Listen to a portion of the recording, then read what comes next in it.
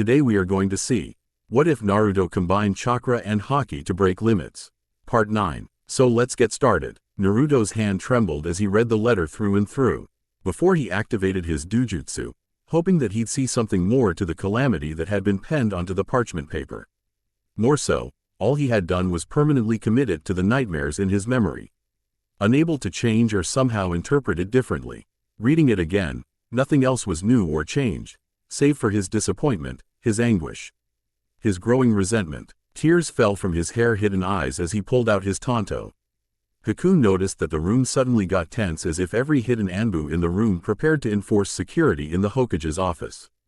The girl tried to bring this to his attention, not noticing that her master was grieving, not just for his parents, not for the actions he'd regretted doing or his shed secrets, but he cried for everything that he'd lost. Even worse, he cried for things that he'd never had and would never get. That would be having a family. Nice, wasn't it? It was the Kyuubi's fault. Fuck, Naruto screamed, as he angled his knife towards himself. Kyuubi, you're dead. Everyone stared in amazement and horror as the teen stabbed himself in the gut, almost to the hilt. Not even flinching or missing a beat, he yanked it out. The crimson followed the blade out, welling up and matting his clothes to his skin. Before he could stab himself again, Haku backhanded the tanto out her master's grip, yelling for him to stop. Staring at her blankly for a moment, he seemed to have grasped that what he was doing was utterly pointless, as it hadn't hurt his inner demon in the slightest. Wrenching himself from her grasp, he ran towards the nearest wall and slammed his head into the concrete. Still not stopping, he headbutted the wall again with all his might, almost hard enough to give himself a concussion and leaving web cracks in the wall. This time, it was the Hokage who stopped the boy from further injuring himself by yanking him back from the wall, though he hadn't a clue as to why he had suddenly inflicted heinous injuries on himself. Naruto-kun, what is the meaning of this? The man demanded. The Uzumaki turned his head and stared at him with a cubified glare for the barest of seconds before ignoring him. I'm coming in there, you damn monster. You hear me? I'm coming in there, and I'm going to rip you apart. Wondering if the boy had gone mad, Hiruzen prepared to knock him out, but Haku stopped him. No, don't. That's what he wants. He's bleeding himself out. He's overexerting himself and tried to brain himself against a concrete wall, the Hokage argued, intent that his line of reasoning was final on the subject. Even if he doesn't pass out now, he'll go under anesthesia in the hospital. Haku gritted her teeth, wanting to shout at the man for not understanding the issue. Being in Naruto's inner circle, she knew how he spoke to the Kyuubi, and how the first stipulation of him meeting his internal beast inside his seal was that he had to be unconscious. Now standing between the boy she loved and the wall he had bashing his head against, she noticed steam rising from the boy's belly. Lifting up the still struggling boy's shirt, she observed that his wound was healing quickly. An obvious sign that Kurama wasn't taking to Naruto's actions at all. Bringing this to the Hokage's attention, he claimed it was only a theory. Haku merely gave the old man a challenging look, as if to inform the man that he was very poor at making decisions concerning Naruto's welfare. If you don't have a straitjacket on you, then I'd suppose that you expect me to tie him up and carry I am to the hospital and restrain him to the bed. As if to answer his question, an Anbu seemingly fell out of the shadows on the ceiling, unraveling a spool of steel cable. Allow me to take over, Hokage-sama. Haku immediately recognized the Neko mask that the Anbu wore and the straight purple hair that the person had. The Anbu didn't betray any sense of attachment to her usual charge, but despite knowing of this, Sarutobi still permitted it. Roping him up swiftly from head to foot with his hands behind him, the woman allowed Haku to tether the Jinchuriki to her back before they leapt off into the night. It had been 3 days. After what had seemed like a scarcely restful night, Haku got herself ready for the day, pulling on her pink kimono at the last. Opening her room door, she expected to see a few of Naruto's brothers sleeping in the hallways, some on padded sheets and others going Spartan on the hardwood floor. For the second day in a row, this hadn't been the case, and found herself happily distracted by the fact while she walked throughout the home. Suddenly, she realized the fact that she had taken Naruto's house for granted. At a bare 3 bedrooms, they were still spacious and each sported walk-in closets. In addition, the house had 2 complete bathrooms, a kitchen, a dining room, a filled pantry under the stairs, and the living room comfortably furnished. Outside in the backyard, Her garden was flourishing with herbs and green seasoning plants. From her own past impoverished viewpoint and Naruto's perspective, she knew he'd had it hard too. The house might as well have been a mansion. There was yet another circumstance that she hadn't thought about in a long time. The only reason Naruto had for moving to this house was that he'd wanted her to be comfortable. He hadn't necessarily felt the need to move from his former hovel until he'd brought home a new servant. Servant, she muttered with a smile as she used her knife to reap some of her leeks and chives and placed them into her basket. Though subservient, she never thought that she could be so happy doing it. She could be happier though, as Naruto's equal in a relationship. She considered mentioning it to him, and although she suspected that he was already aware of her feelings, she knew that he had his hands full with Hinata, Fu and likely Tenten. The competition was constant amongst the 4 girls, and they were all unashamed of not even being very discreet about it. Haku, at least, thought that she was. It would be shameless, she said to herself as she went into the kitchen and began to prepare a stew for breakfast using some of the leftovers from last night's dinner. With her current position, Haku realized that the closest she could get to a relationship with her master was being his concubine. This was already stipulated in her agreement with him, though she knew he wasn't the type. Certainly not the type of man to take a disadvantage of a woman like that, and undoubtedly wasn't a sex-crazed maniac either. Soon taking the prepared stew off of the stove, she ladled some out into a bowl and placed it into a tray alongside a spoon. Within a minute or two, she had entered Naruto's room, where he was seated in a chair, bound in a chakra-laced straitjacket. Greeting him, he was barely cognizant to return the common courtesy as he seemingly stared off into space. "How are you feeling this morning?" "Better, I guess," the boy drawled slowly, almost as if he wasn't altogether present. From his behavior, anyone would think that the Uzumaki was mentally ill, save for those in Naruto's private circles. He was only frustrated with his inability to discern earlier that the Kyuubi had been the one who killed his parents. He was constantly out of touch with the waking world because he was always trying to enter the mindscape of the seal, whereas the Kyuubi was ceaselessly endeavoring to keep his container out. As she'd been since Naruto's release from the hospital the day prior. Haku began to spoon-feed him, taking precaution not to heap the spoon too much. "Careful, it's hot." Not taking the girl at her word, he neglected to blow on the food to cool it first and scalded his tongue. Exhaling madly, he swallowed it, and his suffering continued until the hot morsel made it into his belly. "Told you, guess you did, I'm probably just a bad listener. Wouldn't be the first time. Say it tastes like last night's dinner." "Problem?" Haku said curtly. "No prob. Just because it was good last night doesn't mean that it's not good now." "It's still good, thanks." The servant beamed a smile at the boy. Compliments went extra miles for her esteem and made her even more attractive than she already was. Naruto, unbeknownst to himself, thrived on seeing them, and he wondered if he'd ever be that happy again.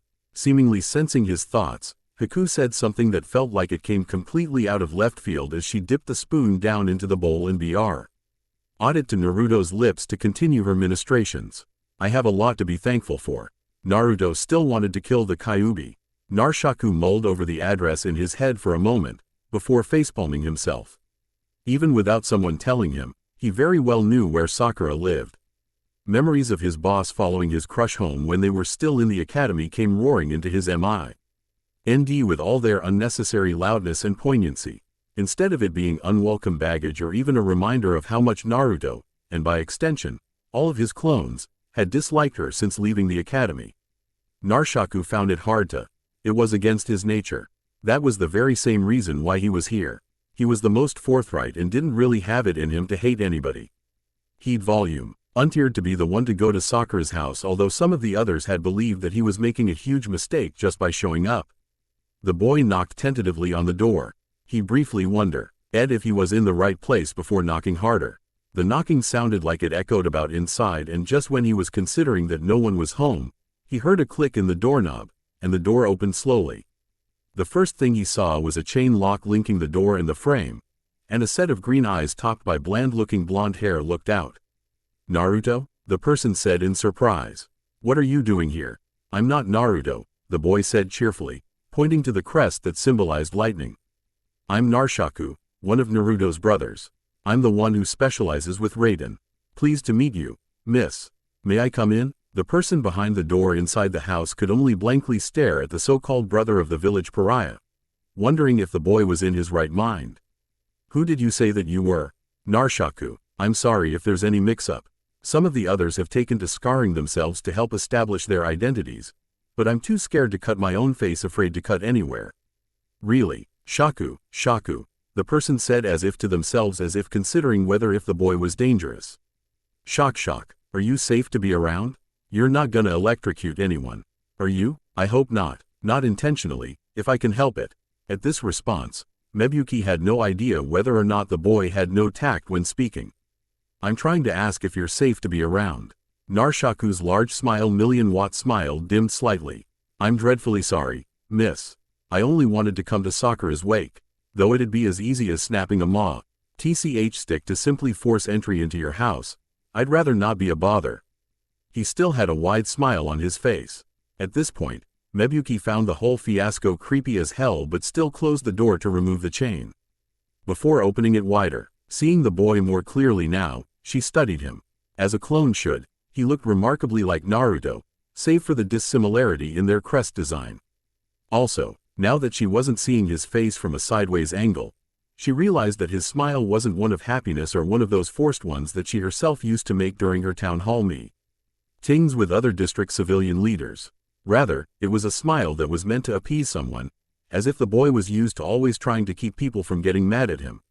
From what the Hokage had said, Naruto had created people, but they were still all based on him. Was this Naruto as a scared and intimidated child? Not quite sure if that was exact, yet she was sure that hit close to the mark. Hey, Narshaku, calm down. Sorry, didn't mean to sound as if you're a hazard, you know, Kyuubi wise. I was concerned about electricity. That's quite fine. Guess she was right. Inviting him in, the boy stepped inside and took off his shoes by the doorway before following the mother deeper into the house. It didn't pass his notice that there were 4 other pairs of sandals there, telling him that there were others present in the house. The number of sandals, however, was strange. Shouldn't there be more there? Weren't more people present at Sakura's wake? Before he could ask about the rest of the guests, they turned the corner at the end of the entrance hall to find a man seated in an armchair, his head held down with his face covered with his hands. The first thing that Narshaku noticed about the man was that his hair, while strangely styled like a cherry blossom, was a dull shade of pink. This was the boy's first hint that this was Sakura's father. Sensing a presence in the room, the man looked up with bloodshot blue eyes, and what looked like a pleasantly happy wrinkled face contorted into grief. That changed when the man seemingly recognized the teen beside his wife, and his visage twisted into something livid. What's he doing here? He's here for Sakura's wake. The wake? I'll take care of it, the woman said tersely, not wanting to create a scene with the subject of the argument standing in the same room with them. Said subject looked at the man, then at the woman, then back to the woman. The man's face was sporting a faint stubble as if he'd shaved a few days before. Also, both were attired casually, one that looked aged after months of washing, and Mebuki was dressed like a housewife. Definitely outfitted for a quiet day at home. Oh, Narshaku said after a moment's thought. I see, I missed the wake. How long ago was it? Mebuki's eyebrows wrinkled into something glummer. 2 days ago, and the funeral was yesterday. You missed everything. Came just in time to avoid everyone, if you ask me, her husband grumbled heatedly. Would have been better if he hadn't come at all. Kazashi, the damage had already been done, and worse yet. The man didn't listen to her and kept on, refusing to be silenced. Eventually, it ended up in a shouting match between the two, with Narshaku becoming more and more uncomfortable by the second. Why? Ting for the next pause between the slinging of shouts and swears, he spoke up. Excuse me, is there a Butsudan set up? If the funeral was only yesterday, you would still have her leftover bones there from the cremation, right? Got no Butsudan here, kid, the man said swiftly. His deadpan glare gave him all the more presence, and only made the boy more intimidated and disappointed. His expression faltered. Not for me to use. Or that you really just don't have a Buddhist shrine at all. We don't believe in it, Naruto. Narshaku, the clone corrected in a forgiving tone. Looking down briefly in thought, he stared at Mebuki with a small look of revelation on his face. I think I know why my brothers didn't put up more of an effort to stop me today. In truth, I wanted to come here at an earlier date. But they stopped me. It was probably because they knew that I wouldn't be welcome. Now that everything is over, no one bothered telling me that it was already over. The look on Kazashi's face spoke volumes about how much he didn't care. Kid, get out of my house. Don't you have any sense to know when you're not wanted around? A loud slap reverberated around the room, and the husband flinched. His face reddened from the affront his wife had done. Interestingly enough, Narshaku was the one who looked like he was about to cry. I'm sorry for making you fight. I'll just leave. Mebuki spun on her heel and stared down at her visitor. Narshak, or whatever your bloody name is, what is it that you want? Don't you have a single shred of confidence or a spine in you? Are you made out of porridge? He held up his hands, trying to placate the woman.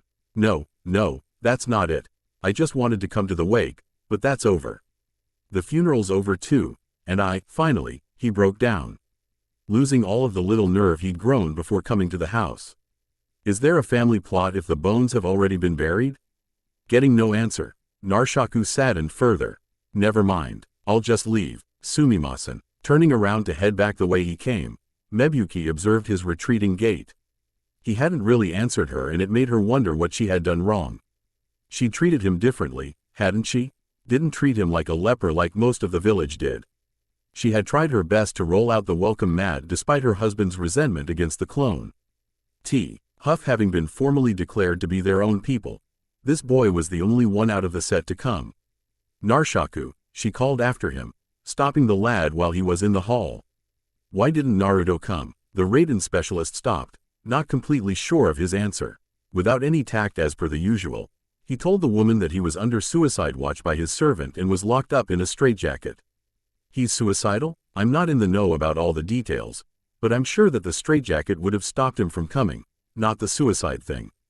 He bowed his head slightly, indicated that he still wanted to leave. Ma'am, the woman's insistence still kept him from leaving, due to not wanting to leave without having ended the conversation first.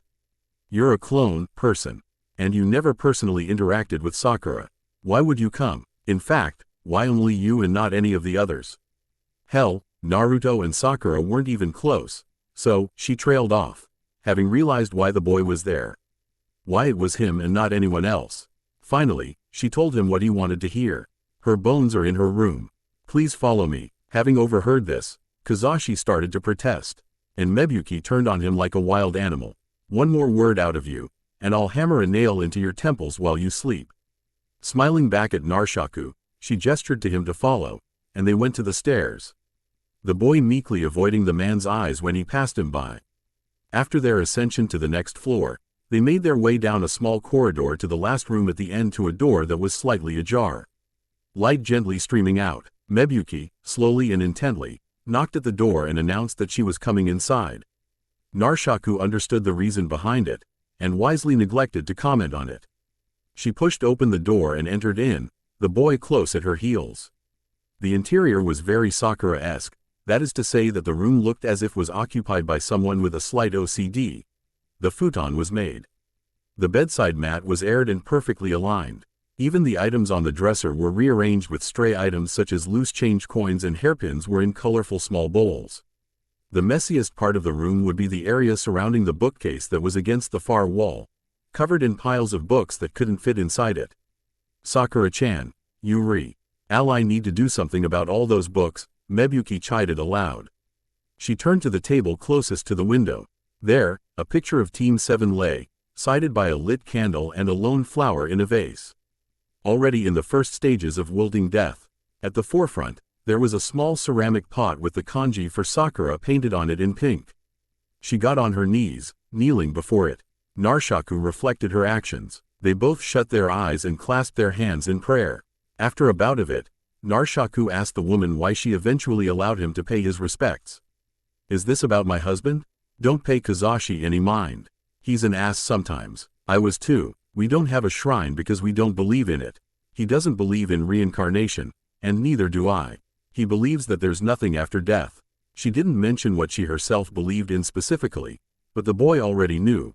It was obvious from her actions, even from how she spoke as if Sakura was present. You believe that she's still here? Spirits? The woman ignored what he said. She didn't want to answer it. This isn't about me. It's barely about my Masumi, even. It's about you, boy. One can't help be you.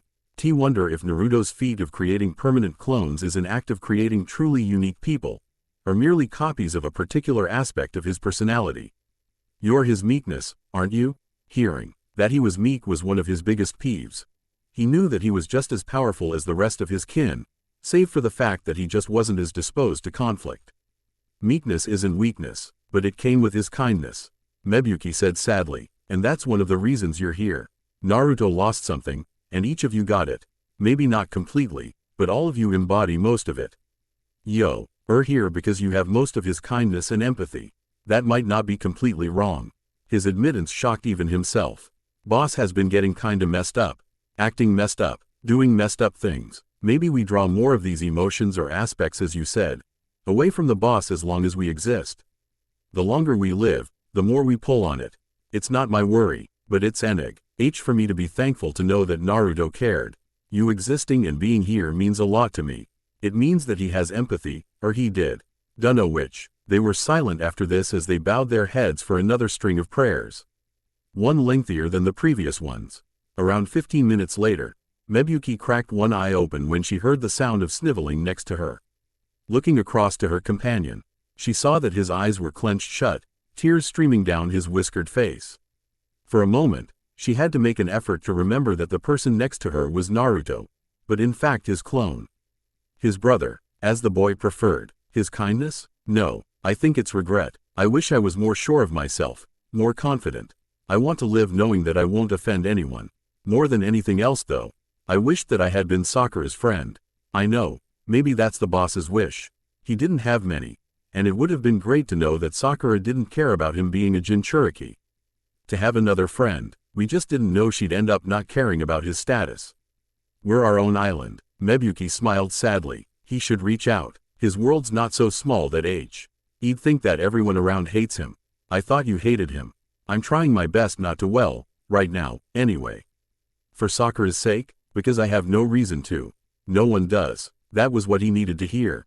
Both settled into prayer and aloud wished for Sakura to rest in peace. Ma'am, may I have some water before I go? It had been a long time since he left. Mebuki sat alone at the kitchen table, her head on her hands. Close to falling asleep, she got up and carried his empty cup to the sink. At first, a niggling thought came to her, telling her to throw out the cup. She paused a bit, unable to decide one way or another. Soon, she scoffed to herself. Ridiculous. He doesn't have a sickness. Washing the cup, she afterward returned it to its place amongst the other drinking utensils. Once again picking up the envelope he'd given her, she counted the money inside, marveling at the amount. It was money that was given in the ritualistic sense of the wake Narshaku had given. Enough to rival Sakura's uncles and aunts and cousins combined, and anyone outside of the situation would think that he was especially close to her. Mebuki knew better. He had wanted to but didn't get the chance. She herself didn't feel much better about her own grief but knew that the village pariah wasn't living his life in a rose garden either. Out of curiosity and worry, for herself and the village, she'd asked Narshaku if any of the rest of the clone brothers had an affinity seeking vengeance. None of them were vengeful in particular, he'd said. However, that concerned Mebuki the most. Wouldn't that mean that Naruto himself was the one who was resentful and unforgiving? The most ruthless, even? Though she'd already lost hers, Mebuki hoped that the boy would find more Sakuras on his own. Hearing a thud upstairs, Haku dropped the paintbrush and raced up the stairs to Naruto's room, crashing the door open with 3 Senbon already in her fingers with the intent of maiming Witch Ev. Intruder stupid enough to break into her master's house. There were 2 figures in the room, one of which was ostensibly Naruto's in his pajamas and supposedly straitjacketed in his bed, and the other by the window. Throwing her Senbon aiming at the trespasser's neck, she about to execute an ice ninjutsu before the invader yelled that she was Anko and that she came in peace. Haku didn't necessarily relent, however. Anko, no matter who she was or what her relation to Naruto, had broken into the wrong house. Anko had to flip up Naruto's table to defend herself from all of the shards and blades of ice sent flying after her next. Most of them half puncturing through the solid furniture. Oi, hold your fire, ice bitch. I didn't come to start a fight. Anko's hands shot up straight in T. He aired from behind the table she was hiding behind, showing that she was unarmed. I'm coming out. Making good on her claim, she did step out though not too nervously. being the skilled kunoichi she was. The situation was completely in her favor as she could confidently overpower the servant in a few short seconds if she wanted to. Staring back at said domestic helper, holding 3 senbon in nei fist and a fuma shuriken in the other, made out of ice. Anko's sweat dropped, pointing at the bulky weapon. Going a bit far there, don't you think? It was precisely at that moment that Hyena sank her teeth into the woman's foot. Right into her unprotected calf, blood already oozing up and running down to her ankles fast. The creature's fangs had even punctured through the kunoichi's shin guards. Ah, motherfucker, what kind of dog is that? She swung her foot around before pulling the summon off and throwing it against the wall. Before she even recovered in the slightest, Haku had tackled the woman to the floor. The points of her senbon pressed up under her chin. Without taking her eyes off the woman below her, Haku smirked, a drawn-out line of victorious malice. Good dog, hyena. The summon shook her head cutely in contempt before going back under Naruto's bed, apparently unhurt. I'm a hyena, you dumb ninja. Naruto himself was in his bed, staring at his half-destroyed room with and Haku having Anko in submission with the threat of death. Despite having seen it all, he was still completely flummoxed. The hell's going on? For a split second, Haku looked up at her master who had been on his bed. He wasn't in his straitjacket and second-guessed herself. Anko rolled her eyes, contemplating which was the least painful, non-murderous way of getting the ice user to release her. Regrettably, there was hardly any. She hadn't even ready to kawaii me just in case the scenario had played out like this. Just before she had one of the snakes inside her coat bite the hopefully one with a venom tame enough to not kill her. Yuki released her and stood up, silently gazing at her master, unsure of what to do with the woman and how to approach him. Did you remove his straitjacket? She hissed. Yeah, I took off his mad jacket. The brat's not crazy, stupid sometimes, rash, too, but he's not a loony. She neglected to mention that she also took it off in an attempt to get on the boy's good side. Anko needed to curry favor him because she was after information. If he ain't schizophrenic, don't treat him like arsenic? Anko scowled in deep thought, now mumbling to herself. Wait, is that the rhyme for it? Or was it neurasthenic? But it's the same thing, isn't it? Just another word for batshit crazy. Wait, I missed my train of thought. Let me start again. He's not crazy, so don't treat him like he is. It's to keep him from hurting himself. He's trying to kill the Kyuubi. Whilst she said this, all of her ice weapons melted away and Anko recognized his is an attempt to keep dangerous weapons out of Naruto's reach, yet still, she saw this as pointless. He nearly killed himself by trying to stab his seal. In a world like this? Just a one-time crazy thing like that, Anko drawled. Her breath laced with the pungence of alcohol, doesn't mean he has to be in a mad jacket. He did one stupid thing, but kid, he's a ninja. If he really wanted to kill the Kyuubi without minding the fact that he'd kill himself, you couldn't stop him. He's still got his legs and his teeth. That white suit couldn't stop him from biting his tongue off or running off a cliff. I heard he did some streaking on his birthday. If he started running now, could you catch him, dressed up in a chakra-enhanced mad jacket or not? Could you stop him? Haku apparently wasn't listening. Instead, she was frantically searching throughout the room for the missing straitjacket but couldn't find it. Soon enough, she heard what sounded like fabric tearing. Looking around at Anko, she gawked when she saw the woman cutting off a sleeve off the blasted thing and tearing it to ribbons to wrap around her bitten calf. Anko, no, Naruto-sama needed that. Girl, Anko said loudly and suddenly.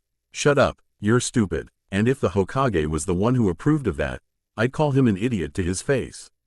He probably only stayed in the jacket this long just to make you all thin. That he's not going to do any self-harm. Otherwise, would you even be outside of this room if that wasn't the case? You'd have stayed cooped up in here with him, staring at him 24 hours a day. Why are you even here? Haku dodged the question, having no other suitable response to the woman's indictments. Besides, this situation wasn't about how and why Naruto came to be locked up in a straitjacket. Instead, it was about how Anko broke into their house. Feel free to explain on your way out the way you came. Or the door, if you've decided to act civilized for a change. Great, change the topic, Haku-chan. Anko grumbled, before shifting her attention to Naruto who was sitting up in his bed. I wanted to ask the brat about his whole worst enemy business, she said, purposely speaking louder and towards him. letting him know that she was actually speaking to him. Been doing some low-key digging to find out more about the guy, but I can't find out anything. Everything about the guy is messed up, covered up or just plain classified. Couldn't find out anything from researching him. Judging from how the inquiry turned out, I decided that your master here must have decided had he felt like sharing after all these years. Since he spilled so much, he wouldn't mind talking about it a little more. So you came to pressure Naruto-sama for info? Anko-san, you need to leave. The Tokubetsu's eyes flitted to Naruto, who seemed a bit out of it. Seemed as if that were the case, but from her extensive career in the field and in her career background, she knew better. He was at the very least listening, although a fair bit of his attention was elsewhere. The main thing happening in his attention span wasn't what she was saying. Instead, she was the distraction. He was looking at her, but his eyes lacked focus. Gaki, would you kindly get out of your head for 3 minutes and tell me who the guy is? What's his deal? In response to this, Naruto's vision gained utmost clarity as he stared at Anko as if only noticing her for the first time. She realized that he only became like this not because of what she said, but because she was fully aware of what he was trying to do. The Kyuubi's not going anywhere. When I'm gone, you can try breaking into your head later. Ow, what the fuck? Haku, having been ignored by the Jonin, had prodded the woman in her side with Arsenbon as if to tell her not to forget what she was told to do. Anko-san, the door, now. His deal? Naruto said quickly as if he wanted to hurry up so that he could get back to what he had been doing originally. I'd say it, but getting arrested by ANBUs right now would just add to the headache.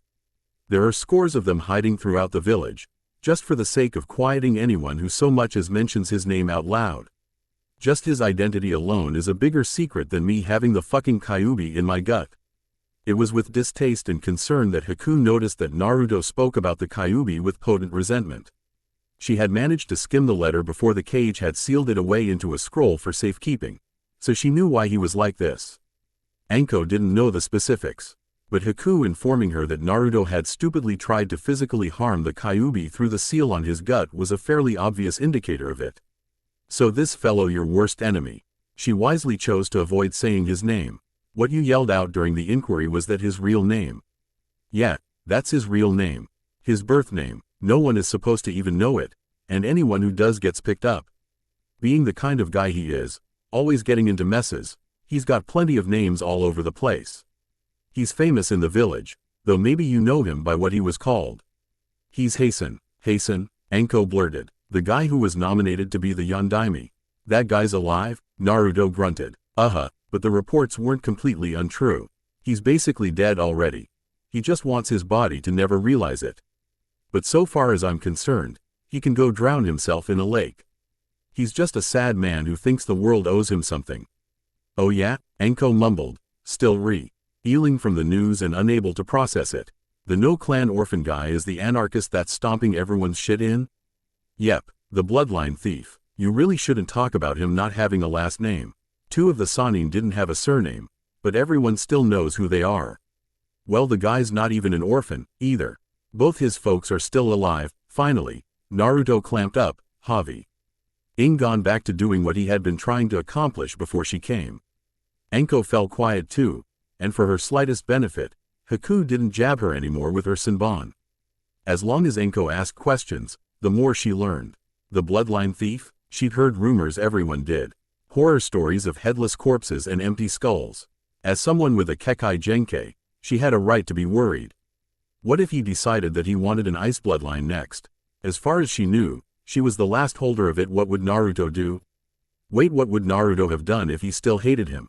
Just now, he claimed that he didn't care anymore about the man, and he himself was a holder of a Kekai Genkai as well, though he explained it as being cultivated through Fuinjutsu. Naruto-sama, you hated this, Hasten, correct? Why would he want you to despise him? My Kekai Genkai pops up in all kinds of situations, most of them either being growing pains or form in battle when I do certain things, or when I'm unable to act the way I want. My letter called it, the 8. Guess that means I've got 3 more. So you were supposed to get stronger to fight him, and he'd simply steal your ability when it was fully manifested. Anko deadpanned, like a messed up investment? And you've been busy trying to get strong and you knew this? Naruto didn't answer. Did you, for once, even believe for a single second that you could win? One of the strongest guys from Yondaime's generation. He was actually nominated against Orochimaru, and the fucking Konoha no Kiroi Senko himself has been stealing blow. Odd lines, and you thought that could fight him, much less win? With what? A couple of B-ranked jutsus and your little band of clone misfits? Still no answer. So you've got an eidetic memory, and you read out the whole damn library. You're supposed to be a tactical genius with your dojutsu. But kid, you're a fucking idiot. You got so much knowledge packed up in that skull of yours that it basically turned you into a moron. What were you planning to do with the info? Huh? Sit on it? Fool yourself into thinking that you're the smartest in the village? That you're the best? Trying to make yourself feel important? Kid, in all honesty, you've got nothing but shit between your ears. Naruto didn't respond. Haku, on the other hand, was much the same and only allowed Enko to continue speaking because say the woman was convincing in her argument, and Naruto honestly needed a beating right now, be it even verbally.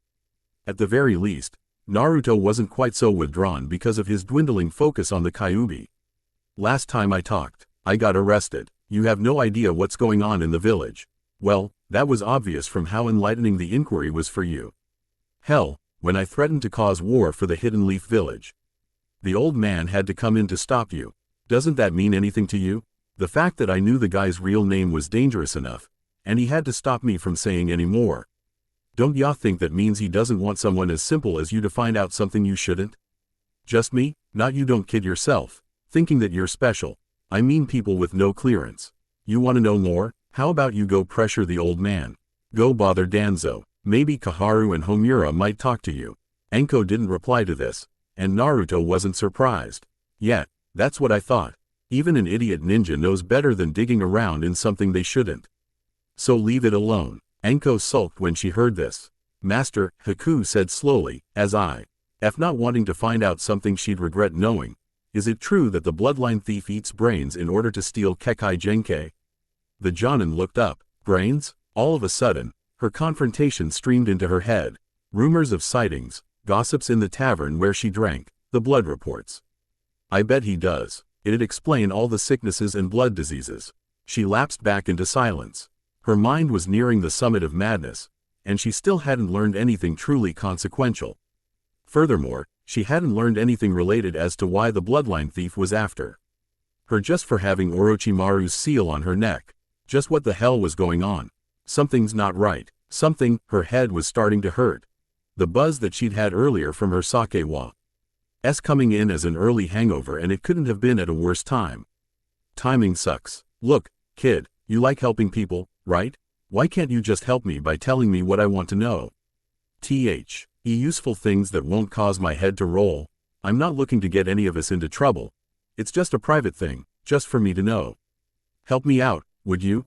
Helpful? Naruto echoed dumbly, wondering why the woman thought so. Me? Sure, she went on, thinking that boosting the boy's ego would encourage to be more cooperative with her. Everyone had a weakness that made them more willing to talk. One of the many things that she had learned while working in torture and interrogations. Fighting criminals during the recession, helping poor people in wave with their economy, and from what I heard, changing houses just for your servant. Who knows what else? I was just looking out for myself. Naruto defended in an almost shy tone as if he was flattered. I was training by fighting people who already deserved it, and my folks up in Nami no Kuni needed a break. What about the house? Haku asked before Enko even could. He didn't even have a decent argument for that one. I was feeling cramped, and I had plenty of money to spare. Bullshit. You wanted her to be comfortable. Enko argued. Listen, kid, this Hasten guy has an interest in me, and I don't mean in the attractive way. He was using the Chunin exam's cameras to spy on you, and when I found him, we fought.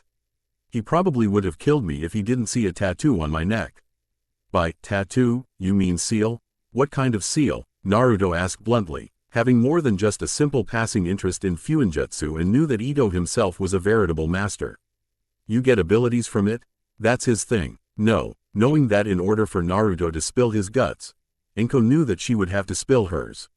She had already risked putting him off by stating too little. Well, if she played her cards right, she wouldn't have to say too much. It's a curse mark. One of the Sannin explained that I could get power from it, and the few times I've used it in the past, I get a lot of chakra from it. It's a bad vibe deal. So now, It's just a weird tattoo that has this weird itch that I can't scratch. A curse mark from Orochimaru? Naruto guessed. How did? The Uzumaki shrugged, something that barely pacified the stumped woman. I just pieced together what you said. One of my brothers, my censor, encountered a girl out in the boonies with a mark like you said. He described that the girl got a power boost, but she didn't develop that power within herself. I'm guessing that means that they get their power from an external source.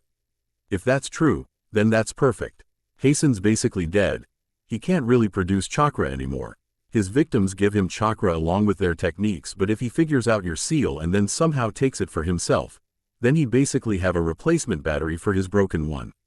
Anko frowned. There goes my plans for dying in my sleep, or at least getting my throat cut like a normal ninja. I mean fuck, Anko cursed, almost sounded like she was going to cry in a tantrum. I'm gonna get my brains sucked through a straw. She didn't lose to her emotions, however, not on the outside, at least, and Haku felt her respect for the woman climb for it. She, on the other hand, was scared out of her mind, so much so that the senbon in her hand was nearly clattering together. Doesn't that freak you out? You haven't fought the guy, he's even got some fast passive healing. And his blood results had over 40 DNAs. If he targets bloodlines, doesn't that mean that he's got just as many Kekkei Genkai in him? Over 40 effing Kekkei Genkai? I originally place and on having my clones train and then dispersing to give me enough power and jutsu to fight him. But now I'm guessing I was gonna end up ganging up on him with them, and wear him down until we killed him. In all honesty, it sounded like a shitty idea, but so ballsy that Anko and Haku could only stare at the boy in silent astonishment. I know, pretty dumb. Endurance is the only thing I can trump him with. He doesn't do prolonged fights. So long as he doesn't get a drop on you, then I'm sure any average cage level guy can beat him. I just need to hit cage level. And what makes you think why? Oh, you can reach cage level as if it were so easy? Cage level is easy. You just have to have the best ninjutsu and smarts. I'll soon have that in spades. You sound satisfied enough to let this madman run around the elemental nations, letting him do whatever the hell he wants. What if he gets a hold of me, uses my seal? Hell, not even me, but someone else with a curse mark as soon as he figures out how to make it work for him. Multiple curse marks, even? Unlimited chakra with dozens of Kekkei Genkai. Maybe he could even get some unstoppable bloodline that doesn't even need chakra? Yudo glared hotly at the woman who had gone on a tirade. At this point, he was utterly spent mentally and emotionally. He's not the one who killed my parents, Naruto said grimly. Besides, you're the one who said I was only training to fight a battle I couldn't win, and would only be giving him something he wanted. With a surly expression, he redoubled his attention and focus on the Kyuubi, trying to break into the mindscape. So just because he didn't kill your folks mean that you're going to let him walk? He's still gunning for you. And what about this harem you've got? Haku blushed at the woman's words. She was nothing if not forward and candid. Your servant here has a Kekkei Genkai, an ice one. She's the first person I've ever even heard of with one, so she could be the only one alive. Or what if Hasten decides that he wants a Byakugan? Or Tenten? Hasn't it even crossed her goddamn mind that he chose her to be the originator for a bloodline that he'd want later? What if her abilities are just a way to fight yours? And that tacky chick he wants chakra, right? Jinchuriki have the most. He has more than enough reason to kill and cannibalize the lot of you. Naruto didn't respond. In fact, he was so out of it that he barely looked like he even heard her. In a fit, Anko grabbed the teen by the collar and shook him. Aren't you even listening? Huh? What the fuck is wrong with you? The boy, who was shaken so hard enough to have his teeth rattle in his head, didn't even the slightest effort to reply. With a dejected expression souring her otherwise pretty face, Anko dropped the boy back onto the bed. Feeling defeated, deciding to call it a night, she ambled to the door, the deep bite on her leg making her limp just badly enough to be noticeable. Haku stared at the woman making her departure and briefly considered asking her to spend the rest of the night. It was almost 3 in the morning. Or at the least, treat her leg. She waned from the idea quickly though. The Mitarashi was a trespasser and had been unwelcome in the beginning, though what she had to offer made her invasion worthwhile. From how she spoke to Naruto, Haku learned that tough love was what her master needed. He didn't need someone talking to him, but someone talking down to him. He didn't need to be locked up in a straitjacket and left alone, enabling him to be isolated enough to concentrate on killing the thing keeping him alive. He needed a slap in the face. Metaphorically and literally. Almost through the bedroom door, Enko paused, having apparently thought of something in turn. Ed around to look at the boy who had gone back to lying on his bed. You remember what you said about Hasten. Personally, I think Naruto Uzumaki is just a sad boy who thinks the world owes him something. Because he's an orphan, because he's a Jinchuriki, because his parents got killed by the creature that signaled him out for almost everyone to hate him. I bet there's a whole book's worth of stuff that's bothered you just because you're Naruto effing Uzumaki. The teen had yet to show that he had been listening, but that was fine. Enko ran her hand over the door next to her, feeling the smooth end of the polished wood offering very little resistance. You know what? This is a nice house. This is a very nice house. Finally, she walked on and made it to the stairs before starting to descend them. I think I'll burn it down. From then on, all they heard was the Tokubetsu Jonin reaching downstairs before hearing something along the lines of, "Smells like kerosene." Haku had some growing trepidation when this, in particular, reached her ears, having the rudimentary knowledge that the substance was acutely flammable. The can with the chemical was being used for the room heater downstairs. And suddenly panicked at the thought that woman would be dumb enough to burn down her master's house. Enko was obviously very literal and determined, but still it could be a bluff. Momentarily putting the Jonin out of her mind. Haku turned her attention to her proprietor. Naruto-sama? Naruto's ears twitched when they heard his name, though otherwise of the sign, he gave no reply, nor gave any indication that he wanted to. That was all right. Haku seated herself on the bed beside him, the high mattress enough to keep her bare feet just scarcely off the floor. You've told me before that you were wanted to avenge your parents. Back in Nami no Kuni. In my head at the time, I thought that you were just after Gato, the shipping magnate. When everything was over, I thought that you had avenged Kaiza, and you had. Torturing anyone for any reason requires either a deadened spirit, or a lot of hate, or both. Haku began to slowly swing her legs distractedly, her face clouding over with worry. I guess that was just a warning sign. You're darker than I thought, master. If you could go so far for a man who took you in by being a foster father for a few years, how far you would go to avenge your biological parents. As smart as you were, it's common sense, but you stabbed yourself in your sudden hatred for the Kyuubi. You're more logical now, mentally trying to break into where it lives inside you. But I'm sure that you still don't even have the foggiest on how to kill the creature, much less killing it without suffering yourself. Naruto sounded like he was making an attempt to answer, but ultimately failed. Regardless, it came off as if he was defending himself, but that mattered little to Haku. No argument would ever be good enough. I'm not against vengeance. Forget about the negative consequences. I know from experience that it helps a lot of people to move on. Though I wonder if your life would have been that much different if your biological parents were still alive. Minato and Kushina, those were their names, Naruto whispered. I don't even have a single picture, a single memory. Forgive me for being presumptuous, but I suppose that you can't lose what you never had. Naruto stared at his servant as if to say that she'd crossed that line, but she kept going. They were your parents, but only to say they had you. Don't get me wrong, I know you believe that your life was harder because of it. But they weren't your family. You're focusing on what you could have had, instead of what you do have. I thought that you would have been more like me, growing up with little makes you cling harder to everything that you do have. We don't allow vengeance to compromise what we still have left. Naruto grumbled in his throat. Haku gazed at him with a somber expression, and for the first time, Naruto saw how serious she was. Any other time, he would have chalked this conversation up as typical concerned Haku behavior.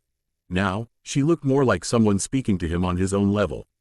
Rather than her usual subdued manner, a soft-spoken servant who didn't want to offend her master. She was chastising him. I'm fighting for what I have.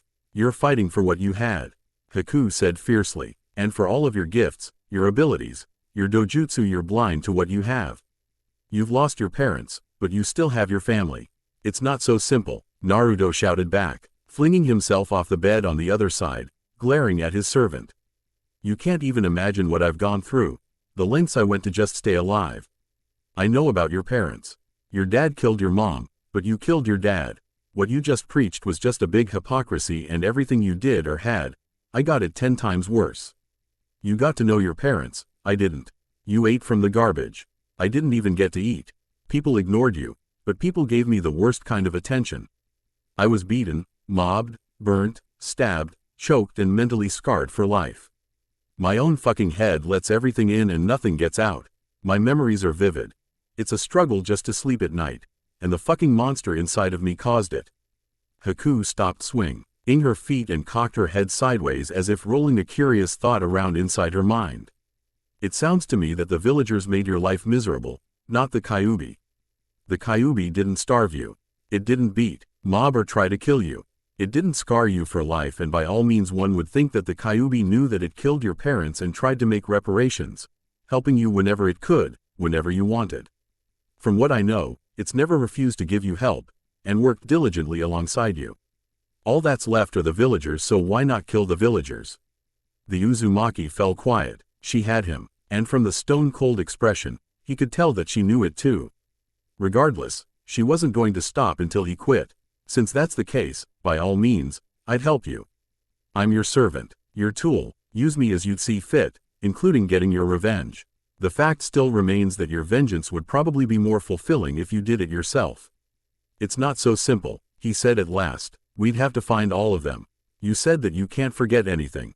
You know everyone by face, and that's all we need. We'd have to go on the run. Most of my life was spent on the run. Haku deadpanned. No problem. He'd painted himself into a corner, and he was only angrier for it. It'd be easier to just kill Kurama.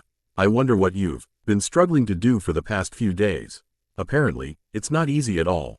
She had him. Even worse, even if he bluffed his way about killing the villagers, she'd probably take it one step further. Have you ever really forgiven the villagers, or just tried to move on from it? He didn't know how to answer, but Haku was sure that she had the answer for that already. Back when we were in Wave, I was around Tsunami a lot while you were helping to rebuild the town. She confessed to me that she worried for you a lot when you returned to the Leaf after they basically chased you out. Back then, we both had to wonder why you'd ever want to return to the village. More so to the point, she said that she disliked how brash the Kyuubi was, but she was happy knowing that it was looking after you. The Uzumaki hesitated, wondering what he was going to say in response to that. More importantly, he wondered what his next move was. Just then, a tinge of smoke tickled his nose.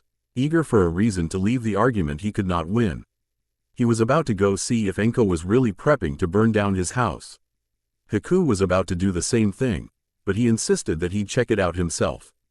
He jumped through his window into his front yard, just in time to see Enko staring humorously at the burning kerosene trail on his doorstep leading into and around his house. Putting it out scarcely before it caught his living room with a water jutsu, he started screaming at the woman if she was out of her fucking mind. Brat, you've got it made. Nice house, girls chasing after you, small fortune, you're still in your teens. And your future's made. Above all, Enko shrugged before jabbing him in the head with a pointer finger. People stare at me funny when I talk to my friend in public. They think I'm batshit crazy because to them, I look like I'm talking to myself. People don't react that way when they see you talking to yourself. They know that you're not alone in your head.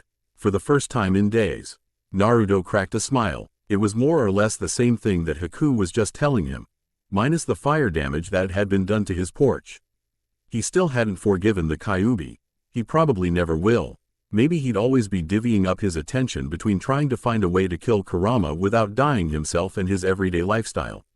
It'd probably take years to learn enough Fuinjutsu to achieve a feat like that, but he devoted his life to killing Ito. The object of his hate had simply shifted. That's all. Oh, by the way, the Jonin added in a carefree tone while staring into his face. Your fancy tat on your forehead's got 6 arrows. Not 5 like you said earlier. I'm guessing you just got it 'cause it wasn't there before. How about me and you go find out what acclimate does? Right now, I've been feeling like kicking your ass around for the past hour.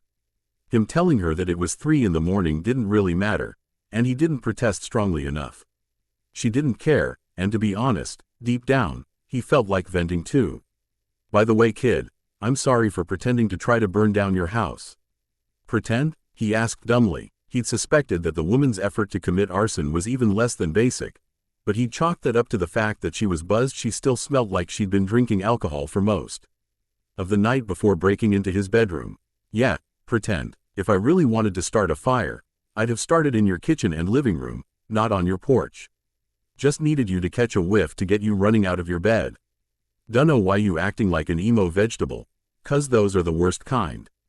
Before he could ask the next most common sense question, she answered it. If you can EU that you got some stuff worth taking care of, you wouldn't allow yourself to get killed in a lame way like that. You got people you want to protect and all that mushy shit. But if you really wanted kill the Kyuubi and be done with everything else, then you would have just stayed right there in bed. It's clear now that you just want revenge, but you're not so one-track minded that it's the only thing on your mind. Just do like you were getting on before living your life, doing your training to get stronger and figuring out how to kill your opponent. Nothing's changed. Well, if for nothing else. This was basically like Haku's argument, except that it got straight to the point. Everyone wants me up and out of bed and keep revenge on the back burner, huh? I guess I do have a lot to be thankful for. He looked up at his front bedroom window to see Haku gazing at him back, and smiled. Yeah, I've got a lot. Still gonna kill Kurama, though. None too sure about that, but hell, go for it. Naruto shrugged. But what if I had just gotten out without stopping you? I'd still win. Enko laughed as if it were all some huge joke to her, but the Jinchuriki wasn't amused. It's a nice house, and I'm very petty and jealous. Burning it would make me feel better. Somehow, he got the feeling that she was warning him about the consequences of seeking revenge. He nodded to her, just as a way of letting her know that he understood. But not to say that he agreed with her. Regardless, she accepted what she could. Besides, right now, this was the guy she needed to get lost for a few hours alone with her. She had more questions, and he had the only answers. Let's hit the forest of death, brat. Interlude. T13 Gentlemen, place your bets. So, things have been a little crazy lately. Yup. All of the clones sat in a tiny clearing in one of Konoha's most remote training grounds in a moderately loose ring around a fire. Said fire was originally a cooking one, but with the meal finished and eaten, it was now used for light. The smoke was filtered away using a Kaiden technique that Narukasai had invented, allowing Psychosis to play as much as he wanted with it by throwing dry brush and twigs on it. And one of the others usually had to stop him before it became too dangerous. Stop that, Narsensa roared. Quit acting like a madman. Who says I ain't mad? You're not crazy. If the boss was, we all would be. Psychosis threw one last twig on the fire. The flame's big enough by now to make the boys feel too warm. You're right, he said in apathetic agreement. I'm not crazy. I got the boss's depression. But acting up is a good distraction. Helps me cope. I'm almost like Dazai. Who the hell is Dazai? Most of them wondered. Dumb like what you did with the hooker last week. Most of the others snickered when they all recollected the fact that Narbure used a henge and had paid for the woman's time, only to spend it talking to her in a bedroom for an hour. He defended himself, saying that he smelt something funny when she had started to strip off her clothes. Man, I swear that she had something. With all those STDs and STIs out there, I'm sure as hell that there are some that smells like fish. Fish? Doc asked. Must be bacterial vaginosis. I knew it. Psychosis lauded. It's not an STD. It just meant that she needs to wash out her crotch more, you moron. Till doesn't explain why you talked instead of just leaving. If I'm spending my hard-earned money, I'm not gonna allow any of it to go to waste. Gotta have to make her earn it. Psychosis insisted. Besides, I'm tired of having to talk to some of you ugly bastards up close. I miss telepathy. Same, all of the other more or less grumbled. It had been a decent while since they all lost access to their telepathic link to each other. And Kurama himself. Must be because Furry 9 decided to hole himself up inside the seal. Man, all of this feels like a huge waste. Narmizu complained. Now we're basically like Masato. We ain't got no purpose. What next? We move on with our lives? Disperse ourselves, assuming we can still do that. Hold up, Narkin scratched his scalp. After fought and beat, and a few samurai before and seen them commit seppuku, and the act of suicide always scared him. Excuse me, what? Move on? Kill ourselves? Why the hell would we do something like that? We were originally made to train until we peaked. Psychosis explained. Then we'd disperse to give the boss the experience. We were helping him grind, and even we were using our own clones to speed things up. But, since the Kyuubi made us so frickin' awesome and Naruto's so attached to us, we were gonna stick around to help him fight Ito. But since it turns out that Kurama was the one who killed the boss's folks, we ain't got a purpose. We were made to fight Ito, not mastering Fuinjutsu to take on Kurama. So no reason to stick around. It's not just that, Ito's still after us. He said the name casually. Knowing that privacy seal had been set up, if he kills us, Naruto won't get anything from it. He still doesn't know that Masato died, so he didn't get the guy's memories. That means that Ito can do something to steal what we've learned. Quote, everyone was quiet. It remained like this before Naruto made a small comment. I think I could beat Lee and Guy at the same time. I made it to Gravity Seal level 9 yesterday, and opened 7 inner gates this morning while eating breakfast. That was one hell of a way to say that they were powerful now. With so much power backing them, passive healing and regeneration, a resident doctor who made potent medicines and eidetic mines, they were all powerful in their own fields, and cunning where subterfuge and trickery was their theme. Ito's strong enough without us backing him. If Ito comes after us, then we gotta disperse. He's quick, but we got reflex. We can react and kill ourselves faster than he can. Either that, or we actually try to take the war to him before he gets us. Narshaku wrung his hands in worry. I guess you're right. It would have been nice to grow up, you know? We don't get that, Doc exclaimed. Someone change the subject, please. I'm tired of this depressing crap. I went to Sakura's wake today, Narshaku remarked. I missed it, though. Thanks a lot for nothing, guys. At least Mebuki-san was nice to me. Everyone looked up in shock. This came as a surprise, as they had known the woman to be temperamental. And what made matters worse was that they were related to the person who'd killed the woman's only child. I don't think the village is that bad anymore. The most eccentric of the boys smiled. That's just what I expected to hear from you, Psychosis stated happily. I'm glad, but Kazashi was probably acting up, huh? Figures. Anyone else got anything to share? I did some research, the wind user said in between bites of Pocky.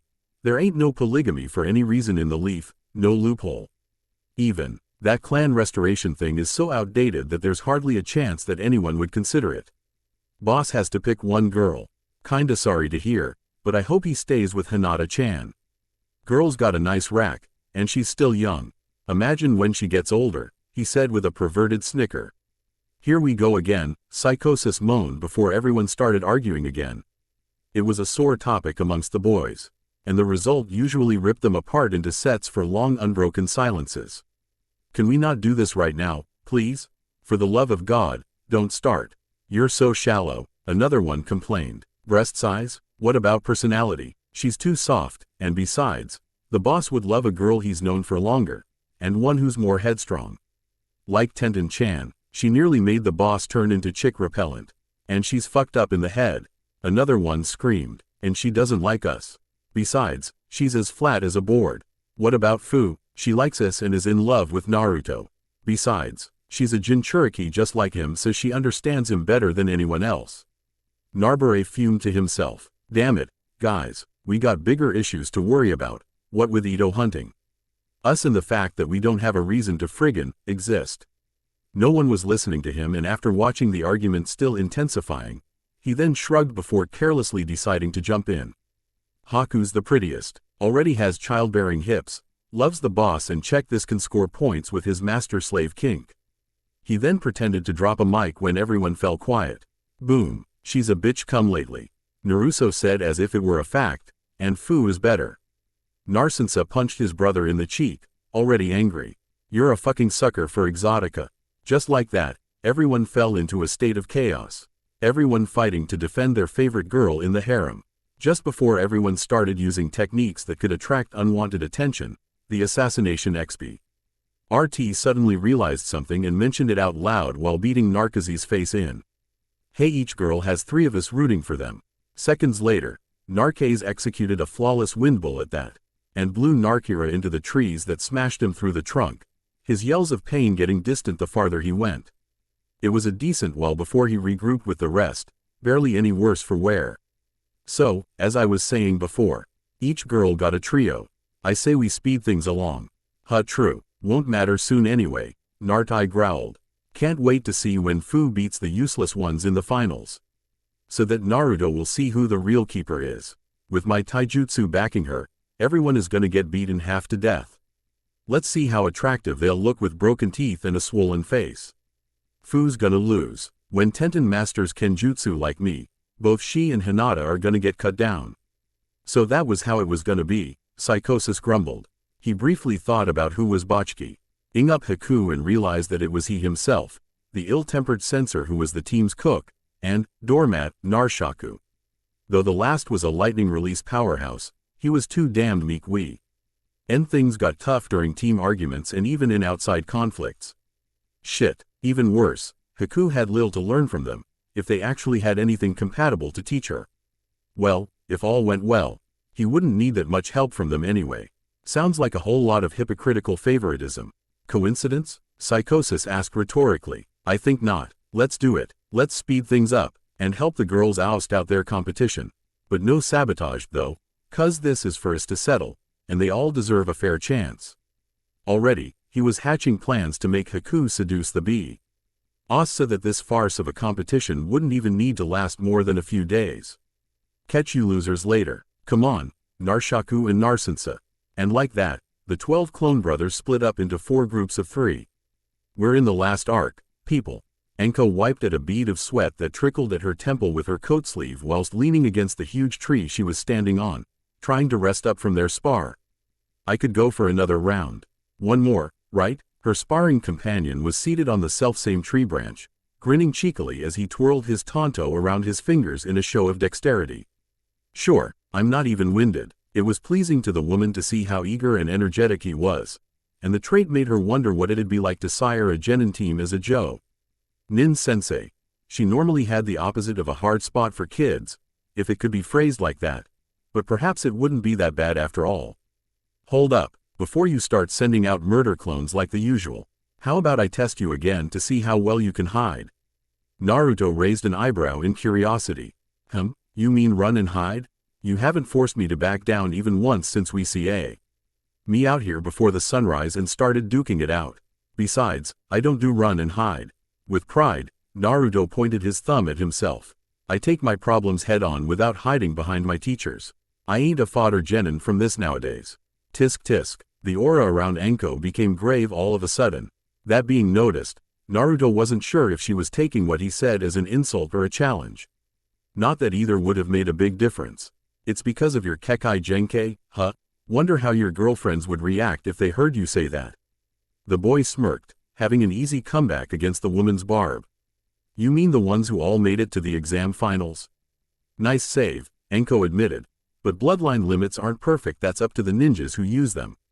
Reflexes, tactics and what else you spouted off in the inquiry. A shame you had to spill so much about it, but you should take into account that a lot of people know about it now. People can plan against you too. People can drive you into a corner, or just overpower you with sheer force. You're not perfect, kid, and neither are bloodline limits. I've never lost a fight. I can think of a couple of times when you would have lost if you didn't have some outside interference. Nami no Kuni, for starters. And let's not forget about old Rock Lee. Didn't look like an easy fight for you, if you know what I mean. The last thing that Naruto wanted right now was a lecture. Those were different. I was fighting in bomb shark-infested waters, and I'm fairly certain you wouldn't have lasted more than a few minutes. And I couldn't exactly kill Rock Lee. I wasn't going super all out. Why do you think I didn't use more jutsus, more clones, more explosives? Wasn't feeling up to killing any Leaf Shinobi just for a chance to get a fancy new vest. Especially since he was one of Tenten-chan's friends. Anko smiled slyly. The way you were getting your ass kicked tells me otherwise, brat. I could tell that you blacked out, and you had to electrocute him through his weights. He's gonna take off his weights in the finals, I'm sure. You don't need to outmuscle everything all the time, and sometimes you just can't. So I believe that you need to learn some subterfuge, and how to cut and run. Every time you try to hide, I find you way too easily. What if this is something you need to learn to figure out what acclimate does? We gotta get you out of your comfort zone. I got a brother who excels at assassination, clandestine ops and the like. I could make him disperse right now and learn everything about the arts. Then do it. She'd called his bluff, but that didn't necessarily mean that she'd won the argument. He had one more card to play. He'd had the woman on the defensive since 4 that morning, and it was now close to 10 am. Make me desperate, and I might. Haven't pushed me into a corner yet, have you? Careful, kid, even when you clearly lack experience and mastery over anything, yo. Her arrogance is showing. Reminds me of a bunch of red-eyed asses who are pushing up daisies. Reminds me way too much of them, in fact. Don't go thinking that any Kekai Genkai is perfect. The Uchiha's add some overpowered set of eyes and they still got wiped out like a chalk mark. I even bet Hasten had fun murdering all those ninjas around the nations to get their bloodlines. They couldn't beat him, you couldn't beat him, so all this talk about is kinda redundant. You said so yourself, Naruto grumbled nastily. And besides, it's what I've got. Kekkei Genkai are tools and if I have it, I might as well use it. It hasn't really let me down before, so yeah, as the saying goes, just have to use the right tool to do the job right. Enko's forehead wrinkled into a frown, growing upset at the boy's behavior. Well, you inherited some faulty tools from your dead parents. Seems to me like they died young. Ever think about how your parents got killed? They didn't have the right tools for the so-called job, so don't get a swelled head. Naruto's face became grim and saddened all of a sudden. Enko could tell that what she'd said had touched a nerve, and the somewhat tamed air that she'd been getting from the boy all morning had been completely reversed. She knew that what she said was tactless and blunt, though it had seemed to be the only thing she could think of that would make him recognize that his own bloodline limit was not without fault. Knowing that he was going through a rough time in his life right now, she felt the need to apologize because of how badly she'd put her foot into her mouth. With a sigh, she tried to apologize. Look kid, don't get me wrong. I only meant that it's not infallible. I shouldn't have said, you wanted to teach me how to hide and escape, use subterfuge and all that, Naruto growled. His features were growing distinctly feral, eyes red with a slit pupil and etched whiskers. Yet, she shouldn't have said that. She really shouldn't have said that. Part of her, however, wanted to see where this would go. She could sense that he was challenging her. No, he was gonna punish her, and she'd have to use her supposedly superior skills in evasion to avoid getting caught and maimed. Not quite, but close. He was gonna rip her a new arsehole, probably. She'd affected his issue especially closely that morning and knew how obsessed he had been with avenging his parents. And she'd basically just spat on their graves with the insult. They'd been holding back with their spars and the lessons ever since they started. It had been mostly experimentation to find out what his acclimate ability did, with no success. Regardless, he'd had her on the defensive most of the time. They both knew this. In her mind, there were overheard tales of the mushroom cloud explosion that blasted training ground 4 to bits, to how he'd taken on his very skilled Hyoden using servant because he needed to learn restraint. This selfsame guy tortured Gato to death for murdering his adopted father. Kurenai herself had openly admitted him to be a wildcard and was afraid to spar with him. That was on friendly terms. Now, he was obviously angry. It wouldn't be a spar, it would be a real fight. Instead of just taking him on then and there or really trying to apologize, Enko ran. And not a moment too soon. Kaden. Gokaku no Jutsu. Fire release. Great fireball technique. The nearly instant jutsu announcement took the Tokubetsu Jonin by surprise. From their time spent, she'd known him to make different clones with different releases to do his jutsus because it was less taxing. Now, he obviously didn't want to give her that time to make good on her escape.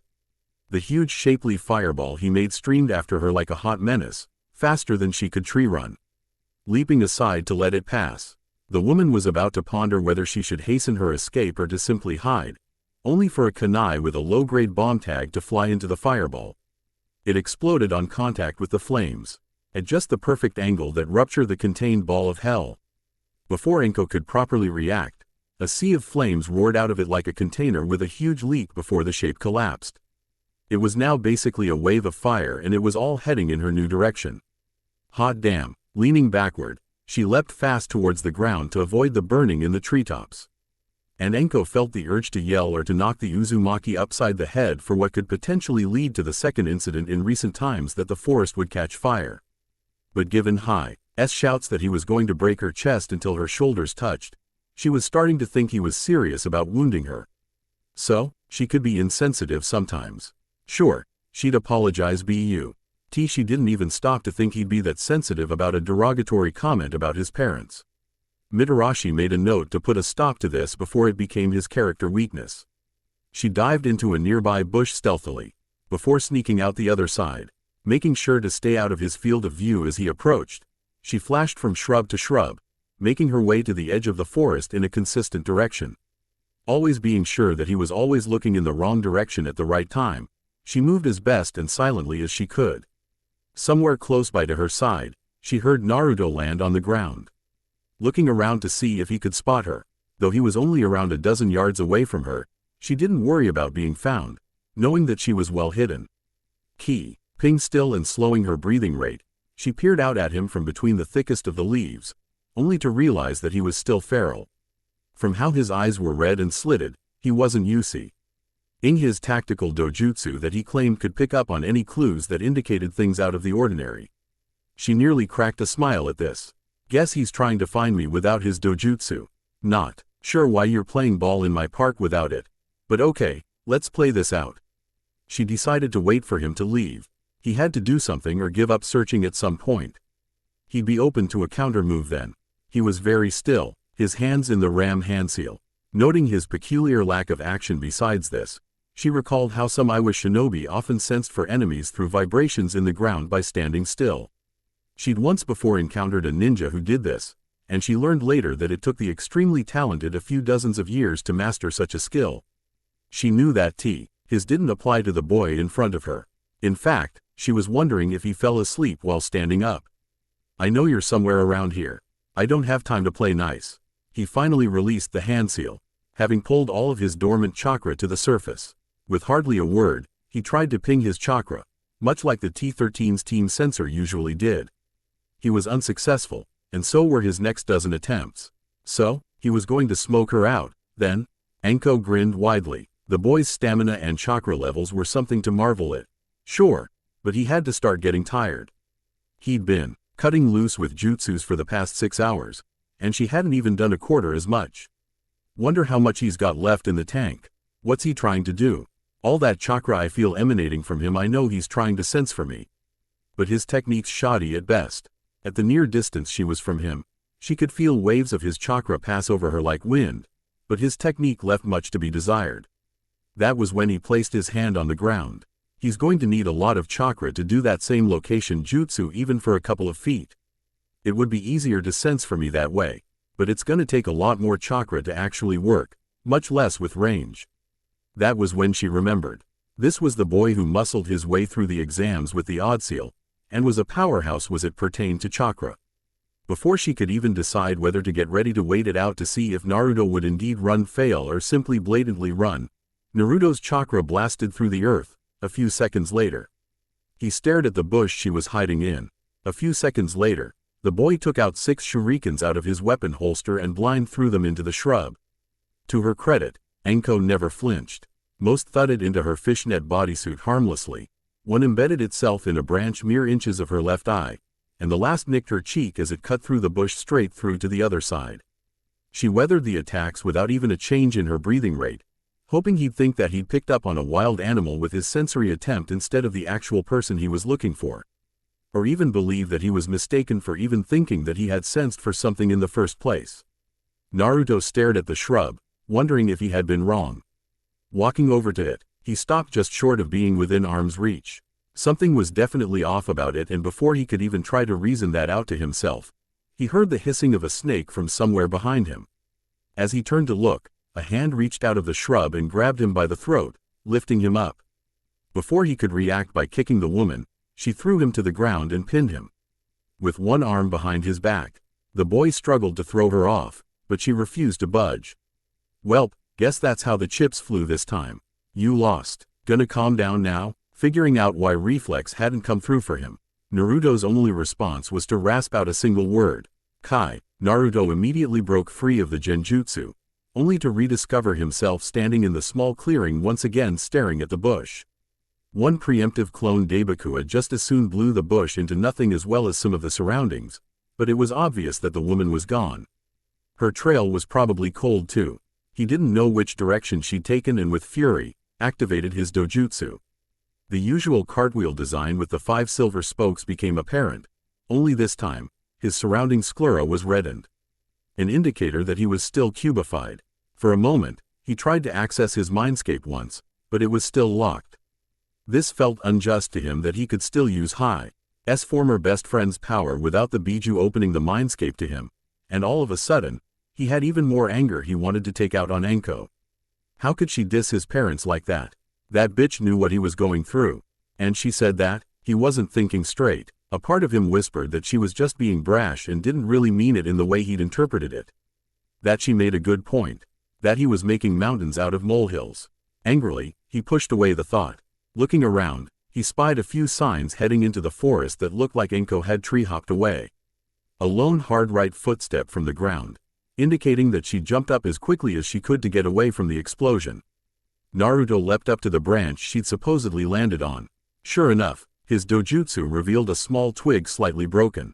That was the way. Before he could follow the trail, he hesitated and growled audibly to himself. A great deal of a distance away in a completely different direction. Enko allowed herself a smirk. Still making her way to the forest's edge as quickly as possible, she felt her stomach growl at the prospect of getting some food. Haven't gone without it since the night before. Admittedly, she wasn't quite ready to ditch the crazy Kyuubi Jinchuriki who wanted to end her for one harsh comment, but both her mind and stomach were in agreement this time. She wanted some dango. Preferably as quickly as possible and in large quantities. When he doesn't find me soon, he'll probably cool down anyway. That was when she heard the distinct T-sound of a kunai cutting through the air. Just from the sound alone, she instinctively veered to one side to avoid it. To her shock, another kunai sailed past her, only this one was on her left. She barely needed to dodge. Realizing that Naruto had figured out her genjutsu and which direction she was going, she called to mind that he'd activated his dojutsu. It was one thing to fight him while it was deactivated. It was another thing to fight him while it was on. Worse, he wanted to fight her. On the subject of that, he probably wanted to physically demonstrate what it meant to piss him off on his worst emotional subject. Continuing to flee from the wrath behind her, she felt something thin against her body, slicing through her trench coat to her back. The hell? The kunais she had dodged. Ed had ended up in a massive tree a bit ahead of her. Her eyes picked up a faint glimmer that led back from them to her. Ninja wire. Almost in a panic about how easily she would have been caught, she drew a kunai of her own and tried to cut the wire in two before it ensnared her. She had no time to stop to pull it off. She could hear Naruto behind her, and shit, he was fast. Could have been using a body flicker. Probably 100 yards away, and closing the distance. She failed to cut the wire on her first attempt, and the second. Worse, she started to realize what had happened. Naruto had tuple threaded the ninja wire through the loops of the kunais before he threw them at her, and it was the equivalent of using an ultra-thin unbreakable rope. And to show how fucked the situation was for her, he held the ends of the wires from far behind her, with the leads tying her to the kunais that had passed her. He was going to pin her against the tree. She hadn't even realized that he'd been setting up a trap like this. With an explicit yell of alarm, she decided to stop to take the time to pull it off after all, but it was now too late. With a heave, he yanked on the wires and soon, O was fastened tightly against the tree with her arms at her sides, unable to move. As she watched him close the distance, she tried to create a genjutsu to make him believe that he hadn't caught her, but it went for naught. With his dojutsu activated, he saw right through it. With all the wire reeled in around the kunais in his hands, he flung them down into the thick branch he landed on, staring intently at the woman. Though barred from her body because of her mesh armor, the wire had still torn through her coat and deeply cut into her arms. Oh God, kid, you win, you win. Geez, he started to go through hand seals. Slowed and deliberate to draw out the tenseness and awaited torture she had to look forward to. By his third hand seal, monkey, she recognized that he was going to do a great fireball technique. What are you doing? Are you crazy? All the while she struggled against the wire, but it was getting her nothing but deep cuts in her arms. If she kept it up, she'd more than likely slice right through a blood vessel. She still did it nonetheless, trying to squirm her way down to slip out of it. Naruto said nothing and formed the boar hand seal. The Mitarashi was growing desperate and tried to use her hidden shadow snake hands to bulge her way through, but it failed miserably. Shit, you're really gonna kill me because I hurt your feelings? Huh, fine, I'm sorry, do you hear me? I'm sorry. The Uzumaki only stared at her impassively, forming the horse hand seal. He had only one more left, and then she would burn. Naruto, you idiot, I said I give. You gonna murder me? I'm a leaf ninja like you. Finally, having wriggled her way down to have the wires just under her breasts, the woman swore vehemently. She'd forgotten about her breasts. Wouldn't be the first time damn things had gotten her into a situation she couldn't escape from. Finally, Naruto made the tiger hand seal. Kaden. Gokaku no Jutsu. All the chakra molded. His chest started to swell. Anko panicked and did the only thing she could think of. Being that the wires restrained her by at the level of the inside of her elbows, she was able to bring her hands up together to form the tiger hand seal as well. Her bosom ballooned as well. Painful at that because of the pressure she built against the wires. Her eyes watered from the pain, but kept up, trying to preserve her life. His jutsu completed. He blew a massive stream of flames towards her, huge and deadly because of his chakra needing an input along with careful hand signs. Kaden. Ruka no Jutsu. Fire release. Dragon flame technique. She blew a large fire stream of her own that trailed back on his ninja wires towards him. Both jutsus collided and staved off one another. Inasmuch as her relief was her amazement and shock, seeing that the boy had been fully serious on ending her. However, Naruto's execution of his jutsu was better, and it started to tell, overpowering Anko's own. It pushed hers back, and Anko was running out of needed chakra to fend it off. Then her chakra fuel went dry, leaving her defenseless.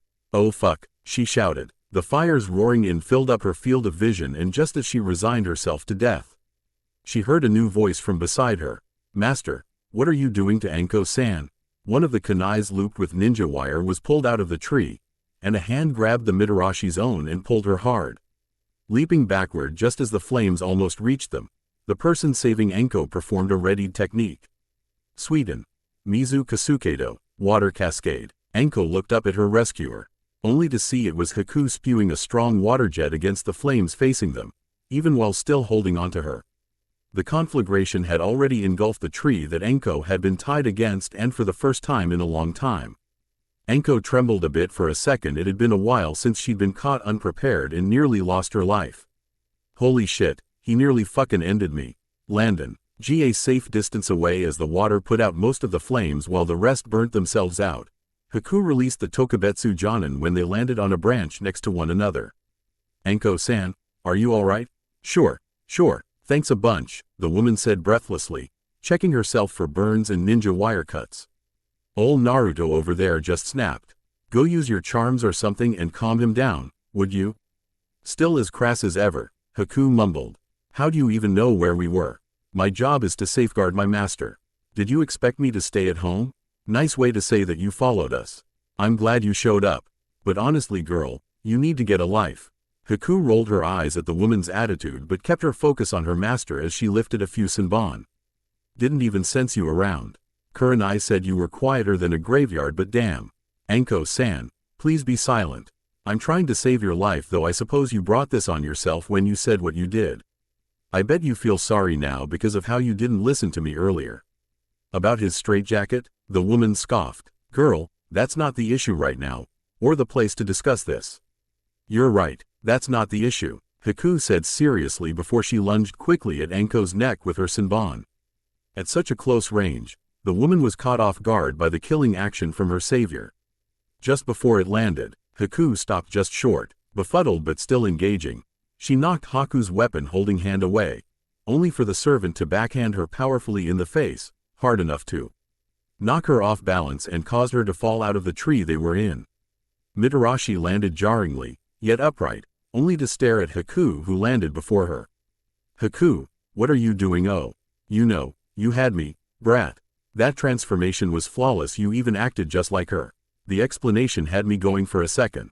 Staring past the girl, Anko noticed that Naruto, the one who nearly led her, dispersed like a fire release clone, and Haku forfeited a transformation, revealing Naruto with his kunais standing in her place. "Bloody hell," Anko whispered. The Uzumaki didn't say anything at first, almost contented to let Anko figure it out for herself. This wasn't quite what she was doing. In fact, she was angry, and if she had to admit it, a bit impressed, that Naruto nearly killed her twice. The teen glared at her with his red-bordered dojutsu, an obvious hint that he was still angry. "You know what's next, don't you?" "What? I don't understand. Remember what you said. You said that people can plan against me. People can drive me into a corner, or just overpower me with sheer force. You want me to tell you what happened, do you?" Anko mumbled something that Naruto didn't quite hear, but he continued regardless. "You didn't run away from me by going forward. You jumped and used a clone to make a slightly noticeable trail before doubling back in the opposite direction. You tried to teach me how to escape and hide, but I could find and track you. You used a stronger and more practical jutsu against me, but I trumped yours. You used genjutsus to stall me, used the to change my surroundings when I followed after you, but I used a henge and tricked you. You claimed that people could plan against me, but I trapped you. Anko internally felt more relieved. He hadn't been out to kill her, but his acting had been so realistic. He was right on all counts. He got through her genjutsus, overpowered her fire jutsu and truly trapped her, so tight that she couldn't even do a substitution. He even managed to track her, as he'd said, and it was scary how he figured out what she did. So that's what this is about, proving that it could happen to anybody, Kekai Genkai or not. She'd thought it was about her insulting his parents. Well, you got me, kid. I just earned the first-class dumbshit award. Anyway, I'm gonna call it a day. Still one crazy set of abilities, not going to lie. I can tell what you're thinking. His dojutsu wavered out, and faded from his eyes, leaving behind his demonic-looking ones before those went as well. You thought that it was my bloodline, not me. My bloodline was carrying me, and I've got no skill. No, I wasn't, Anko insisted. The thought had crossed her mind earlier, but she really didn't feel the need to tell him that. If he was still so feral-looking, he was obviously still furious. Why are you pushing this conflict? We were having fun sparring, and then you started coming in with your drama. Just drop it, Kay. I'm going to thrash you without it. You've been holding back on me, but now you're aware of what I can do. You're going to walk out of here, wondering if you could have beaten me if you were serious. I had been serious, so here's your chance. Get into a stance, or start walking. Anko was about to retort that he needed to get off his high horse but decided to think first. Rightly so, the boy was correct. She hadn't taken him seriously, and he'd had at least 5 chances to blow her up, burn her to ashes, dice her blood vessels or eviscerate her with wire and cut her throat. She absent-mindedly felt her jaw. His backhand had hurt her, and it was already slightly swollen. He hit like a mule. They weren't even in the same ranking class, and yet he'd beaten her his claims of wanting to hit K. Age level didn't seem so unrealistic after all. However, she now had a chance to nullify his claims to be better than her or to cement her losses once and for all. And then something else came to mind. I don't have anything to prove to you. You're the one who wants to prove something. I'm just a test subject to you. I can eat my words, so if this is about what I said about your parents, I've got nothing else to say about that. You obviously intended to ditch me earlier, so you clearly had better things to do. You have a choice. Either get into a stance or start walking, Naruto said severely. Slowly in her own rejoinder, Anko got into her stance, and as soon as she did, Naruto sprinted towards her.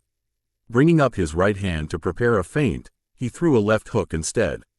Anko caught the hand, before smashing her own fist into his jaw.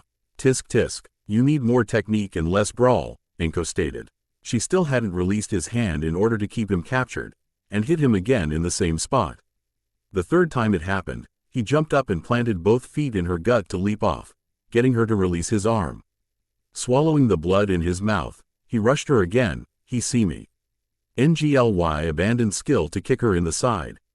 Anko knew an easy opening when she saw one and thought it was too obvious. She backpedaled away from him to dodge it before she rabbit punched him in the throat. Naruto screamed in a wheeze like an injured animal as he weathered the hit as best he could, before corkscrewing a straight punch to the woman's solar plexus. She doubled over, and barely managed to shield her face from his rising knee. Before she could react, however, he dropped his elbow into her back, dropping her to the ground. Before he could stomp on her, she rolled away and got up in one smooth motion. Both of them re-engaged in taijutsu again, before Anko realized that Naruto had her at some disadvantage. Somehow, he was as fast as her, maybe faster, and more tenacious. He'd go TTEN used to her fighting rhythm, and whatever he couldn't dodge, he'd tank through it before retaliating. He still had a passive healing factor, and her pain tolerance didn't mean that her body could ignore the damage it was going through. She had the skill, and he had the resilience. Finally, she kicked him in the liver, a move that would make ordinary people collapse. She didn't expect him to bear though it, yet he did, and he caught her leg. Before she could yank it back, he twisted it with a savage jerk, forcing her to drop face down into the dirt to avoid getting it broken. Sensing that she was about to be pinned, She lashed out with her free leg and nailed him in the chest. He released her and stumbled backward, and she got up and grabbed him by the neck and choke slammed him to the ground. Hardly had he hit the ground before he kneed Anko in the temple, succeeding in knocking her off. Getting up, he drew out his tanto while she summoned huge snakes from her sleeve. 15 minutes passed. They were wearing each other down, pushing them to the point of gasping for breath and studying each other for openings they could exploit. They were bruised, cut, and they both had several cracked and broken ribs between them, and stress fractures all over their bodies from the sheer force of their blows to each other. A few kunais and shuriken were littered about here and there, and dead snakes from an earlier uses of her Suneja Shu, hidden shadow snake hands. Not wanting to incur the risk of allowing her foe too much time to recover, Anko closed their too few yards distance, and rabbit punched his chin, making his head snap back and concussing him. Pressing on, she grabbed both his shoulders and kneed him in the gut, knocking all the wind out of him.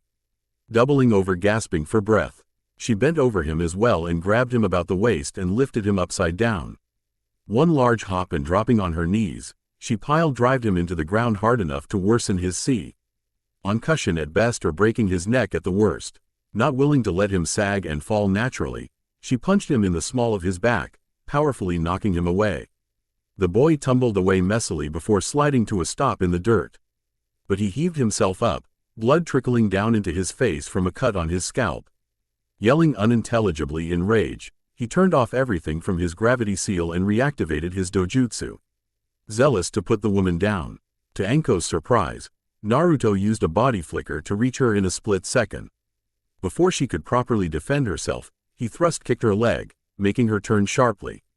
The strength behind it was nearly enough to shatter her shinbone into pieces, despite the shin guard protection.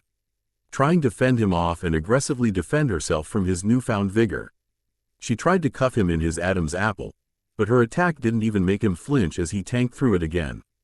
Realizing that he was about to react twofold as he usually did, she tried to backpedal, only to stagger in a limp because of the sheer pain in her broken leg. He practically flung his fist into her belly as hard as he could, making her cough up blood and her eyes roll up to whites.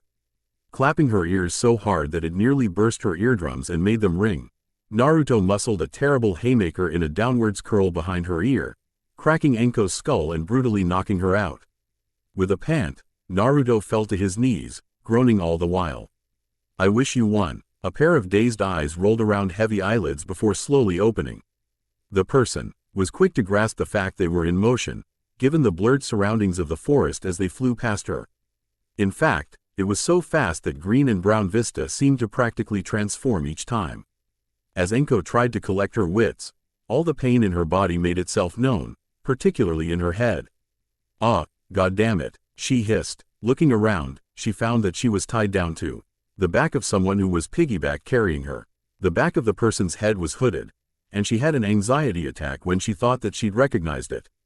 Hasten, oh shit, she was getting kidnapped. Trying to summon her snakes from her coat, the man spoke just before she could attack him. He spoke up. "No, it's not. I'm just using a henge cause your body's too big for my smaller size to carry." "A henge, Naruto?" the woman said in recognition and mild amazement. "I can't see your face, but you look just like the Hasten bastard from behind." "Crap, good thing you mentioned that." He pulled back on his hood to reveal his spiky blonde hair. "Don't want anyone to mistake me for him." "Sure you don't," she said with a harumph. "But even when you're in insufferable brat form, LL look like him when you've got your hood up. Gotta wonder why." Her blood pulsed in her head painfully, and it finally occurred to her that she had lost their fight. "Oh yeah, you won. Just like that son of a bitch. I don't think his mother would like to hear you say that. I think she hates my guts, but I agree. You're one too. She mentally checked all of her pains and aches and realized that her foot was in splints. And her head was bandaged. "You beat me half to death, brat. And my fucking leg is broken, isn't it?" "Yeah, it is, but I was worrying more about your head. I hit you way too hard at the end.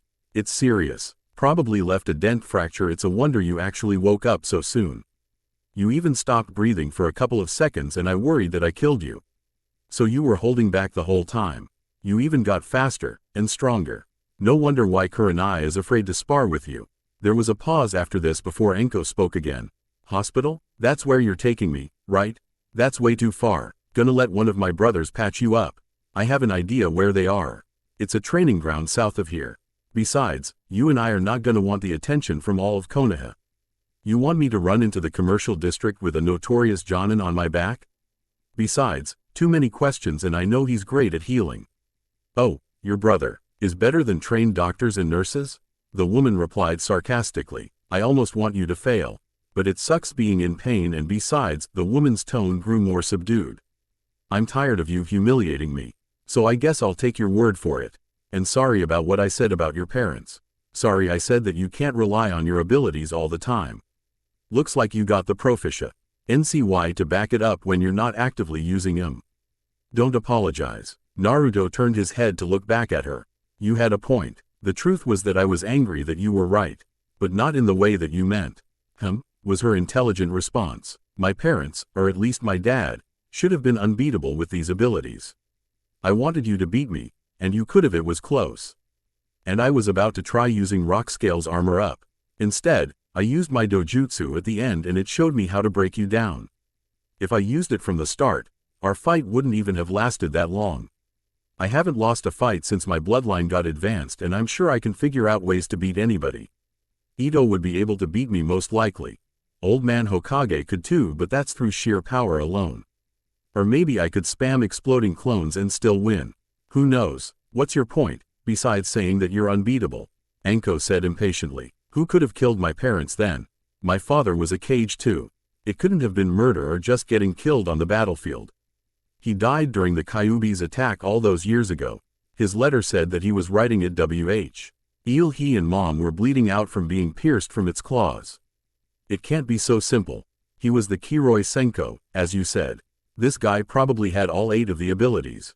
There was no way he could get taken out. Not even in his sleep. Reflex takes care of that too. And I know that from experience. I beat up an orderly while I was in a fucking coma. Dad, at least, should have died from old age. So what's next on that revenge agenda, then? Anko queried. Naruto didn't answer the question. Out of personal wants to not be too liberal with information. She got the closed lips vibe from him. So she tried something else that was probably less secret. Why do you carry yourself like Hasten so much, huh? You said that he was your worst enemy? He helped me out at first, helped train me and whatnot. I took after him, 'cause he was looking out for me. Soon, he changed faces and told me that he killed my parents. I kept the clothes and weapons and still used the jutsus that he helped me learn through scrolls. I didn't have anything else to fall back on, and they helped me a lot. I used the hood and mask to fight the baddies when Konoha was in recession. Let's just say that the real Naruto Uzumaki didn't need any more enemies. I still use the mask nowadays because I know how much it creeps people out and makes them lose their cool. I use the baton to finish fights, and I use the tanto to finish off people. I learned the jutsus from the scrolls because, well, it's not like the academy was supportive. Couldn't even get anyone to teach me how to create clones for Kami's sakes. So why tell you he killed them? Just to piss you off? Doesn't matter anymore. He just lied. Still doesn't explain why he keeps on stealing bloodlines. Maybe he has an inferiority complex? Anko guessed. Naruto laughed out loud at this because of how outlandish it sounded, making the woman on his back pout at his reaction. Staying silent, she wondered how long before Naruto would come to a stop. The journey itself was actually comfortable despite her injuries, and the woman found this a bit bizarre as she tried to get a feel of Naruto's transformation technique. His transformation had a broad back, and the muscles were strong and defined. The henge felt even more real than it normally was, and Mitarashi filed it away to ruminate on later. She found herself wondering how she would have failed if Naruto had even been 5 years older. This guy, if this was a projection of how he was going to develop in the future. She was actually a little jealous of the girls already vying for him and had his attention. And he was so careful with her. Why else would his movements not jar her as it should have? He seemed to barely need to put effort into jumping, so much to the point that she wondered if they were even moving. It was then she recognized the feeling. It was the body flicker jutsu. Nah, that ain't right. No one can chain consecutive shunshuns like that. They'd go crazy, or they'd Saint bleed from their ears until they ended up unconscious. Dead like a doornail sometimes. Training normal speed is easier. Then again, this was Naruto. He'd created people, as the Hokage had said. Oi, Naruto, you using body flickers? Yep, Didn't want to jump too hard and worsen your injuries. Wanted to be quick too, so I compromised. Don't mind the chakra it's using up, if you're concerned about me suffering from exhaustion. And there it was, just as she had thought. Hey, you ever heard of an Uchiha named Shisui? Read about him. Shunshin no Shisui, right? He mastered the body flicker. He was a genius, you know how it goes. But he still trained with it until he mastered getting used to surrounding changes and perspective warping. And then learned to fight while using it. Anko shrugged. So, no one else can manage it like that, kid. It's chakra intensive and rapes your head from the inside. Up until now, have you ever used body flickers like this? What does acclimate mean? No, haven't used it as much. Naruto answered as he thought about what she said. So that's what acclimate does. It helps me to master perspective changes? Acclimate basically means to adjust to new situations and conditions. Just like that, Anko figured it out. So, about your dad, the fourth Hokage, the yellow flash, your Kekkei Genkai called the 8. Your abilities came from your dad, didn't they? I bet it was perfectly suited for the Yondaime to fully utilize the Flying Thunder God technique, right? He'd figured that a long time ago, but it disturbed him as to how quickly the woman on his back had pieced it together. Don't tell anybody. Don't worry, I won't. In any case, I bet that's what Hasten is probably after, whatever more overpowered abilities you've got left, or that jutsu specifically. It must have some crazy requirements as a space-time ninjutsu. You gotta get used to teleporting, have good reactions in case you fuck up, probably mentally focus on where the markers are. Need on-the-fly tactics and avoid genjutsus that would mess you up. Then there's understanding to learn how to use it, that's basic. You have to also remember where you leave every single marker you make. It could have 2 more requirements to fully master. Naruto, she whispered in awe. Your Kekkei Genkai was practically custom-made to learn it and use it to its full potential. Hell, if you learn it, you'd hit cage level as easy as 1, 2, 3, just like you said. She thought he would have been excited to hear this, but he didn't react in any way like that. It was what he'd sighed earlier that morning, and she had a lot of doubt about it. But with all of these things plain to her, she had no reason to anymore. The teenaged boy had a lot going for him. Sure, he'd ended up in a few close scrapes, but his potential was virtually unlimited. Who was to say he couldn't apply these same abilities to other ninja techniques? She didn't know that the tenacious 13 members were all doing this already. Couple that with being the Jinchuriki of the Kyuubi, the boy would be a terror on the battlefield. You know, I've been thinking about what Haku told me this morning a lot. Naruto said at last as they broke the tree line to enter a wide clearing where a group of ninjas seemed to have congregated and set up camp. And it's occurred to me that she's right about the villagers. It's getting harder to be in the village with people putting pressure on me. I know I can be insubordinate and I'm secretive, but so does everyone else at some point. It's too unreasonable. And about being a super strong ninja, I've even been wondering if I should retire. Anko blinked slowly, trying to understand the boy's reasons. 'Cause of the abuse? They don't do that anymore. Besides, you can protect yourself. I know, but I'm basically a part of the military. I'm supposed to protect these people. Not gonna turn into a missing nin or anything, but there's also the reason that I ain't got a purpose to be a ninja anymore. Hasten didn't kill my folks. I'm gonna need a lot of time to learn Fuinjutsu to get back into my mindscape to get some answers from my inner demon, and I've got enough money to live off of. So why bother? Why even stay in Konoha? Maybe I'll go live in Nami no Kuni? I've got people up there. Why are you telling me all of this? You want advice? Kinda. I have reason to believe you're in the same boat minus the money and not being as awesome as I am. Naruto landed at last and started walking towards his brothers, all of which had recognized his entry.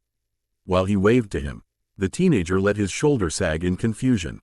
What do you think? I say go for it. Anko grumbled. I don't care what you do, but I'd appreciate it if you dealt with Hasten first.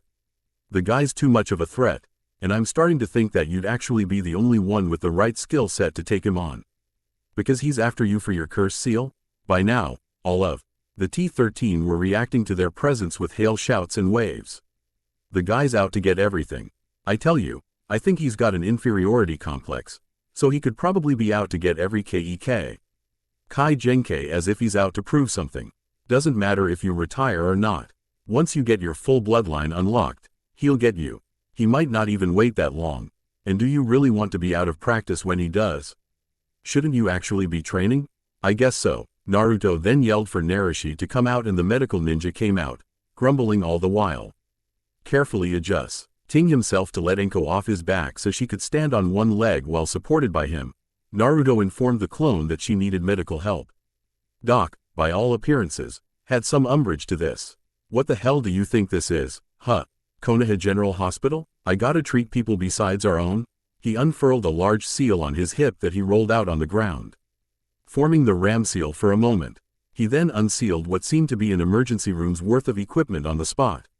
Informing his boss to rest the woman down on the gurney, the team's medic then lowered the bed to his level before running a diagnostic jutsu, quickly coming to a conclusion. Damage looks like something you would inflict, boss. Got lots of hairline fractures in her arms. There's a couple cracked ribs, one broken one, some bruised innards, a fucked up shinbone, and she's nearly got a damned depressed skull fracture. He looked over at Naruto, who had released his henge and chuckled sheepishly. You wanted me to heal your enemy? Why were you fighting this woman? Who the hell is she? Name's Mitarashi Anko, brat, the woman remarked easily from where she laid. Relaxed enough on the outside, she as almost flabbergasted at the speed that the clone had completed finding out what kind of injuries she had. This surprise soon changed as she heard what the medic went on to say. Oh, the woman from Torture and Investigations, right? I knew I saw her before. The inquiry, gazing at the large cuts and the rips in her trench coat, he smirked down at the woman. Ninja wire, I bet? You two have a bondage kink or something? Ha ha. Anko laughed sarcastically. You're really funny. Are you supposed to be doctor or a comedian? The one who amplifies his farts into gale force winds is the comedian. Doc deadpanned as he began to use his special shosen.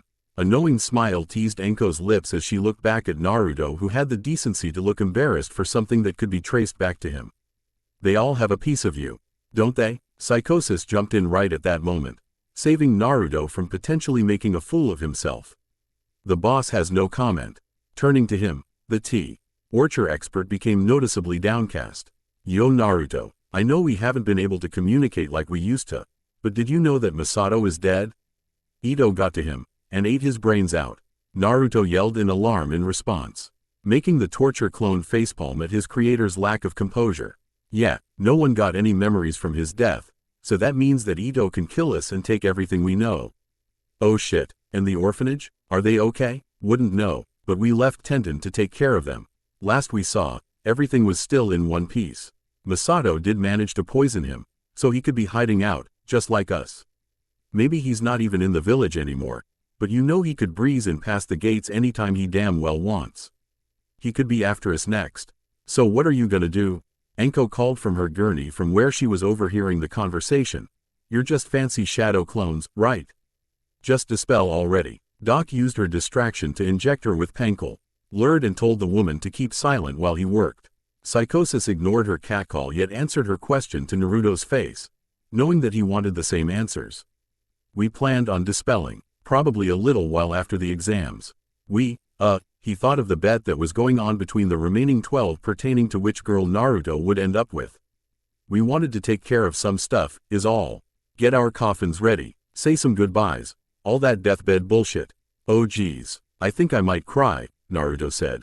No one was sure if he meant it or not, but he hadn't been prepared to face such a situation. Got too attached, Anko commented coolly, not really caring one way or another. Wanting to shut her up, Doc started to work on her skull more forcefully than necessary, making her flinch.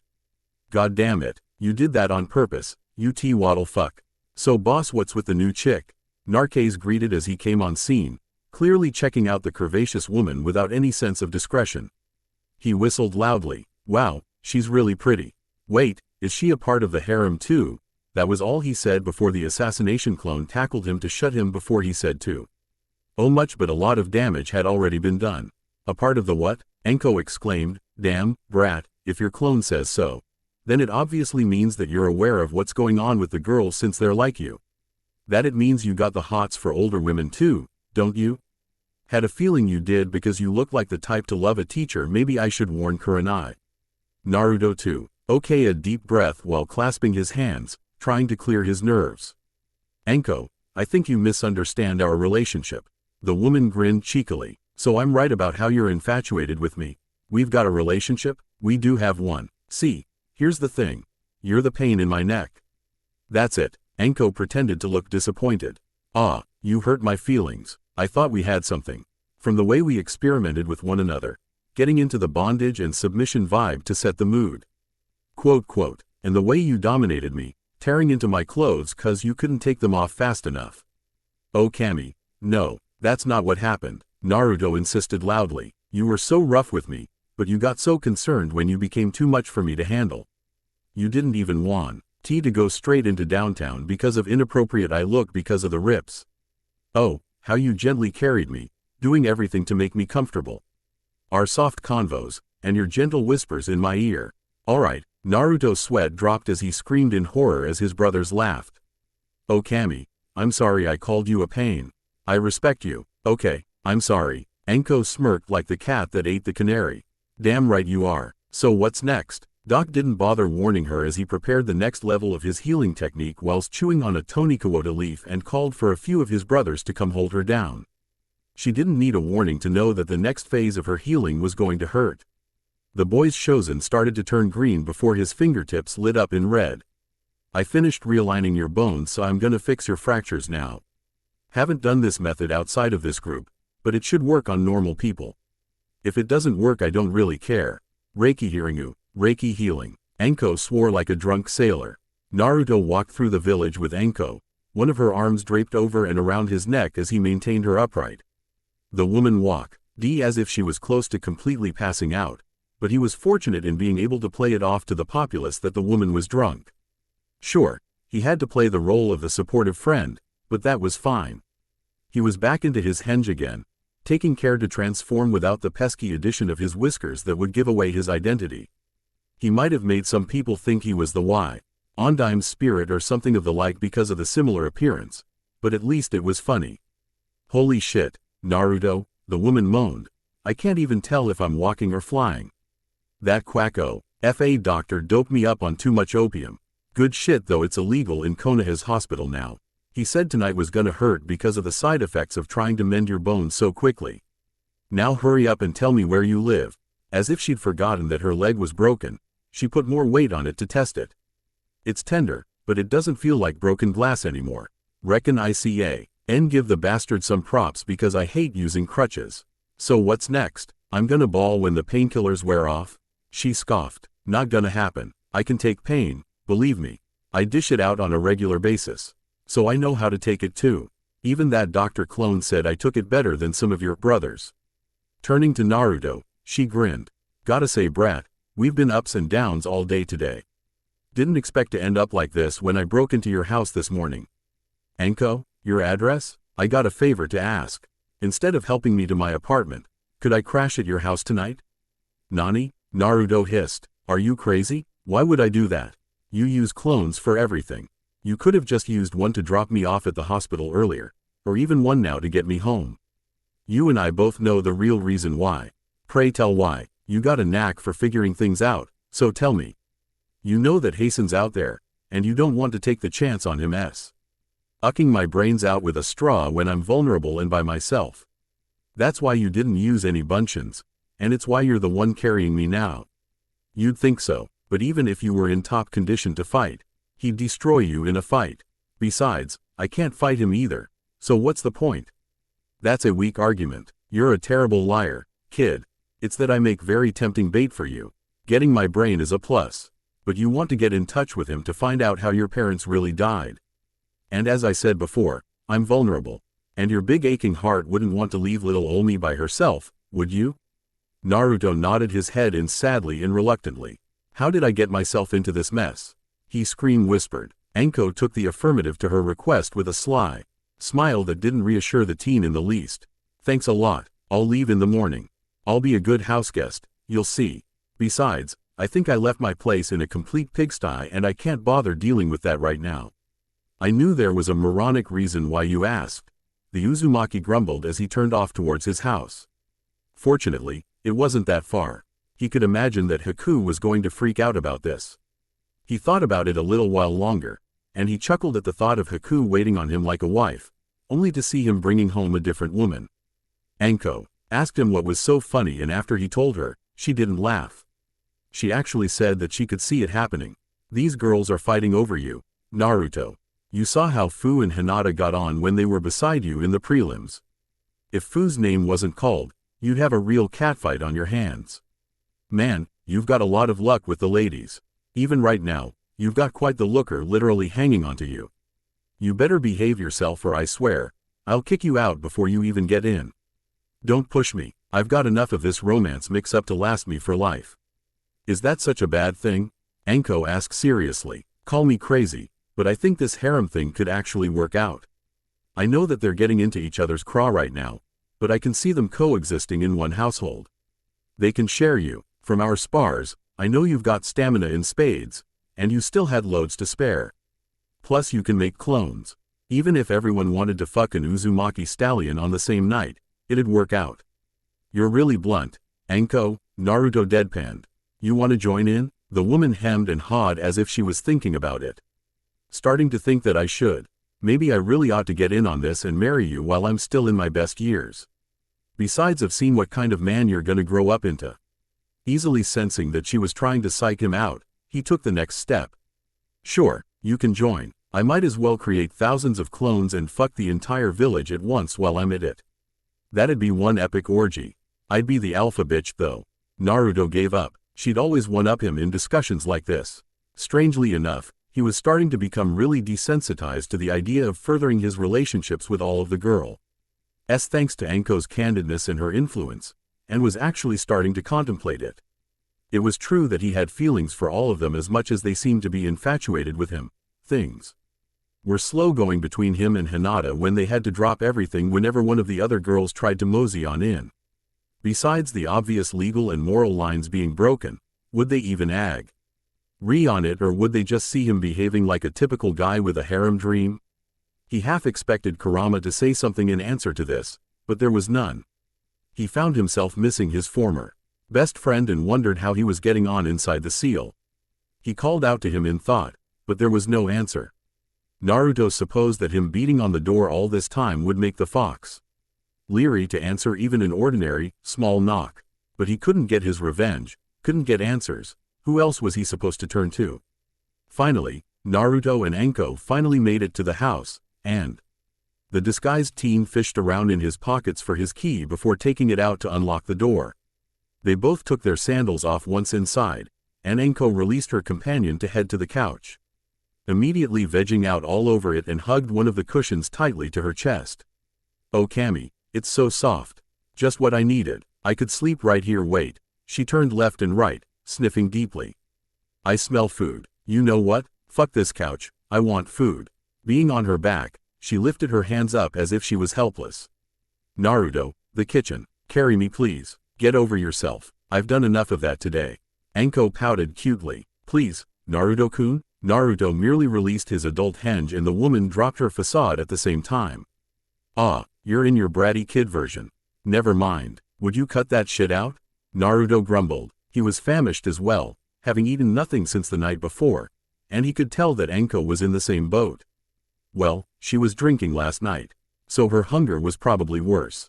That much was obvious from how eagerly she got up, despite her lack of motor control from her opioid painkillers, and how her leg and other heel fractures were still supposed to be hurting her.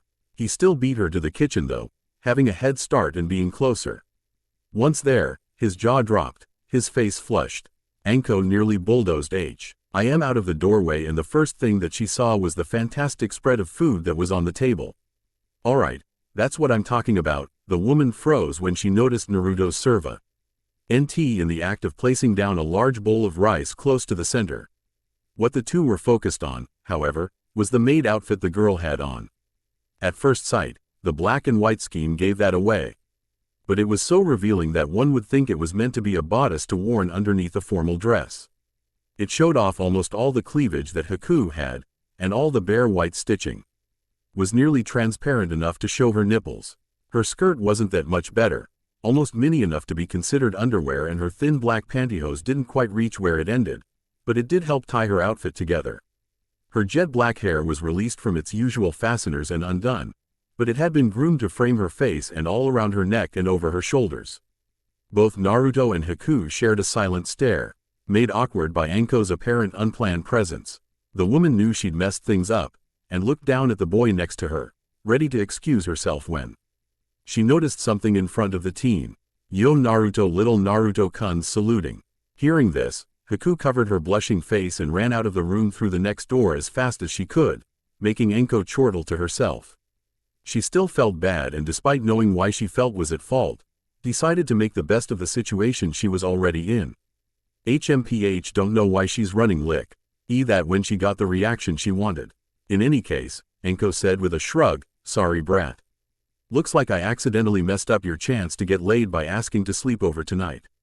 Limping SLIGHTLY in her journey to the kitchen sink, she washed her hands with the dishwashing soap before drying her hands off on a nearby towel. "Yep, I fucked it up," she whispered tersely to herself before turning back to the boy still standing in the doorway. "It's okay if I washed my hands in the sink, right?" Naruto only continued to mimic a statue. Anko shrugged before she sat down, taking up an Thai plate and starting to fill it up with food from the spread. "Can I start? I'm really hungry, Naruto. Please, come grace the food and stop making this into a scene." The boy still said nothing, didn't even move. "Whatever, thank Kami for the food. Itadakimasu." She started to eat, deciding not to pay the boy further attention. She was too hungry, and the food was too tasty for her to try anymore. Quote, "Tastes good. It tastes really good. I should get a servant too." Interlude. Fu loves violence. There were a few sharp knocks on the door. Anna and Shiri both looked up, then back to Fu. Feeling their stares, she lowered the book she was reading. "What? Your turn to get the door." "Oh, forget it. I'm tired of these Team 7 sympathizers coming to bother me. Don't they know that death is a regular thing in the exams? So I hurt one Uchiha kid. Big deal. Still your turn," Anna insisted. "Just get the door or yell or threaten them or something." Fu folded the corner of a page in her book to mark her place before resting it down on the mat, amidst the sounds of more knocking. Damn, just when it was really getting good. All right, I'm coming." She got up and opened the door, only to silently stare at the man on the other side. "Hey, what do you need?" "My name's Kakashi." "Hold up." Fu scrutinized the man, trying to pick out his most outstanding features. Got some silver hair, a weird headband over his eye.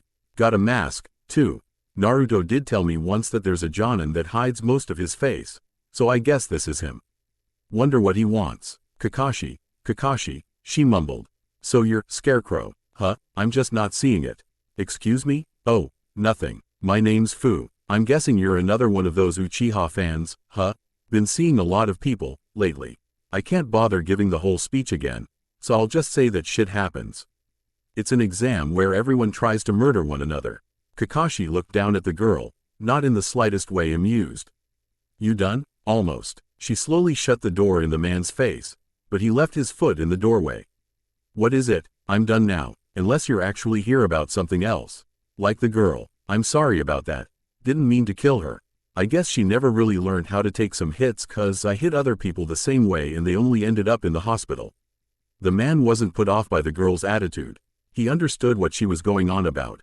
He knew that the Sasuke was a favored one from his generation, so it was a given that she was probably verbally abused a lot by said people who liked him. Or even people lambasting her about what she did to Sakura. Nonetheless, he was here about his entire team.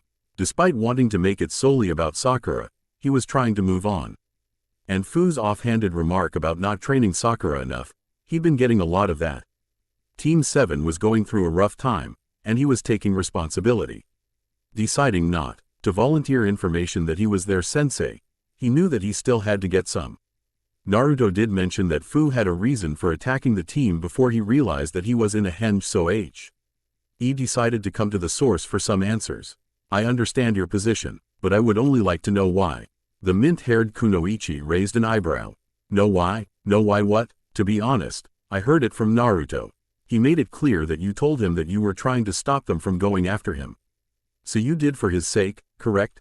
Taking her silence as a yes, he continued. "I'm trying to get both sides of the story. So how do you know that they were after Naruto? Did they say so and you overheard?" "A suspicion?" "The first one," Fu said at last. "They said he looked like why they met in Suna, who they had beef with. They thought that Naruto possibly knew who and where this Suna ninja was, but Sasuke wanted to beat up and kill Naruto while using the exams as cover. Makes sense if you think about it, but I beat his ass down before he could. Fu very well had an idea who they were talking about, but didn't feel like telling that to a complete stranger. Besides, she had no reason not to. What's done was done. The Hatake nodded. Thanks. Oh, one more thing. What is it? The girl asked impatiently. It's about that book I see you've got there, he said, looking in past her at the book lying on the mat. The book? Fu parroted dumbly. She was expecting a completely different question. What about it? It's a sequel. I was wondering whether or not you read the first one already? A first one? In truth, she was just looking through the bookstore for a title that sounded dangerous, hoping to find some inspiration to develop some jutsus of her own. It was entirely different from what she was expecting, but she kept on reading because she enjoyed it. There's a first one? I didn't even know. Yeah, I reckon that I might as well let a fellow fan know. Enjoy the rest of your night. He bade her good night before leaving, and Fu closed the door again, this time for good. That was unexpected, Anna said, having overheard most of the conversation from his seat that had been close to the doorway. You said it. Fu lied down on the mat again, opening up her Ika violence. Finding her page again, she continued reading, and soon her teammates were disturbed by the girl's continually perverse giggling, nearly driving Anna up the wall. Would you quit doing that? He yelled. Fu looked up briefly, showing her red-hued cheeks before going back to read, making a little effort to quiet her reactions. I should get a copy of the first one too. I wonder if I could get Naruto-kun to roleplay this with me? So, what's the issue? It's about Naruto-san, Hiashi replied, his tone giving the Hokage some warning that this wasn't about to be a casual conversation. I just saw the boy with Mitarashi Anko. Seeing the village leaders nod for him to continue, he went on. Incidents aside of their unlikely companionship, I recognized him only by using the Byakugan. He was in a henge and he looked remarkably like the Yondaime. Is this about the boy using a transformation that is meant to impersonate him? Hiruzen asked, feeling a slight tinge of worry creep up. It would be a tactless thing to do. I said he looked like him, not impersonate him. Hiashi explained as patiently as possible. He leaned forward in his chair towards the cage, only separated by the table in the man's office. He was still Naruto in a sense. I believe the transformation would have been an inference to what he would look like when he's older, without his whisker marks.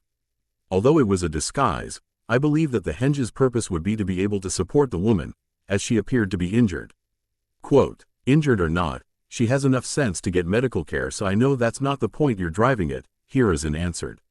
He briefly turned his head to low. Okay, outside the window behind him at the nighttime in the village. He just wanted this entire business to be over and done with, but suspected that it never would be. Said business, he suspected, would be about what Naruto looked like, that is, him looking like someone else. During the inquiry, Anko herself had said, after Naruto had been instructed to cover his head with his hood, that he looked just like the Kekkei Genkei thief. I take it that as an adult, had he worn his hood, he would resemble the man that's visited us thrice before? Hiashi shook his head. I am not so sure that it's 3 times. I believe that it was Naruto twice. It was undoubtedly the stranger, in my opinion, who had dropped off the Kumo ninja and Hinata.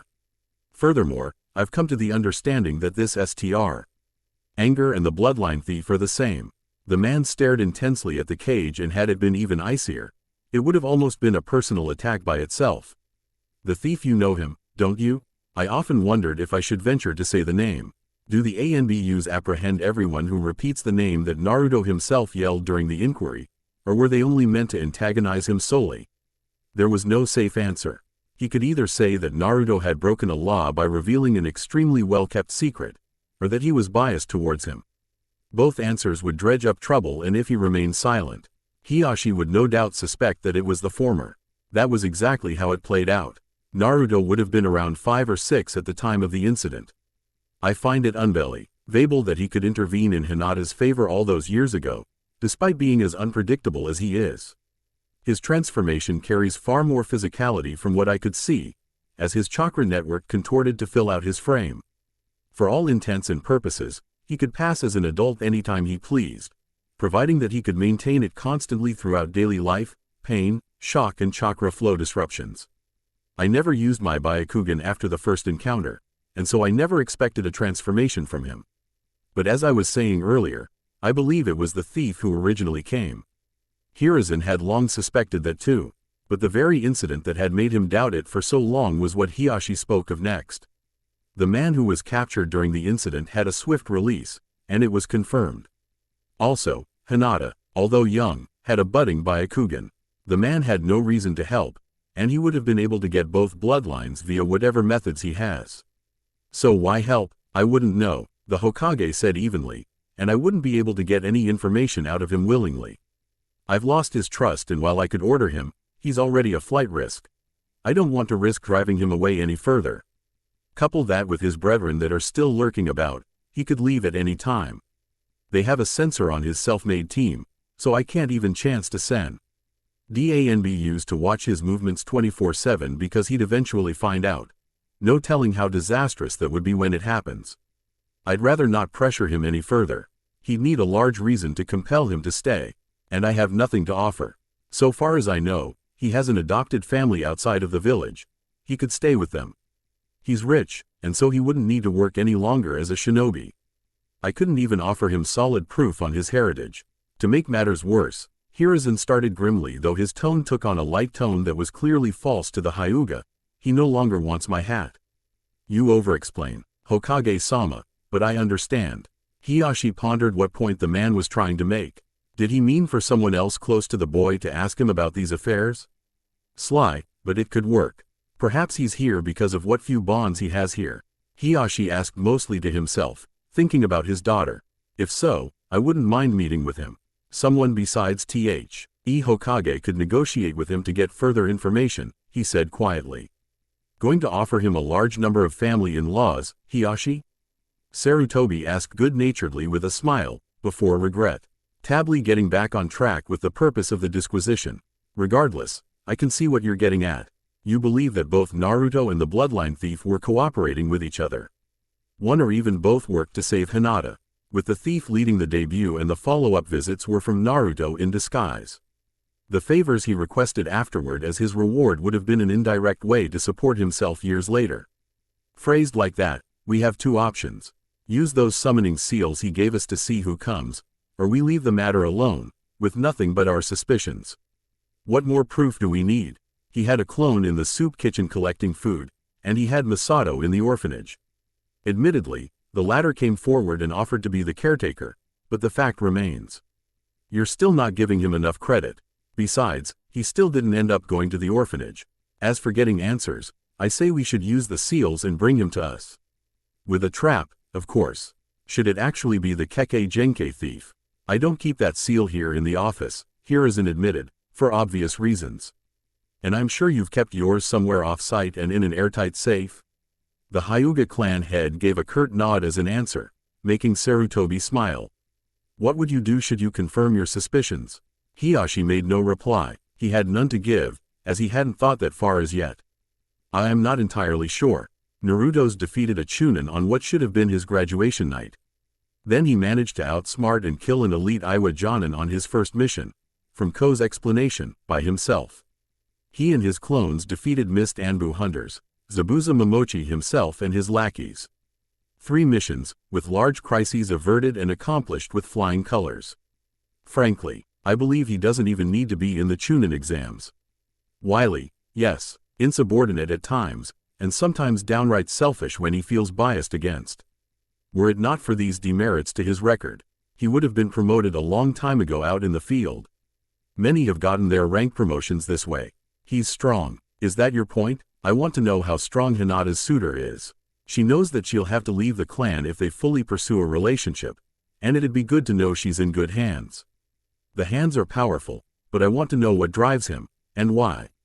When we summon him, I'll truly find out what happened so long ago, and from there, what he intends to do with his life. That was half the reason. The more important half would be finding out what the boy was hiding. If he was going to be with what should have been the heiress for the largest clan in the village, there couldn't be any secrets between them. Hiruzen grunted in the affirmative, understanding where the man was coming from. For what it's worth, Jiraiya sent a message that he was on his way back to the village after hearing about what happened at the inquiry. I believe it would be prudent that we should wait until he arrives before we sort out this business.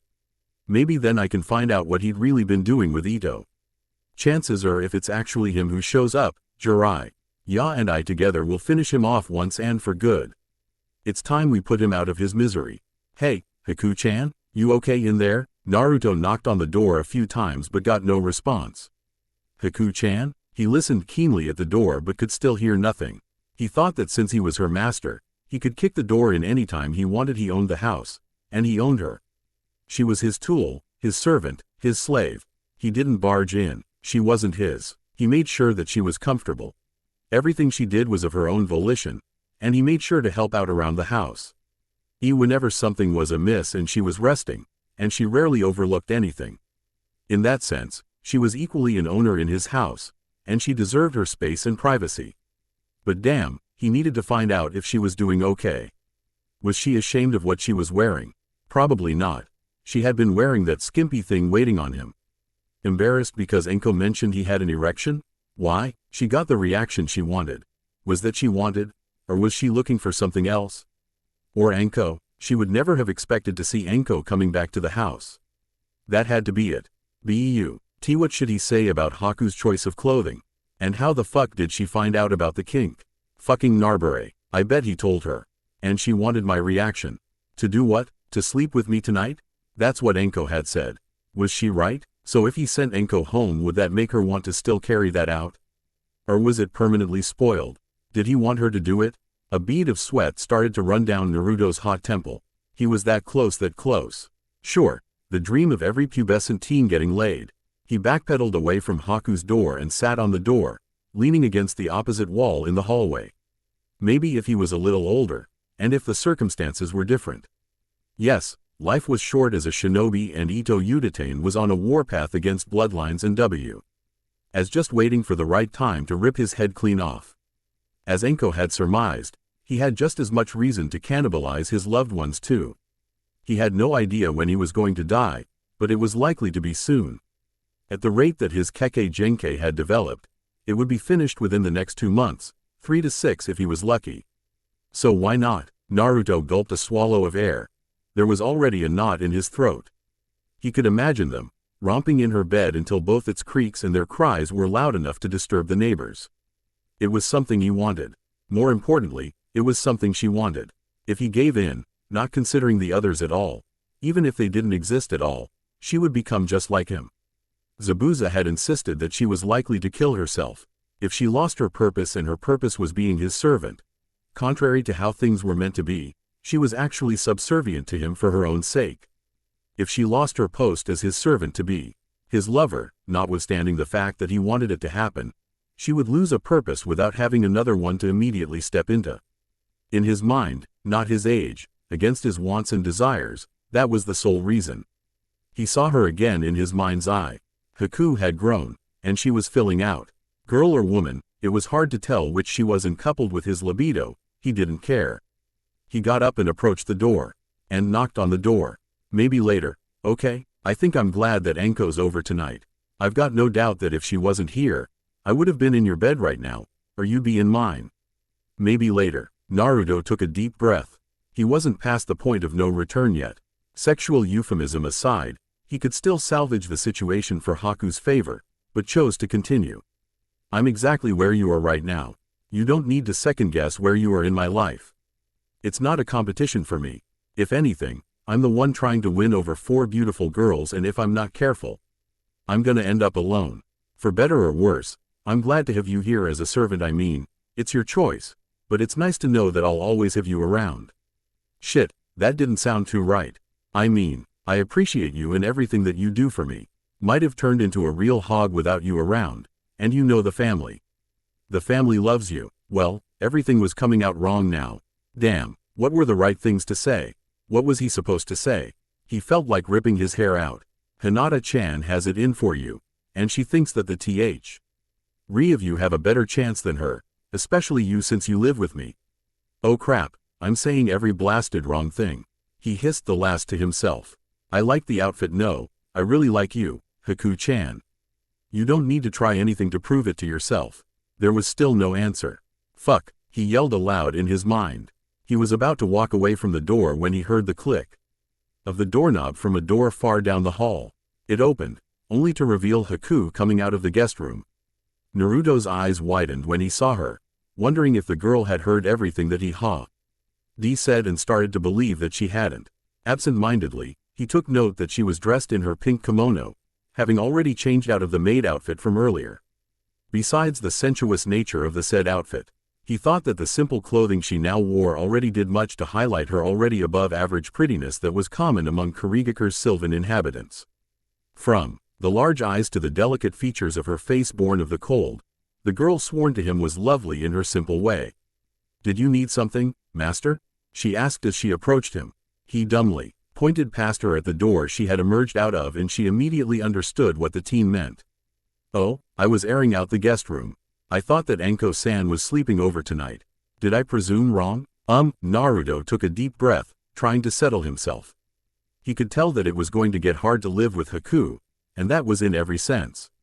She fell in love with the couch. She might not know about the guest room, and depending on how things go tonight, I'm not sure we should let her use it. If she does, she'll want to come back.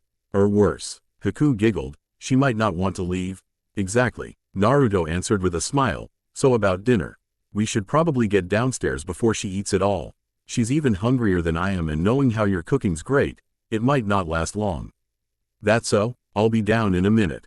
I know you provide everything I want, master, and I hate to trouble you for anything. Ask anything, Naruto exclaimed, almost begged, even. He was anxious to please. Please keep her away from the tempura. The Uzumaki grinned, knowing that it was her favorite food. Can do, Datbeo. He was about to rush off but paused just a moment.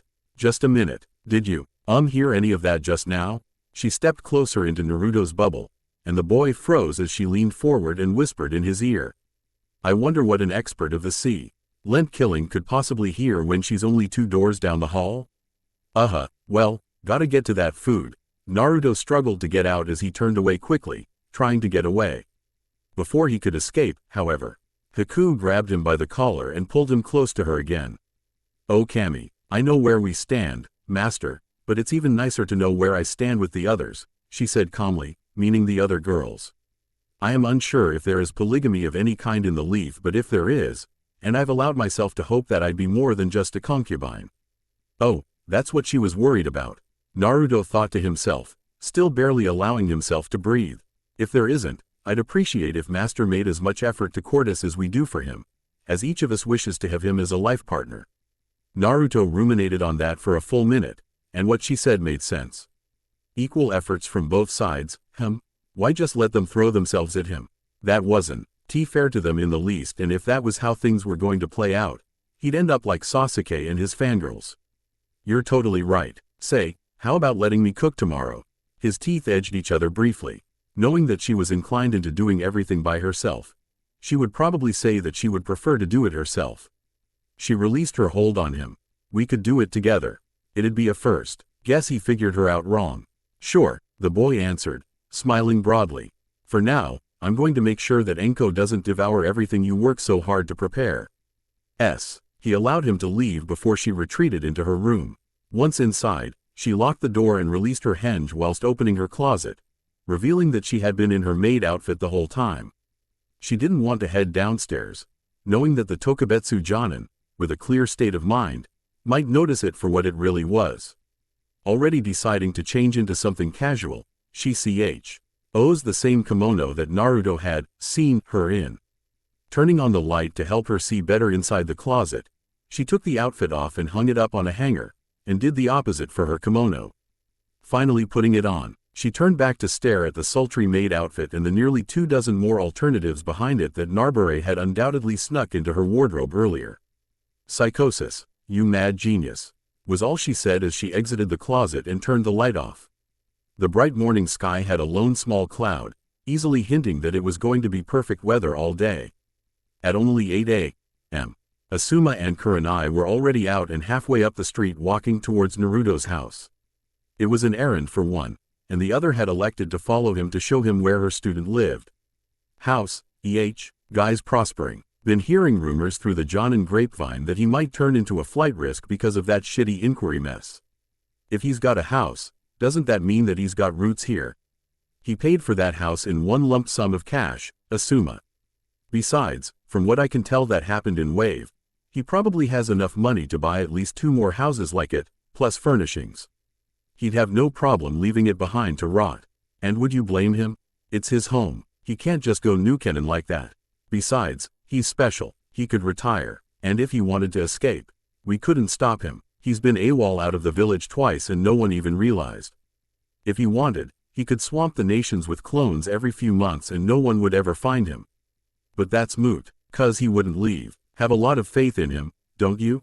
Asuma asked strangely. Because he's your student, right? Kurenai shrugged. It wasn't easy to develop. I've hated him for what he had for a long time.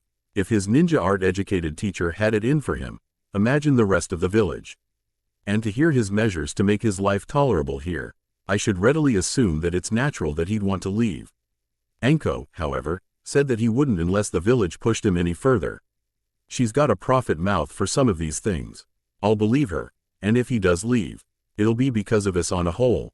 I doubt some of these assholes could do anything. He beat up a bunch of them with one bare hand, and his so-called brother maimed a few and got away with it because of the technicality that they were their own people. They're probably too afraid of him to try much else, but it'd be better to find something that'd encourage him to stay. Instead of stopping the reasons that would cause him to leave, think he found out what he wanted about his parents. Kurenai shook her head hard.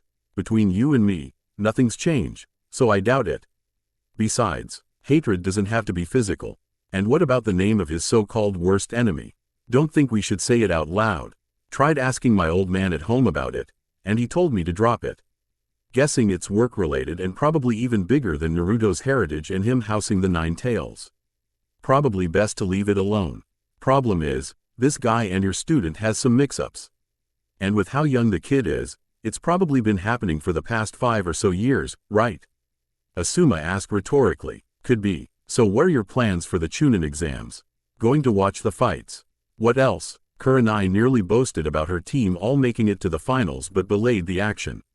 What about Ino? She asked, knowing that she was his sole contender who made it from his team. I doubt that she could compete. She's got too many injuries. She wouldn't be able to fight, Kurenai remarked, but she would try to. You told me that she found out Fu was the one who accidentally killed Sakura, her best friend. She'd probably limp into the stadium on crutches. I don't even want to think about it. Just before he could accidentally pass the house, Kurenai grabbed his wrist to stop him, indicating that they had arrived. Kurenai went up the short pathway and onto the doorstep, knocking on the door once she made it. There was a yell of, "Coming," inside the house, and the pair waited patiently until it was opened.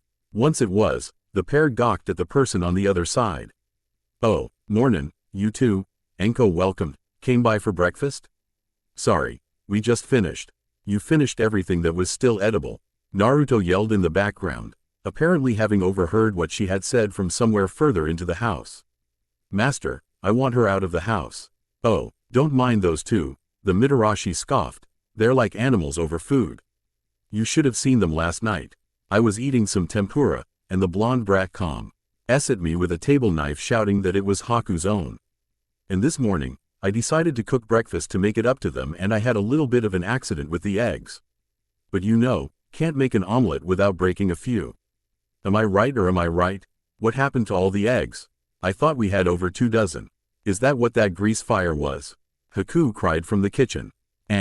Ko glanced behind her in mock shame at Hyena who was eating the poorly cooked omelet in the living room and making a mess on the carpet. "I usually know how to cook for myself because I know what I want and how much. Didn't account for much because I got excited when I saw the kids' pantry."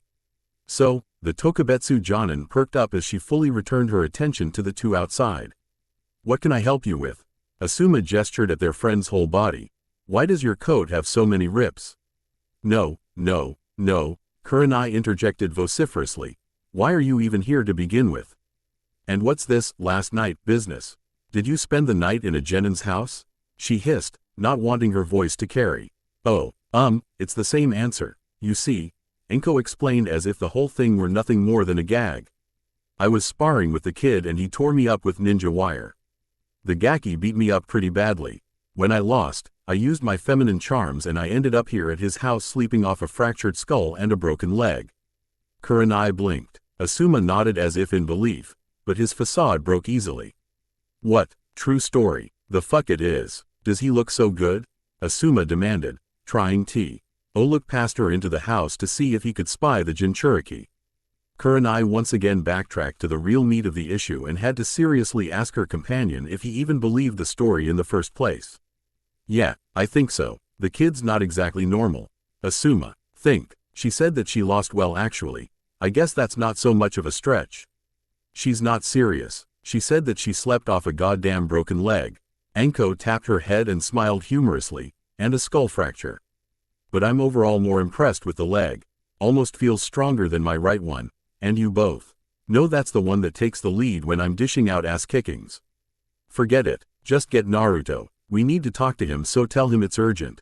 The woman stepped away from the door and headed back to the couch where she'd spent the night and sat, easing back whilst calling for the teen to get the door, insisting that his teachers were there to see him. Soon enough, he came out of the kitchen, grumbling all the while. Sorry for not answering the door earlier. Had to clean. Apparently, he turned his head to glare at Anko, who had an innocent smile on her face. Someone decided it would be a good idea to fry over 24 eggs in one pan. Did you think I wouldn't realize? There were eggshells all over the counter. Geez kid, stop your whining. I try to make one big family-sized omelet to share and everyone loses their minds. Last time I do anything nice in this house. Naruto slapped his forehead in frustration before turning back to the Jonins at the door. You two want to come inside to talk? Nah, I'm making it quick, Asuma grunted, getting right to the point. It's about Ryasu Town, the same town that was plagued by the scavenging summons. The mayor sent a message. Who reported that they've completely annihilated the local wildlife and he's afraid they'll target the town again. Naruto reasoned through what the man said. He did recall that the summons gave him a time limit before they regressed to killing the town's occupants like they used to, and would settle for ordinary creatures until then. He didn't forget about them. There was just never a good time to do what they'd asked. A human messenger came, so they ate all the messenger hawks too? The man didn't even nod in reply. Sorry, serious business. Okay, Naruto sighed. I'll deal with it today. I'll go get Tenten, and we'll sort it out. You can tell the messenger that the problem should be fixed by the time he gets back. Is that all you wanted? That's it. The man excused himself and started to walk away. And Kurenai lingered a bit. He's all business when the time calls for it, huh? Naruto asked as he pointed at the man. He is, Kurenai agreed, knowing that he was friends with the town's mayor.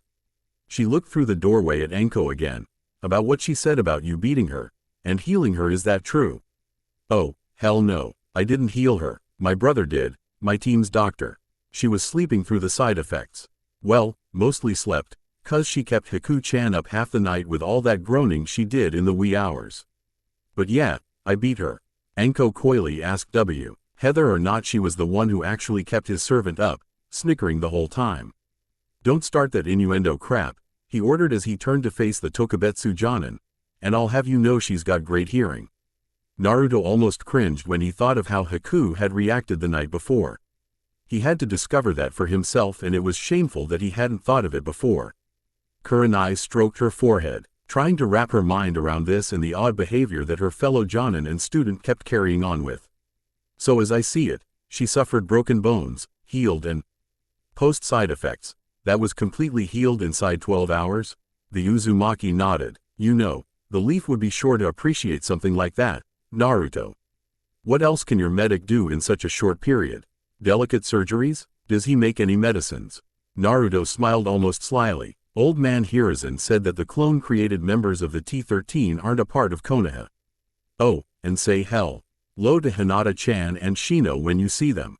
I'll probably be away for the whole day today sorting out this summon business, so team practices are out. She'd been at the inquiry, so she knew exactly what he meant. Fine, only makes me wonder what else the others from your group can do. She gave him the stink eye, scrutinizing him. I'm getting a strong feeling that you're going to meet them today. Nothing's going blow up, is it? Adverse weather changes? Half the village dropping into a sinkhole? Summoning a tornado out of nowhere? Burn down the forests from here to Takigakure? You're still such a worrywart. I don't think they can even do that, so you have nothing to fret about. The boy laughed as he closed the door. Hearing her walk away, he continued to chortle to himself. Be cool if they could. Can they? He should ask them. He looked up to see Enko staring intently at him and wondered why. Can they? She parroted, mocking the way he had asked himself. If they're anything like the original, I bet they're all strong shinobis.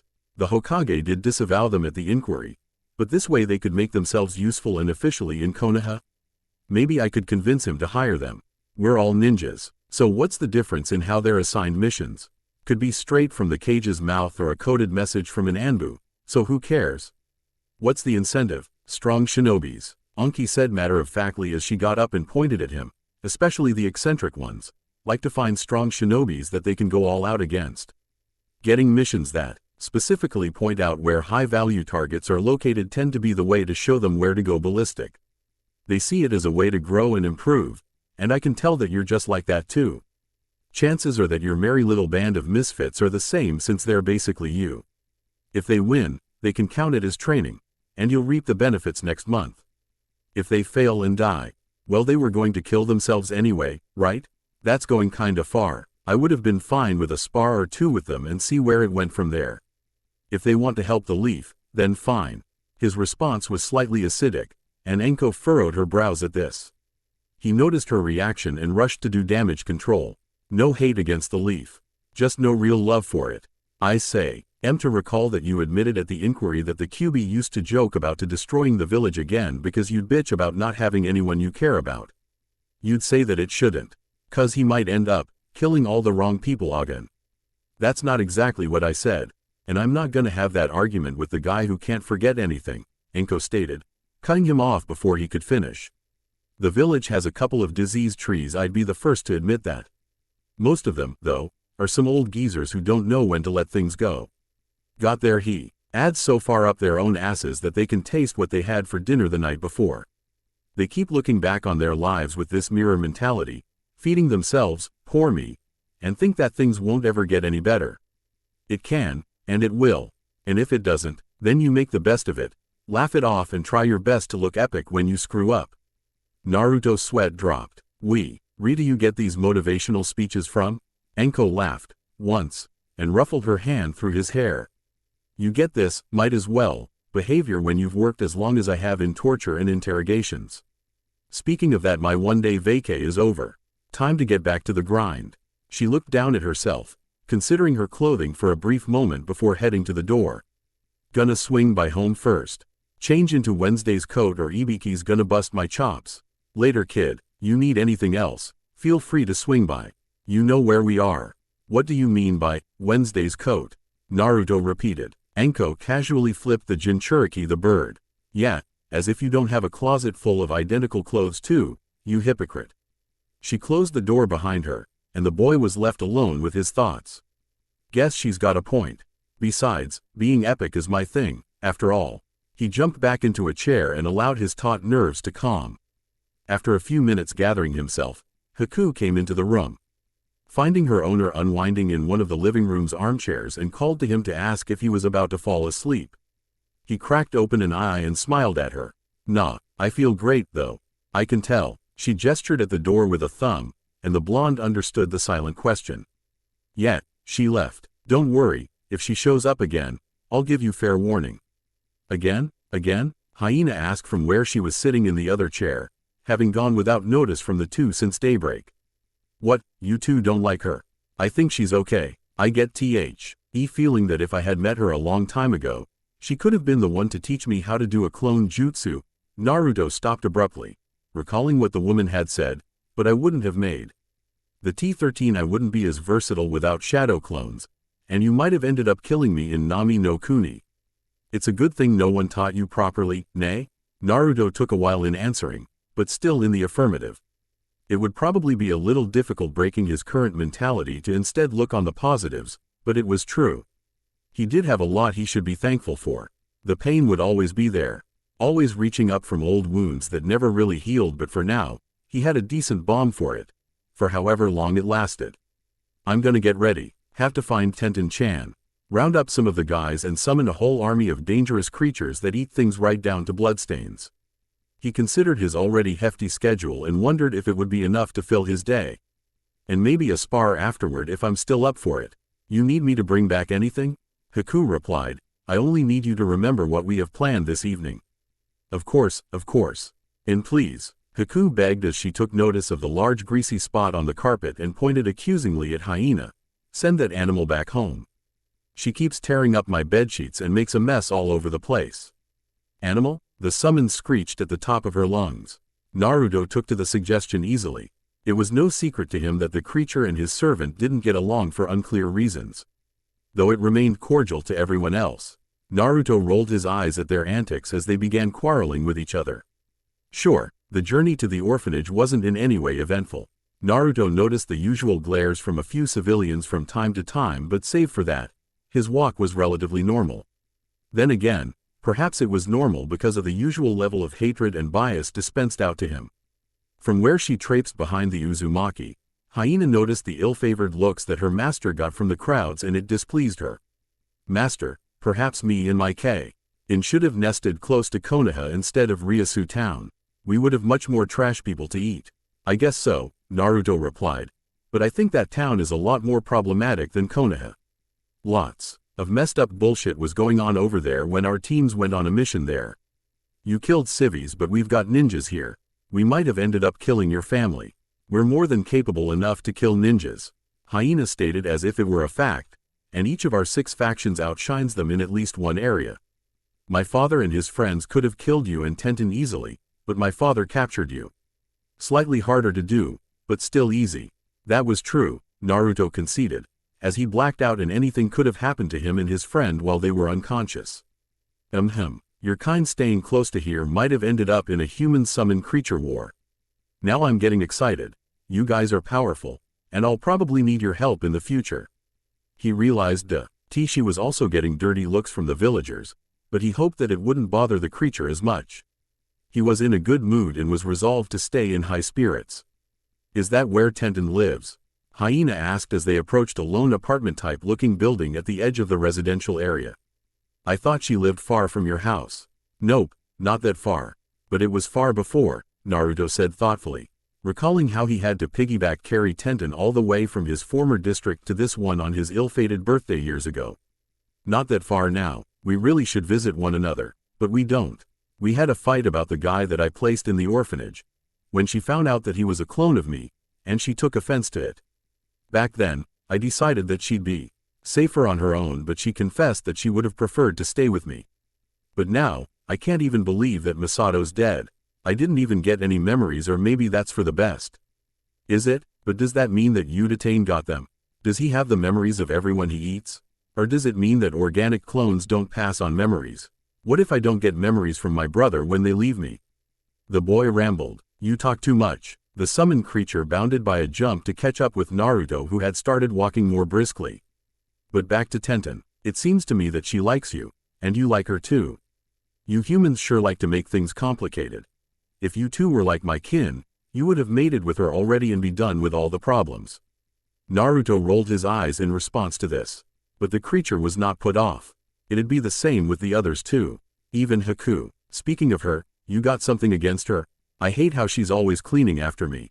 Naruto raised his eyebrow in confusion.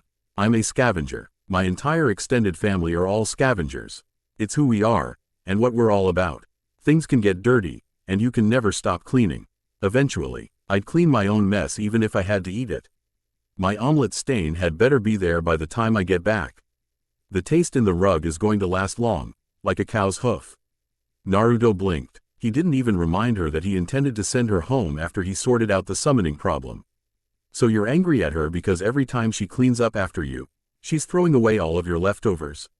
Yes. At the barked response, Naruto wondered if he could explain the ever-present dangers of germs and the need to keep a living space tidy. Then again, she was a summon. He wasn't sure if they got sick. Being scavengers, creatures that had white feces because they ate everything including bones, he wondered if they could get sick. What could he say? In the future, you can have your own space. You can keep all of your little treats and leftovers in there. But don't try to make Haku-chan miserable. Ripping up her bedsheets out of spite isn't gonna fly. If you don't treat her right, we're gonna put you outside. We're trying to treat you good, and I don't want you to try to take advantage of that. Got that? HMPH. Fine. They made it to the orphanage in good time, though it wasn't all well. Just as Naruto and his tagalong arrived, someone had just exited the building's front door, almost slamming the door behind her. The woman fumed as she left, and Naruto recognized her as the woman who had been the caretaker of the orphanage that he used to stay in when he was far younger. He had a few vague bitter memories of the woman, and she was easily identifiable. Her facial features had only gotten aged, but hardly any different. She saw and instantly recognized him. She tried not to make it obvious that she did, whether it was out of shame from before or trying to preserve her current dignity.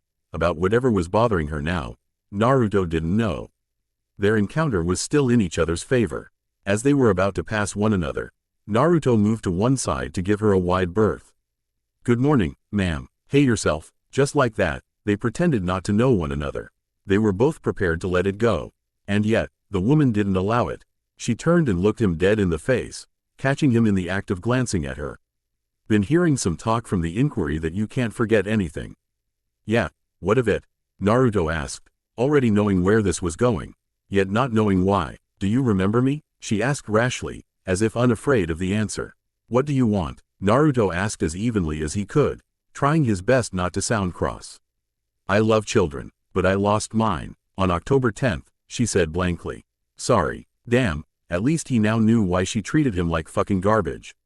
"My mother always used to say had people who were once extremely sick become the best doctors because they know exactly how the sick are feeling, what they need and what they want." She looked down. "I'm not apologizing for what I did to you. In fact, I'm wondering if I should be proud of myself." Naruto splintered. "How come?" he asked in surprise, his eyebrows nearly lifting off of his face. "Those kids in there didn't want me. So far as I know, I'm the third caretaker that Hokage-sama has sent to take care of this orphanage, but the children don't want any of us.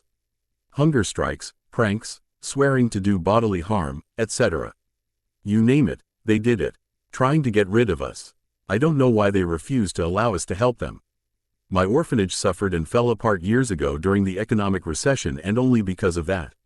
And some of these same kids used to be in my care up until when it was shut down, so they should know me. I treated them all well, but it's as if they don't remember or care." The woman strangely gazed at Naruto, suddenly unsure if she should make her point or not. She soon defaulted, however, and spoke bluntly. "I suppose I treated you well, too. A sick person knows how to take care of the sick in the same way that an orphan knows how to take care of orphans. I mistreated the worst orphan and turned him into the best caretaker for orphans. They claim to want to run themselves. And if they should get any more caretakers, it has to be you and the girl named Tenten, and they don't want anyone else." That was true, in a way, Naruto admitted to himself, but this woman must have gone off the deep end. "That's why you're wondering if you should be proud of yourself. You've got a messed up way of thinking, lady." Naruto didn't mince his words, "And for the record, I think you ought to get your head checked. But I'll admit you have a point. Now get out of here, and don't come back. Take care, you bastard." Turning on her heel, she swiftly made her retreat and was soon gone. Ina had barely understood what had just transpired, but didn't mull or pester Naruto about it. She merely hurried him up, telling him that his bigger problem was more urgent. "I wonder what my would say after you've put this off for so long." Naruto went blue in the face as he recalled the huge hyena summon whose presence commanded groveling respect and fear, and walked a little faster. "That's it, a little more pep in your step. Keep doing that and I'll tell him that you got caught up in some important matters so he won't kill you." Naruto nodded stiffly. "Please and thanks." He scratched his head in sudden worry, thinking about what the woman had said. She didn't seem too fussy about me being Kurama's Jinchuriki. Maybe she got over it, or it just got really old. Either way, I think I got some cause to worry. The children here would have eventually found out that Masato is my clone, either from rumors that started up from the inquiry or because Tenten told them. His eyes widened as he got to the large veranda. "I wonder if they know all who and what I am. Does it matter? Of course it matters. They shouldn't want to associate with me or my clones or my brothers, or the villagers will just lump them with me. They'd get ostracized, maybe even lynched when I'm not around to defend them." "You've made your decisions, and they'll make theirs," Hyena said quietly. It was so uncharacteristic for the young predator to speak so wisely, and it was enough to give the blonde some pause. He thought about it just long enough to comprehend what she meant, before nodding tightly to her. "All right, besides, Tenten knows me the best. And she knew what would happen. She can't tell them what I am, anyway, or she'll get executed. I gotta believe that she's got the situation handled, even though these kids have been doing things that we're all going to regret later. Approaching the door, he was about to knock, but it was yanked open before he could. Tenten emerged in the doorway. And looked at him with nervous interest. "Oh, hey," she said, greeted hesitantly. "What brings you here?" The boy realized that she must have spotted him earlier, or sensed him, the second being likelier. "See who I've got with me. It's Hyena. Today, we're gonna sort out the summoning situation. You're probably training for the exams, but I'd appreciate your help with this. My chakra's not so great for jutsus. So what makes you think that I can summon anything? No way am I just going to waste a day doing something I might not be able to do.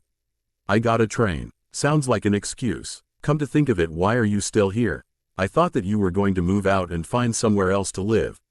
Tenten shrugged. "I changed my mind. See you later." With that, she closed the door abruptly before he could even stop her. On the other side, he could hear the shenanigans transpiring in the interior and was astonished. It's just like what that woman said, she's taking care of the kids, so that could be why she doesn't want to leave. I guess I could make do without her, but I thought we would be able to hang out. His thoughts were interrupted by childish screams and squeals on the inside. Those of the children asking Tenten if it was Naruto, who was outside on the porch. "Yes," Tenten was saying, "but he's leaving. He was just passing by." It was then that everyone was yelling that they wanted to meet him. "I don't do well with crowds," Naruto mumbled. As he was about to take his leave, the door reopened, and Tenten came out, this time armed with her weapon scrolls and pouches. "Alright, we're going. It's only been 30 seconds and they're giving me too much attitude so early in the morning." "That's not the reason why you didn't want to come with me in the first place," Naruto observed. "It's something else, and there's gotta be another reason why you're coming now." Tenten shrugged her shoulders. "You're perceptive, I guess. There are 2 reasons, I guess. For starters, your brothers detest me. They think I hate them because they're like Misato. And the other reason? I should probably learn how to summon. For the exams, I mean. It's not like I'm using my chakra for much else other than triggering bomb tags." Naruto replied. "That doesn't sound like the truth." "Well, since I'm the lie detector here, I get to decide what the truth is," Tenten said sly. As they started walking off with Hyena in tow. "Let's go. You're going to where your Team 13 is?" "Tenacious 13, Naruto corrected. "And yeah, that's where we're going. I could be in trouble with the summons already, so I don't want to go to Training Ground 4, 'cause they probably wouldn't appreciate spawning into a wasteland." "You turned it into that. Bunshin Debakua boy." Tenten's hairs seemed to stand on end for a moment as if she had a mini panic. "Oh no, let's hurry up and get out of here." Just as she spoke, the door was yanked open and children started pouring out, yelling as they did. Naruto stopped to look at them, though he wasn't sure if he liked how they looked at him. "Is that him, Tenten-chan? Is he your boyfriend?" a girl asked eagerly. "He does look like Misato." "Hey, could we talk to you for a minute? It's really important." At this, Tenten grabbed Naruto's hands and tugged on him to hint that he should make haste. "Come on, Naruto-kun. It'll be bad if they surround you, believe me. They'll ask you an impossible question, one that you shouldn't answer." Tenten's face became downcast. "Please, let's just go." Naruto hesitated just a little bit longer. Whoa. Entering what this impossible question business deal was about. Was it hard to answer, like an equation, or some sort of riddle? He didn't dare dawdle anymore, and they started running, before Ninja leaping away. "Hey," Hyena bawled as she was left in the throng of children. "Wait for me, you stupid ninja." "You've been quiet," Naruto remarked as they tree-hopped through the forest at the edge of the training grounds towards where his team was hiding out. "We've been fighting, so yeah, this is super awkward. I feel awkward, you feel awkward. My senses make me feel what you feel, so then I'll feel twice as bad. And then you'll feel worse from proximity. It's endless feedback. Because of our fight." Naruto nearly laughed out loud. "No, we weren't fighting. We only had a little disagreement. Friends can have those. I guess it's about Misato, huh?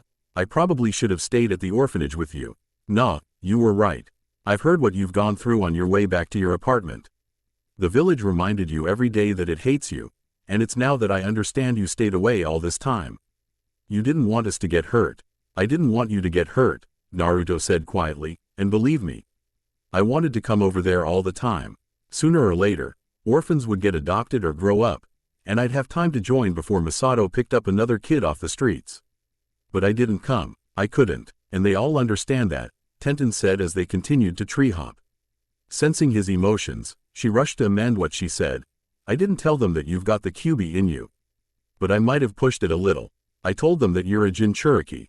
Dumbed it down, but they don't know it's Kurama. Well, shit, Naruto sighed heavily. Hope they can keep their mouth shut. Or we're gonna hear about this from the Hokage later. Tenten nodded. I did. They won't talk. I guess it's like an unspoken orphan code. What happens at the orphanage stays at the orphanage. They all look up to you now, just because of what Masato was like. They believe that you're just like him, and I didn't tell them that you weren't.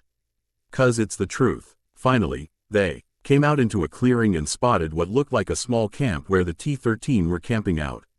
Tenten's face soured a bit when she saw the boys, and Naruto recalled what she had said earlier regarding them. They are clones, but they have my blood, so it makes them my brothers. They develop their own personalities, and that's why they're people. I sense that from this Masato affair that you don't think of them as clones anymore. Just act like it, or just come right out and tell them that, and they'll change. If they don't, I'll change their minds. It won't be so simple, Naruto-kun. Ever since my ability started developing, it's only gotten stronger. I can sense everything in a town, from everyone's paranoia of each other, like a huge network. I can see myself from other people's perspectives. But most importantly, I'm an empath. I can sense other people's emotions. Tenten turned and looked Naruto dead in the eyes. Even if they say that they don't mind me anymore, their emotions would tell me differently. Since they're clones of the original, if they hate me, it'd just be a reflection of what you think. That's what hurts me, to have a bunch of Naruto-kuns tell me that they hate my guts. Naruto grumbled heatedly to himself. You're only making a circular logic problem for yourself. We already agreed that they're people. They can make their own choices and decide who they like. You can't please everybody. They're based on you. At this point, some of them only look like me, but I don't know where some of the outrageous attitudes come from. You said that some of them don't like you. Since you believe that they're copies of me, then being the vindictive bastard that I am, you probably said or did something that gave them a reason to. When this was said, Tenten thought of how she'd react to hearing that Masato was a clone and how much she was against the idea, and reflected those feelings to others in the T-13. However, it was averse to how she now felt and wanted to let them know. Naruto gazed at the girl, wondering what was wrong, and scratched his head. He coveted her empathetic sensory ability because then he could properly console her by knowing what her problem was specifically. Just bear with it, okay? Tenten-chan, you're acting weird. Forget about the kids and the T-13 for a second. Are you doing okay? I'm okay, Tenten muttered. Let's just get this over with. She looked out into the expansive clearing where the boys were, marveling at how their camp was set up. There were a few large tents, but there were impressions in the low grass too. Indicate that most, if not all, preferred to sleep outside. There were assorted installments as well for cooking and washing, and she had to wonder if they were living there, since this was all a sort of semi-permanent living space. Well, this is all pretty useless. Anyone could find them if they made a decent effort. I heard that they're outlawed and wanted for extradition to other countries for outrageous weapons and jutsu thefts and the like, but it's like no one's really pursuing any of them. If that's the case, then why are they hiding out? It's obvious when you're here in the location itself, but it's a great hiding spot. A voice whispered in her ear, making her jump. Because we still watch out for Ito too, don't you agree? Tenten looked around wildly to find the person who had frightened her out of her wits. Only to find that it was one of the Naruto's brethren. He was attired much the same in the original outfit, though his sleeves had been ripped off, and he was wearing a large wolf as a headdress. Coupled with his feral mask, he posed as a very intimidating character. Furthermore, he seemed to be armed to the teeth with more traditional weapons that shinobis used most. Notably of which was a taut-looking compound bow that was strapped to his back, and a johio, rope dart, made with ninja wire and wrapped around his padded wrist. Finally, one of the strangest things his features was that his eyes were closed tightly, and only opened them after he realized his faux pas of scaring her, and pulled down his mask to reveal a falsified smile. Oh, my apologies. Did I startle you? He said in his low volume. Well, I suppose my theory was right. You can sense people who are within a field of vision of one another, and stalkers who are looking directly at you. You're Blind to those who aren't spotted by anyone or by looking at you and are suppressing their intents and emotions. Not that tall in order, I believe. Said plainly, you can't see people who are hiding with their eyes closed. If I can't see you, you can't see me. A bit like that old damnable proverb, don't you think? Tenten thought that he was crazy. Just a warning, your sensory ability can be easily thwarted as I've just demonstrated. It has its weaknesses too, and the more powerful the ability, all the easier for you to rely on it too much. Simple countermeasures can lead to your easy defeat. The girl was seriously wondering if she should turn back and go home, but the boy's strange smile widened, as though trying to assure her that he meant well. While he had Naruto's face, his efforts still failed, as if this particular boy was unused to smiling or showing any genuine emotion whatsoever. Tenten was starting to believe that he reminded her of the Naruto who faked his happiness to hide his sadness. But she aggressively pushed away the thought. Good morning, Tenten-sama. My name's Narkira. The guys call me Fate, Cleaner, Ripper, Heartless, Archer, the Empty. Call me whichever you like. I'm the assassin of the group. He held out his hand to shake, which she hesitantly reciprocated. I heard what you said. We're people, and that comes with having particular likes and dislikes and fair effects. Some of us might not particularly care for you, sure, but some of us are in your corner. Remember that, won't you? And which one are you, seeing as you nearly gave me a heart attack? He neglected to answer at first because Naruto was staring at him as if trying to read his mind. He settled for a shrug to show nonchalance and made his reply, get to know us, and you'll find out. That's what you usually do in the village, isn't it? Get to know people that you'd like to be friends with? Slowly but surely, Tenten felt herself losing the funk that she had gotten trapped in since her empathic abilities had evolved and her falling out with the tenacious 13 members. You got a point, Assassin-san. But why did Naruto make you? Aren't ninjas basically assassins? Traditionally, yes, and we still are. In my opinion, however, we've gone astray by getting louder with our techniques and have all become lax, even doing odd jobs and common chores. Me? I trespass. I steal. I hunt. I murder. I dispose. I'm the reason you sometimes look over your shoulder when you're walking in the street but see no one. I can track and find anyone. Most importantly, most of people I've killed no one knows they're dead. Everyone just thinks they're missing. That's who I am. Tenten took a step away from him, uncomfortable. Damn, you're edgier than Sasuke. That's entirely unlike Naruto-kun. So where does it come from? He merely gave her another fake smile before running ahead of her to the rest of the clones in the camp who were starting to fall into line, as if on cue. Spying something strange about the boy, she gestured at him to Naruto and told him her observation. He just stepped on a dry twig, but he made less noise than when I'm walking in the grass. Is he wearing cloth moccasins? He walks even quieter than a grave. Yeah, he's spooked me a couple of times before, Naruto admitted. His codename was Fate in Nami no Kuni. He used a lot of arrows back then, so I guess they ended up calling him Archer, too. But this, the Empty, nickname is new. But I like Ripper. Or is that really too edgy? Tenten looked at him, gobsmacked. Why the hell did he turn out like this? Isn't he based on you? I dunno, hard bounty hunting, I guess? It's weird and awesome how it roughly took a half year for everyone to grow up into people I barely recognize, even when they're clones. He squinted his eyes as he and Tenten approached the boys, and he loudly announced why he was there with Tenten. So since Tenten-chan and I already signed their contract, we're just going to start summoning. Yeah, a question, one said. She's got abysmal reserves compared to you. So why don't you do this by yourself? Besides, don't you have us? She's got a right to summon them too. She signed the contract. Even if I end up summoning the most, she'll get to know the ones she meets. Sounds to me like you just admitted you're summoning the big ones, and she's summoning the small fry.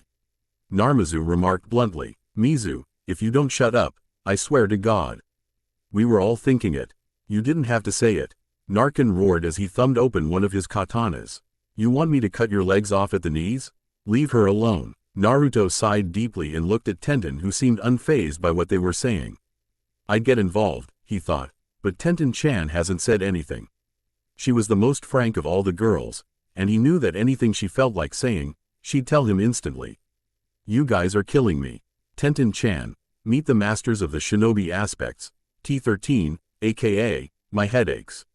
Headaches, meet Tenten-chan. Most said, hello, back. being the ones who liked her and the ones who didn't care much for animosity anyway, such as Narshaku. Hi, Tenten, name's Narbure. Folks call me Psychosis. It fits. We've met before. In case you forget our names, just watch, take a hint from our symbolic crests. We all wear them somewhere. Or you can memorize hairstyles. As you can see, a few of us went a little crazy with hair dyes. Except for Narsensa, he said hesitantly, knowing that he was getting glared at by the censor. Poor bastard drew short straw with some bad chemicals. So he had to shave off everything. He's a bald pussy. Tenten had neglected to comment that it looked weird seeing so many Narutos with different hairstyles and the other self-inflicted distinguishing marks, but didn't dare say it, knowing that the team's censor was the worst-tempered. That was even more proven when he became incensed and pulled out his baton and nearly knocked Psychosis's head sideways with it. The small meet and greet that Tenten tried to follow up with didn't go so well, and Tenten regretted stepping foot out of the orphanage for the umpteenth time. I'm gonna can we just start the summoning? Tenten had already walked off to the narrower area of the clearing and Naruto jogged to catch up to her. Kinda messing me up back there. It's like a melting pot of different emotions back there. Oh, but fair enough effort. You're hanging around with them better than expected. Haven't said anything to them worthwhile. You said something, and that's a good start, right? At that point, Tenten grabbed her head, her face twisting in a pained expression. What's wrong? You think I'm awkward? I know what you're feeling. Naruto nervously looked away. Before he could answer, he suddenly shifted, as if disappearing, and in his place was Narkira himself, and his face was plain. Excuse me. He turned and waved to Naruto, whom he had ostensibly Kawarami'd with and left behind with the others in the group. Don't worry, boss, he called, his low voice barely carrying back to the others as if he was afraid of shouting too loudly. I'll take care of her. What do you mean, take care of me? The girl balked, her eye twitching uncontrollably.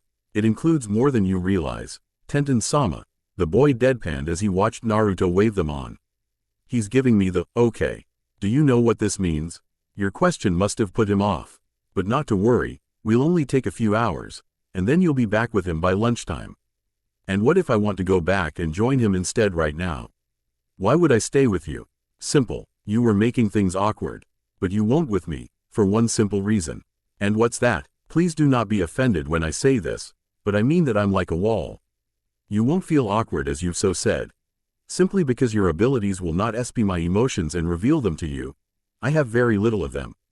If any, I'm just about the closest thing to normalcy you've had before you've cultivated this ability, and around me, you can speak freely and without discomfort. Perhaps even treat me as a surrogate Naruto until you're ready to face him later. For now, we'll sort through your emotional baggage, and then we'll damage you again. Damage me? Of course. You're better off accepting that you're broken. You're in a sorry state, trying to make yourself into something you're not, and it's making you miserable. Trying to make yourself think you're strong now? Ying to become perfect, to compete with Hinata the princess? Who knows? And what would you know about that? Honestly, Tenten was already feeling drained and it wasn't even 10 am. Narkira or Fate, or Assassin or Cleaner or Hardtrip or whatever the hell you're called, just. Shall we go? He asked with a soft philosophical air. She gave up. What else could she do? He did bring up some interesting points. And some time away from being exposed to everyone's emotions would be great right now. Sure, she slammed her hand down. Summoning jutsu, there was a mini explosion of smoke and tent. And looked forward to meeting whatever creature she had summoned, but she didn't see any. She groaned loudly in disappointment for the umpteenth time before fate told her to try again. They were in another training ground altogether, with the Higurashi trying to summon a creature from the scavengers. She had already known the hand seals for the summoning, but for the past hour, she'd been unsuccessful. It was perfectly understandable that she'd be pissed off. You could help, you know. I thought everyone was going to summon. Perhaps we all will, and I shall certainly try. Since the boss's blood is used on the contract, I should be able to summon too. However, I'll only attempt it after you've successfully summoned a creature. But why? Tenten demanded. As she had to know. It'll be too distracting. If I fail, you'd have more riding on you to succeed. But if I do it correctly when in some senses where I should have failed, it'll only serve to intimidate you. You won't win anyway. You talking to me is a distraction. There are certain kinds of distractions. There is a helpful kind, during which one sometimes figure out solutions to problems that they didn't know they had. Regardless of whether this even happens, I will help you otherwise. Feel free to talk to me. If you don't have any topics, I'll offer them. Why'd you swap yourself in with Naruto? Tenten mumbled as she forked her fingers to bleed a little more before attempting to summon again, only to fail. Obviously, blood wasn't going to be an issue. Or maybe she didn't sign the contract properly. Was penmanship a problem? There'd be no way to fix it now if that was the problem. You were hurting your chances, Fate said simply, breaking her out of her disastrous musings, by accusing him of something that he was not to be blamed for. From what I understand, you're upset about Masato. You and the children at the orphanage are all questioning why it is that Masato is dead, why Naruto seems unaffected, and the so-called impossible question. Nani, how did you know about that? Tenten hissed angrily. Have you been sneaking around the orphanage? I have, he said nonchalantly. On the roof, and listened at windows. Regardless of how I came to know, the fact is that I know. I already hate you, Tenten grumbled as she felt a now too familiar pang of loss. I wish it was the team's blacksmith that lick. Edme could have at least gotten some great weapons. But what do you mean that I was hurting my chances? It's a part of the same reason why he doesn't like you. I'm not allowed to say this, but I'll leak this to you. There are 12 of us brothers, and each of the 4 girls has 3 of us backing them. And 3 boys are rooting for each girl to get together with Naruto? Tenten guessed.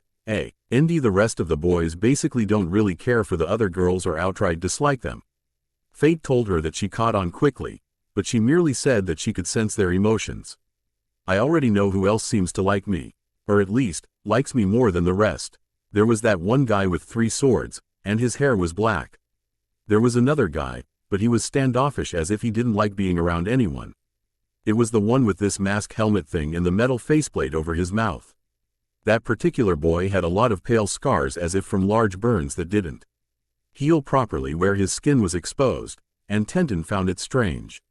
She was aware that the boys had extreme healing factors, which implied that the boy she was describing probably burned himself through many accidents. Or scarred himself through fire on purpose.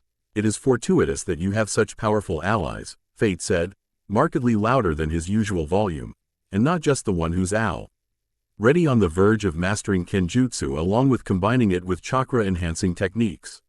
There's also Narukasai. Tenten felt elated all of a sudden. Fate didn't sound excitable, but his behavior suggested respect and excitement. Narukasai sounds like a big deal. What is his power? She asked as she tried to summon again, only to fail, though was caring less and less about her repeated failures. This topic was getting interesting. Fate favored her with a grin. There are 5 powerhouses among us.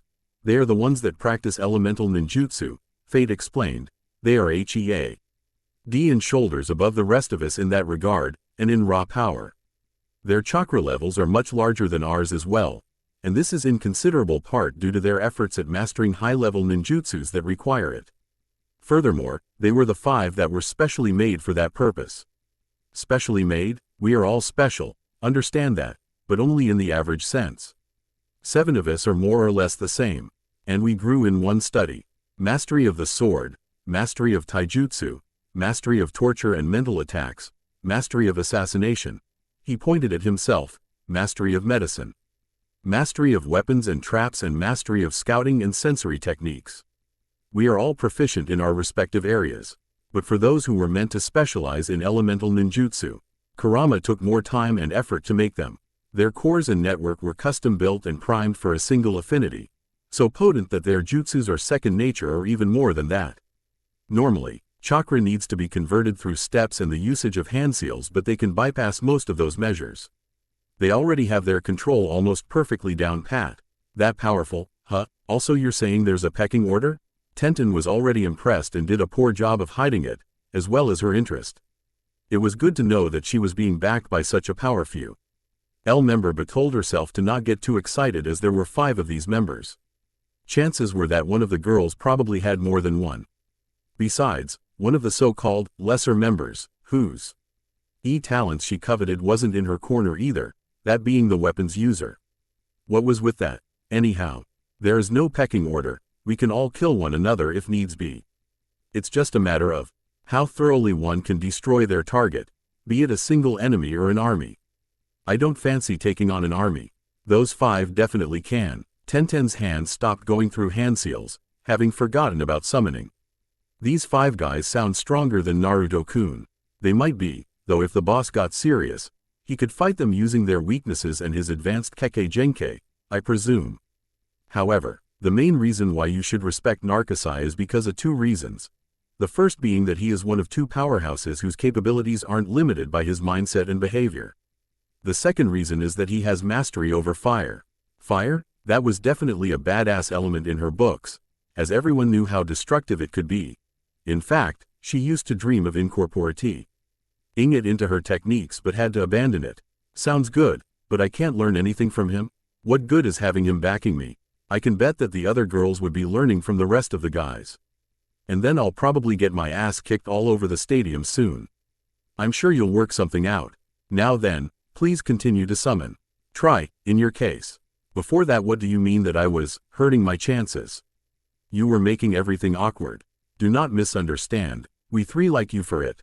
A flaw or 2 helps you to bond with the boss, as he feels that he cannot relate to those who've had better lives, or seem to live without flaws. Hinata, Tenten murmured. She especially, Fate agreed, but you were making him feel uncomfortable, even though he was making a conscious effort to negate this.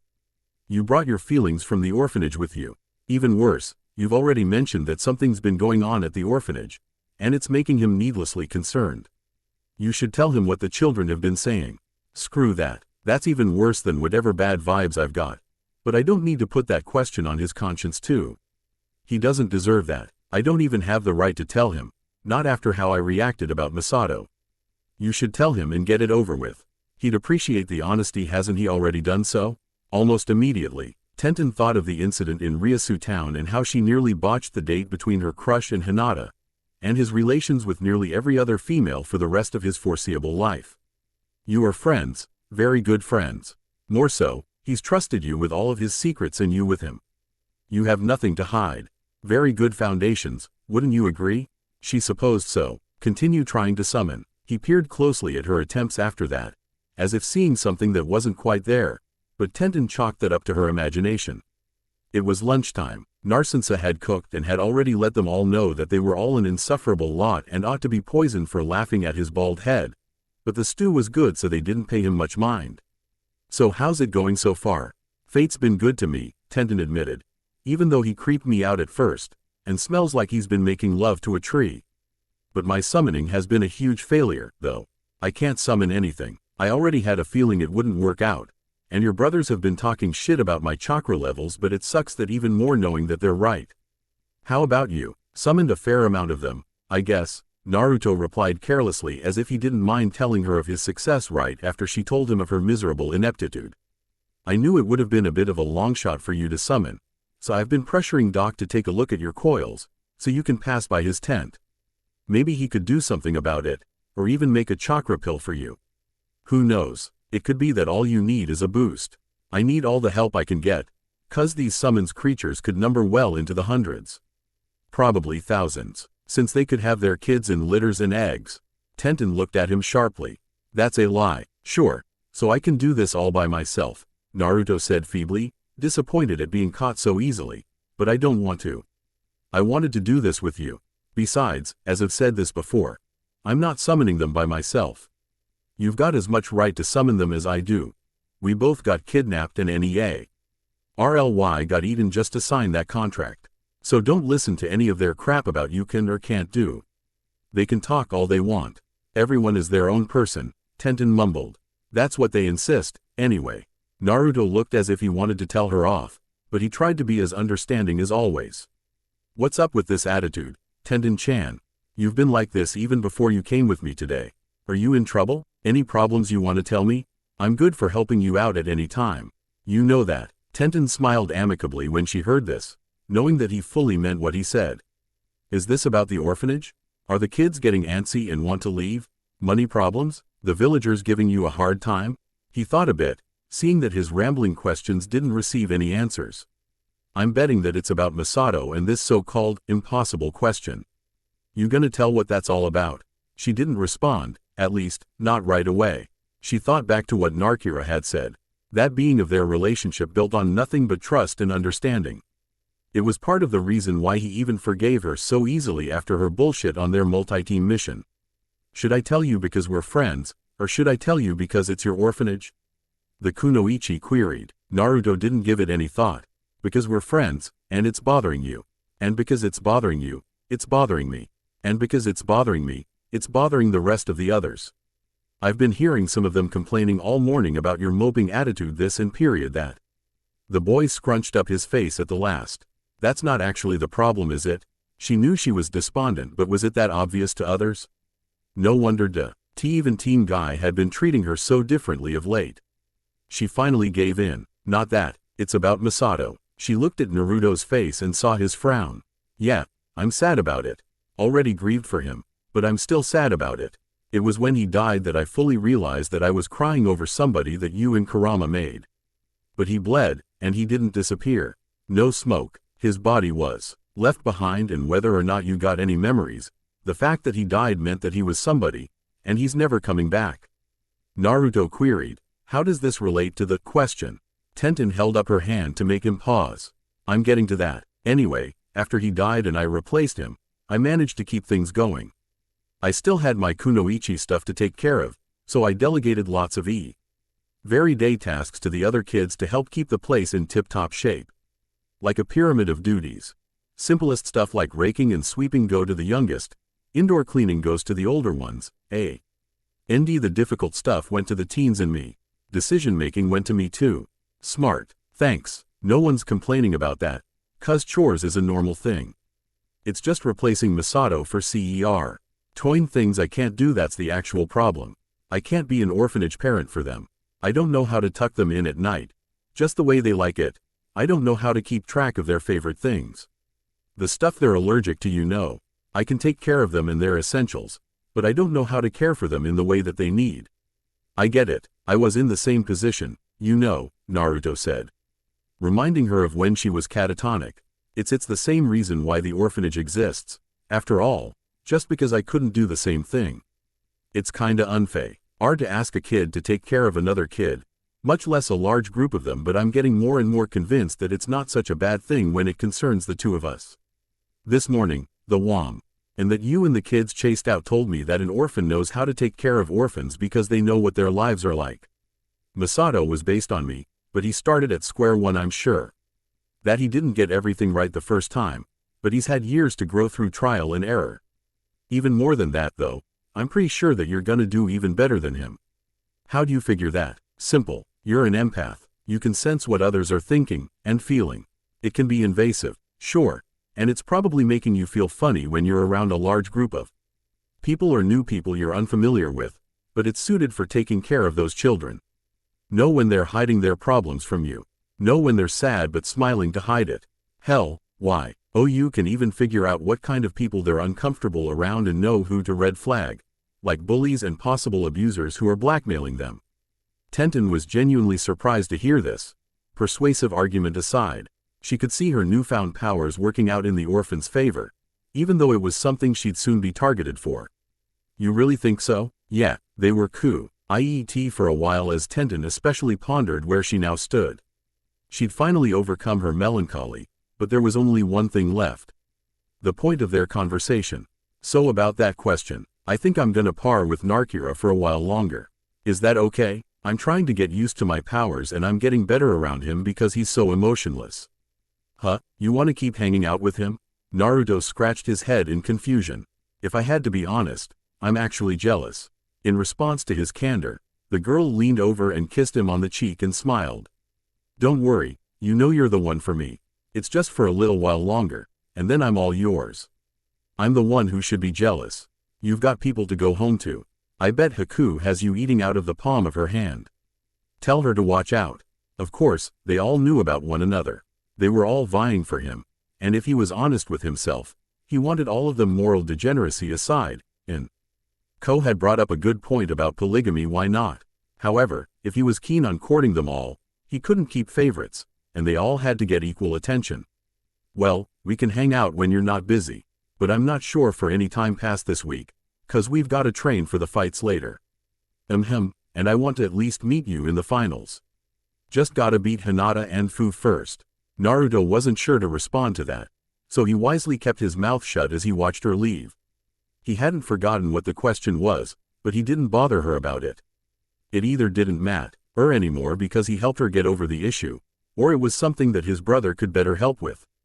Truthfully, it did ruffle his feathers to know that NARUTO, his assassination specialist, of all people, was somehow better at being sympathetic to a problem when he was nicknamed the Empty by everyone else. I guess we'll find out. Back to the grind, then. This sucks, Tenten yelled in exasperation. Naruto continued to play with a tomahawk, tossing it up and down and catching it by the handle.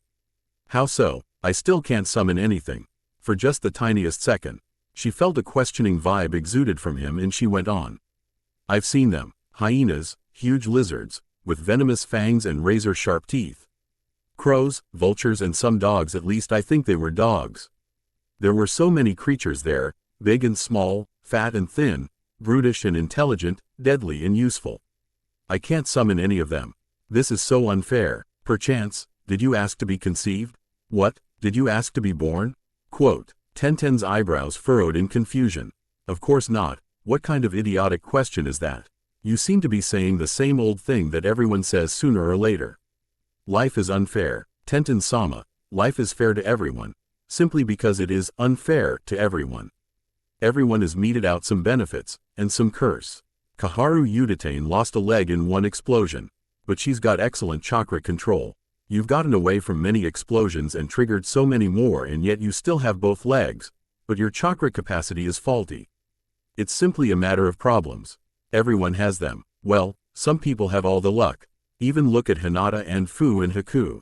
Haku gets to live in a swell house. Naruto-kun's probably digs exotic-looking kai. CKS like Fu and Hinata's basically a princess. And I'm right here, she complained, holding up one of her broken kunais, like this thing. I'm second-rate at best. Fate contemplated his counter-argument for a bit. I've been spying in the Hyuga compound, he said quietly, easy because they're forbidden from using the Byakugan for the most part. From what I've learned, Hinata will have to leave the clan to fully pursue a relationship with Naruto. Until then, most of her family hates her for it. They consider her a traitor to the Hyuga clan and are quite abusive when her parents aren't around. In order to be with the boss, she has to lose the support of her family. Rather unfortunate for anyone to make such a choice. Tenten was silent. This was news. Then there's Haku. The only reason she's even in that house with the boss is that she sold herself to the boss to get him to save Zabuza from Hunter Nin's father witnessed her Kekkei Genkei. San murdered Ka-san, and daughter murdered To-san, given up by her former master, Zabuza. Now, she lives in the Leaf in glorified exile from Kirigakure. Has to feel useful to Naruto or she'll kill herself. Not doing as well as you in the mental department, is she? Alright, so I spoke too soon. And Fu's a Jinchuriki, basically a circumstance like Naruto's, except she was abused all her life by her uncle in addition to being ostracized by the village. The usual Jinchuriki flavor, still no less tragic. Fate looked down his nose at her. It's easy to feel second-rate when you're overshadowed by those that seem superior to you, but everyone bleeds and feels pain the same. Even if you consider yourself as a broken kunai, you can still be repaired. If not, then you can be made useful for other things. You understand this best, as why you repair and refurbish your weapons frequently, and are proficient with faulty ones than those who wield new ones. Tenten rolled her eyes. You're flattering. It's the truth. You're a failure, and yet you've managed to leave the academy with abysmal chakra. You've survived your time as a genin, not as simple as many already know. Just as I know that you've maintained and fixed your scavenged broken weapons or even combined them for other uses, the same can be done for you, and it already has. He reached down and picked up one of her kunais that was on the ground. One side was originally badly chipped and discarded by its former owner, but Tenten had used a file to increase the jaggedness even more while sharpening it, making the kunai's bad edge now serrated like shark teeth. Do not confuse broken with useless. Broken things and people can be repurposed. Not much difference. I've compared myself to the powerhouses of our group. You've seen what I can do, and you thought that I respected their power. I do, and their power is worthy of it. Despite that strength, we 12 are all proof that nothing is equal, except the fact that we are each lacking something. One is too nice and loose-lipped for secrets. One behaves as if he's mental, and I suspect he's inherited Naruto's depression. One is a loner and hates being around others. One is impatient and intolerant of mistakes. There is one who leaps into action without thinking while another is slow to act because of overthinking. You need to stop comparing yourself to other people. She still looked unconvinced. Narkira sighed. None of them can hunt, track and kill as I can. I've broken down the kawarimi and the shunshin to its basics. The substitution technique is the art of utilizing the right time to evade your opponent's attention and senses. And replace yourself with an object. The closer to your mass, the better, to avoid getting hurt. The shunshin is high-speed movement in one direction and usually grabs the enemy's attention if the user isn't fully adept. If they're capable enough, the enemy can easily determine your direction, where you'll end up, even what you'll do as soon as you return to normal speed. What's your point? In short, I can move at shunshin speeds while escaping anyone and anything's attention. You can't sense me by sight or feeling, paranoia, and I lack killing intent because I'm thoroughly desensitized to killing. It's why everyone else calls me the empty. I'm just about one of the only people who can sneak up on you. Who's an empathetic sensor? He smiled one of his try-hard smiles that didn't make Tenten feel any better. I'm going to use the broken side of this kunai and rip your skin to shreds. Her eyes widened. You wouldn't. I would. You don't get an nickname like mine unless you've hurt and killed people in ways that even hardened ninjas think is inhumane. His face was cold and serious. You're at a severe disadvantage. We're too far for any of he others to hear because their emotions disorient you. Chances of being aided by anyone else are extremely remote. Besides, we have a very good doctor. I've even seen him fade scars completely. He could patch you up, and until then, I could cut you all I like. Not being traumatized is also something worth being mentioned, correct? Think of that as an incentive to take this seriously. But why would you do this? Are you psycho? Why? Is this training or something? By now, the weapon's user was freaking out, already on guard. I can hurt you, he deadpanned, and I will. Think of me like Ito. I'll emulate him. Try to stop me, or at least escape me. And when you do, you'll finally understand. Understand what? No, no, no. He was already gone. He simply vanished. At first, Tenten decided that nothing about this sounded right. There was no way that he'd hurt her. In the name of training, sure, she could tolerate getting hurt if it meant that she would get stronger. But he clearly meant to wound her. And that was a wholly different thing. Wounds meant blood loss. Wounds meant fatal injuries, and both meant death. Before she could even curse, the kunai zipped past her waist from behind her, ripping through her blouse and the flesh of her belly widely gashed open as the blade flew into the dirt before her. There was so much blood already oozing from the wound, but she instinctively turned to look in the direction it came from, all while hissing in pain. Oh, fuck, I was even prepared for it. She didn't see him anywhere in the trees behind her. Glancing back at the kunai that had dug into the dirt, she saw with horror that it was gone. She had been careful to keep it in her peripherals, but she still didn't even see when and how he retrieved it. It simply disappeared, much like he did, like a phantom. I'm not in the mood for this fuckery. Not for any shitty training like this. That was, she yelled, but doubted he would stop. In the time it had taken her to shout, the kunai was thrown from somewhere and nicked her cheek. Her eyes had already started to follow the kunai to keep her eyes on it, but that didn't stop the assassination clone. He suddenly appeared before her, nailing her nose with a hard-knuckled fist, instantly breaking it and stifling her shriek to a squealing grunt. Now willing to be outdone, she grabbed his collar to ensure he couldn't avoid her reprisal. His strength was still so much superior to hers, though, and he wrung her arm off before catching her left hook in his palm. He pulled her in to knee her in the stomach, letting her collapse. Quote, "Good thing Naruto wasn't around watching, or he'd laugh at you.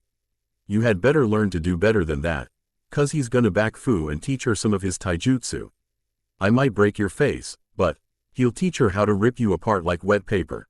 Leaving her slumped and dry heaving, he approached the kunai from where it had hitched into a tree and yanked it out. He was consciously aware she was already making a mad dash to make it back to the camp where Naruto and the others were gathered. He sighed as he watched her get entangled into some ninja wire he'd strung up around the tree. At just the right angle to be invisible to her, and she nearly cut herself to ribbons trying to get free. Trying to escape, I didn't even need the wire, to be honest. I could have just chased you. But assassination doesn't follow any rules, does it? If Ito wanted to kill you, that is, me, You would have been dead long before you even tried to run. You have to do better than that. Already battle. Why wounded? And it hadn't even been a full minute since he first threatened her. Tenten stopped to consider her options as she unfurled her scrolls, pulling out bomb tags. Her ideal choice was to either kill the crazy fuck or signal for help with an explosion, though she could feel her phobia start to act up over it. Not now, she growled in her mind. She stared ahead at the boy, and asked herself, how fast is he? Not fast, just quick, he replied from his distance as he walked towards her. She was stupefied at his keen sense of hearing and faltered. There's a difference. Lee is fast. Neji is quick. I just know where to go where you don't want me to be. What would come next is throat slitting. Or beheading, depending on if I'm hunting for bounties. But why are you doing this? This isn't some stupid training. Are you out to get me? It is training, and it's how I will train you. You've already unconsciously realized that the only thing required to stop me from using this kunai against you is to simply recapture your weapon. So I'm Ito. You can continue to use a paper bomb to presumably try to harm me and likely fail, or signal for help, only to be killed before help arrives. What would you do to fight off Ito? Who's always where you never expect him to be? You're the only one who can see and sense him, and it's the key to stop him. But he'll employ tactics like mine to avoid being detected until he strikes. What can a broken person like you do? She didn't know. Don't you see them, Tenten-sama? See what? Who? Narkira sighed regretfully. Forgive me, Tenten-sama. I was hoping that you would realize sooner than this. But I'll open your eyes. For the fleeting moment, she felt an emotion from him. It was a sad mixture of regret and a faltering feeling as if he actually didn't want to continue what he was doing. Yet, she could feel him trying to convince himself to persist, and Tenten, years later, still didn't understand why she nodded to him while putting the bomb tag away. And pulled a kusarigama out of a storage scroll, swinging the chain in preparation to counterattack whatever he did. She'd employ counteraction tactics, however useless they would be. Go right ahead, open them. There would be many more cuts and stabs in desperation before she realized just how useful she was, despite being a broken person. Just how valuable her tools were, despite some of them being damaged. Everything had a purpose. It didn't matter how cast off someone was or how derelict a tool ended up. Not everyone or everything was special. It was a hard truth that she had to swallow. Special people were meant to achieve a special purpose. Broken and non-special people, however, could be adapted to suit any role, like a spare square cut to fit an empty hole in a jigsaw puzzle, or patches in a quilt. Everything still had a purpose. Moving mountains was one thing. But what about a speck? What about them? It's been kinda productive. I haven't summoned any of the bosses though. I'm not sure if it's because I'm short of chakra or if I lack control. Maybe it's not even my fault, but they're just not coming. Naruto looked back at his companion who was walking. Ji with her eyes closed and shook his head in disapproval. Hey, keep that up and you're gonna trip and hurt yourself. You mean hurt worse than getting cut up by a guy that most of your brothers call the empty, because he's got no qualms killing anyone? Before Naruto could say anything to defend himself, Tenten mollified him. Relax, it's all good. He was really rough, but your people must get tons of good training when you've got a doctor like Doc, I guess. You can maim one another with real training, and get healed so quickly. She slightly lifted her blouse and smiled. Haven't got a single mark on me. He's like a miracle worker. She still hadn't opened her eyes. In fact, she hadn't opened them once since coming back with Fate from their summoning and training session, and honestly, it was starting to freak him out. So you know that from the lack of pain, right? How do you know that you don't have any marks on your skin? I can see everything around me. I can see neural. Why everything that's going on in Konoha right now. It looks like Hinata's training with Kurenai to learn how to do ninjutsu. I wonder which ones are gonna back her. Excuse me? A bead of cold sweat sprouted on her brow. Oh crap. He didn't know, she thought. Naruto had no idea that 4 sets of the boys were throwing their support behind each of the girls vying for him. It made sense, but how was she going to get out of this? I was thinking that people might bet on her, she half lied, to beat me in the finals. Naruto was flabbergasted. People are betting on winners? Already? Forget the betting. Which one of us are you gonna cheer for? Haku-chan. The weapons user squinted at the boy as if he had lost his mind. She's not in the Chunin exams. Exactly. I'm gonna keep my trap shut. Might stay healthier that way, or at least keep more body parts, the Uzumaki mumbled. We're not gonna kill you. she said as her eyes rolled underneath her eyelids, or castrate you just for showing a little favoritism. But between you and me, which of us do you like the most? I'll give you a couple of hints. She's got 2 legs, 2 arms, and her name starts with an alphabet letter. 10 heaved an exaggerated sigh when she heard this, knowing that her crush's sense of humor was something else. I feel bad for any of the 12 guys who winds up being the Joker. The what? It's just forget it. After a few more minutes of walking, they finally made it to the front gate of the orphanage.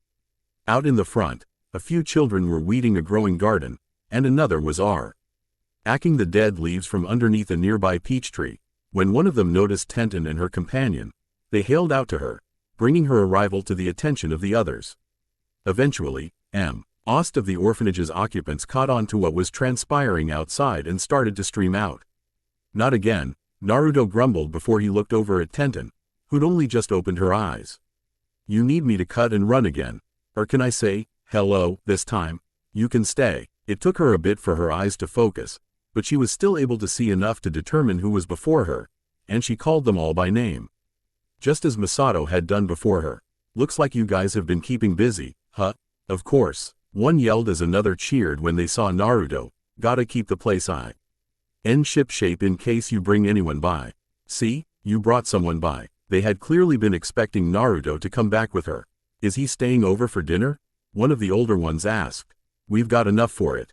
What about the peaches? Do you want some? They're about ready to fall off by themselves. I could lead you to a spot where we can get the best figs. Another declared, trying to get Naruto's attention by tugging on his sleeve. Need any extra hands where you live, Naruto-sama? I'm great at fixing things. Tenton stuck 2 fingers in her mouth and whistled shrilly to get everyone's attention. Alright, enough. He's here. He's not gonna run, and I'm not going to tell him to plug his ears. But don't try to butter him up. If you want him to ask him, then fine. Just ask. Though urged to, no one spoke. I know it's been rough, the weapons user said, her voice falling but not failing. Masato's dead. He's been like a father to us for so long. A lot of us got a chance to leave over the years. To get adopted by families who've passed through over the years, but we stayed, 'cause we already had one. Him the father, as his kids. We were the biggest family in Konohagakure, and we still are. We all lost our father.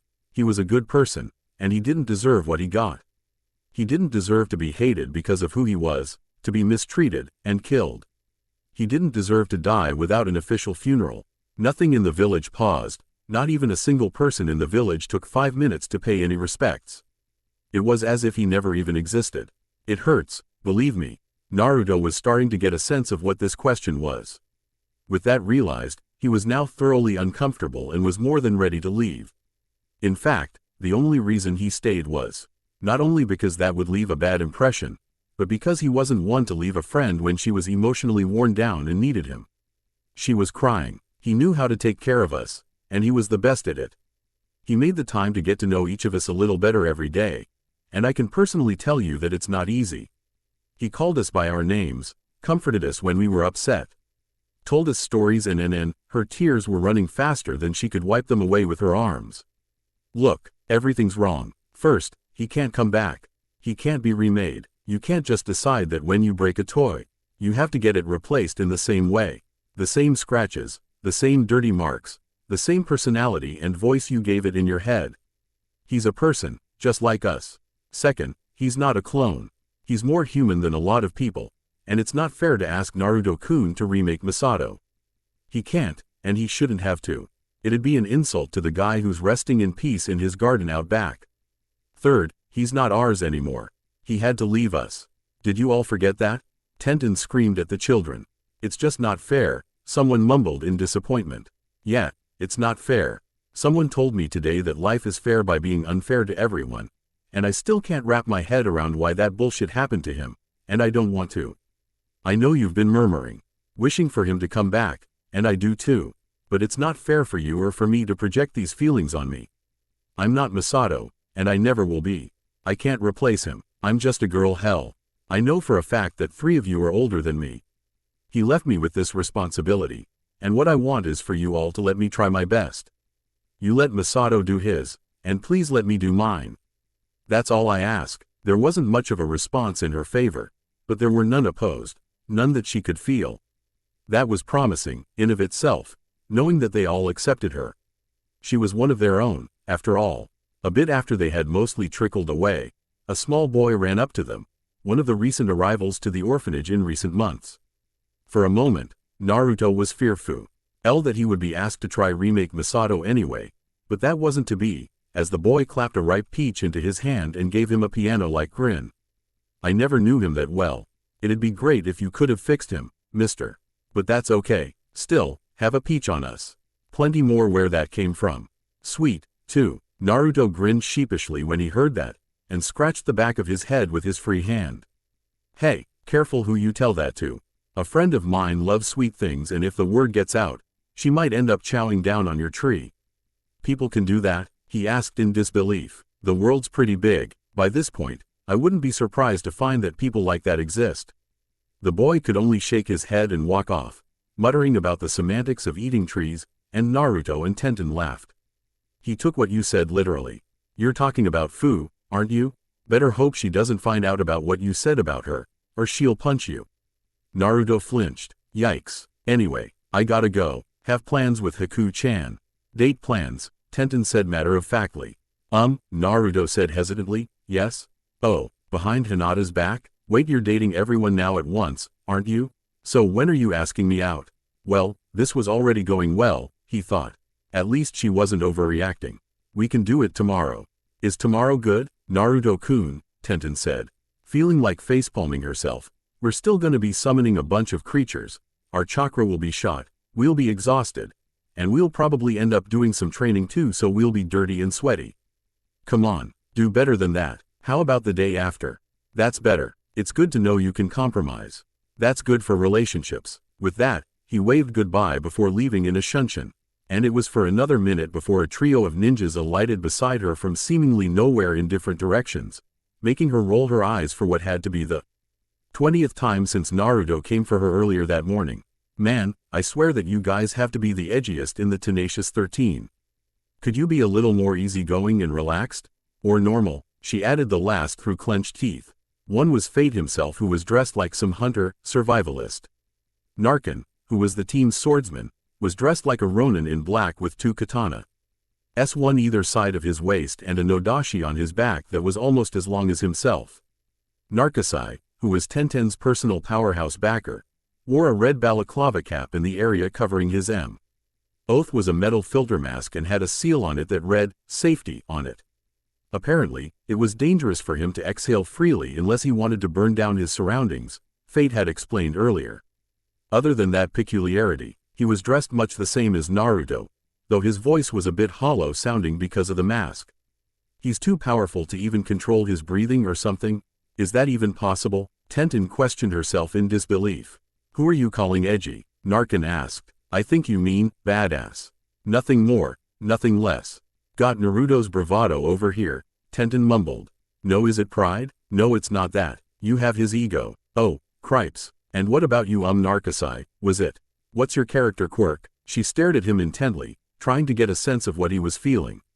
Only to realize that she didn't even need to try very hard. He was standing apart from the group with his feet pointing away from where they converged as if he were only halfway in and could leave at any time. It wasn't cautious of him, only distant. Oh, you're the loner, the one who doesn't like socializing because he's afraid of what others think of him. Or that pay, Opal might be better off without him around.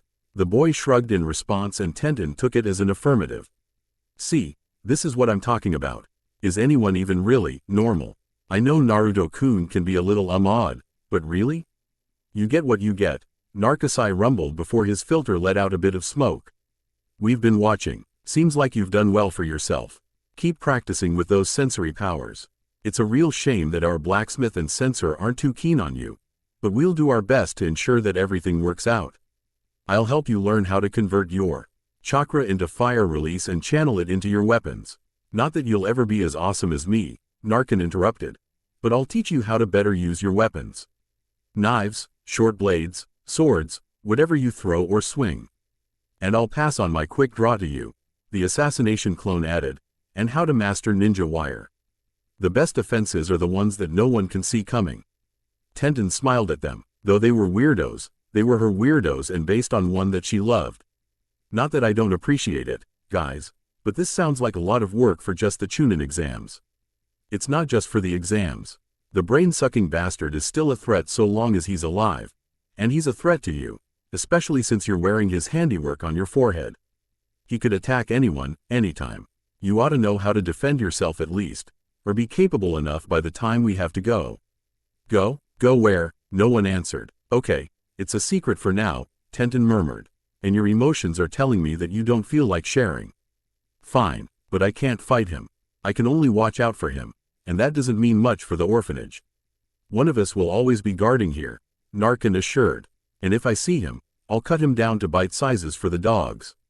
You should be happy that I'm taking the first watch. Old walking chimney here might accidentally commit arson, so you should take the time to start storing water in drums around the place.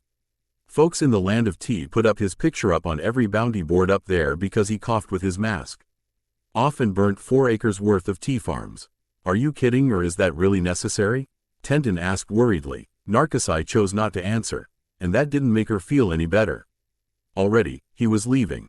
Having already said what he wanted, and Narkin was taking the first watch at the orphanage, just out of sight of the children but still within shouting distance from the veranda if trouble arose. It's not likely to happen. But Narkasai's getting better, still ever stronger, but his control is catching up to his power.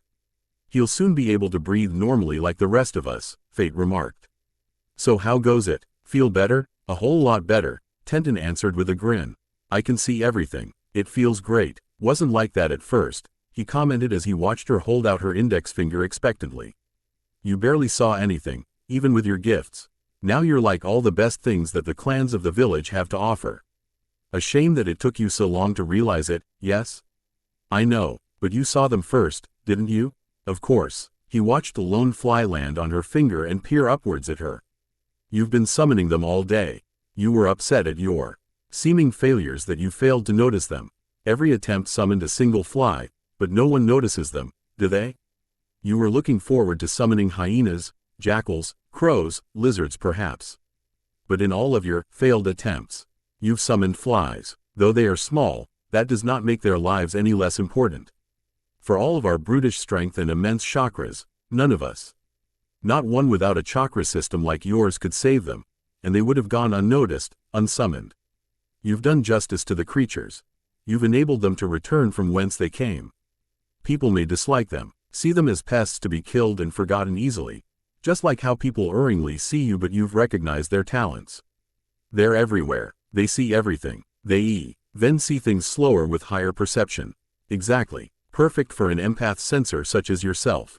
With a network of these, a chained vision that links them to one another throughout any street, any house, any encampment. Even entire villages. You can see and hear everything. Even if you were to get killed by Ito, he would never have this much benefit from taking back his ability, as he doesn't have the benefits of these summons. Fate felt a sense of relief, knowing that the day was productive. I'm glad to see you excel. Day after tomorrow, you will seduce Naruto, yes? You were listening? Of course I was. I'll think of some sort of activity to promote relationships, and I'll get back to you, yes? Tenten nodded. Sure, take care, Empty. The boy grinned back as he turned to leave. Stay safe, Tenten-sama. And might I add, that's my least favorite nickname, though the most appropriate. I know the truth hurts most of all. And now you know the truth too. Yes? Tenten went through the gate with her eyes tightly closed as a few flies here and there saw everything she wanted to see around her, even down to the very ants in her path that she stepped over. The truth is, I'm pretty awesome, aren't I? She said to herself with a growing grin as she went onto the veranda, entered and shut the door. Interlude. The meeting of the white-haired ones. A man traveled along the road, half-mindedly slapping at a mosquito that landed on his face, one of the very few places on his person that was exposed to the parasites that lingered in the cool evening air. It was almost dusk, and at a time that the wretched creatures were most active. He grumbled to himself about their high population as he ascertained why they were numerous in the area. While the warmest in the elemental nations, the weather around the leaf was now unusually humid as no rain had fallen recently. What was even more suspect were the puddles that littered about at the sides of the road that he was walking on. And in the very same that the mosquitoes were breeding. A road in a strict sense, as it was one of the main ones that lead to Konohagakure's east entrance and was well beaten by freq. NT travelers as it directly led to the residential areas of the village. Rich people tended to call it a broad dust path. To Jiraiya, it was 3 miles of hell. If this kept up, he was going to start losing weight. Probably should just tree run, he said to himself. He didn't immediately commit to the action, as he didn't feel like making any unnecessary haste than he was obligated to make. Then again, times were serious. Ito Udatane was getting out of control. He had been tamed over the years of his exile, retractable, even. Not anymore. To be honest, though, Jiraiya thought he preferred Ito over Hirako. It was a matter of picking the lesser of two evils. Both men started the same, lived the same, wanted the same things, but how did they turn out so differently? One had died, and his killer was now running around. He was cannibalizing the portions of the brain that imbued him with his victim's Kekkei Genkei, in addition to being able to transform himself into anyone whose DNA he'd assimilated through the procedure. He was a huge problem and one that his mentor had allowed to run unchecked for too long. Goddamn, Sarutobi-sensei, the man cursed as he clapped his hand against his cheek to kill a mosquito. Took you long enough. Your heart's too big, sometimes. This was not to say that he didn't understand the man. Blood mattered little to him. As Minato's father, he couldn't bring himself to kill him if he had gone so far astray as Ito himself had done. And what of Minato's son? He'd heard a lot through his spy network, even stationed within the Hidden Leaf itself. Blood, Jiraiya muttered. Sometimes, it's all that matters. He's got his father's own, doesn't he? It's a spoilt secret that he's got Kekkei Genkei that even the kid himself doesn't know everything about. It's probably what saved him from not spilling too much info. Lucky enough that his dad and I are the only ones who know about it. The 8, not even Minato had fully managed to master all of its facets in time, as he had developed it in adulthood, not too long before he died.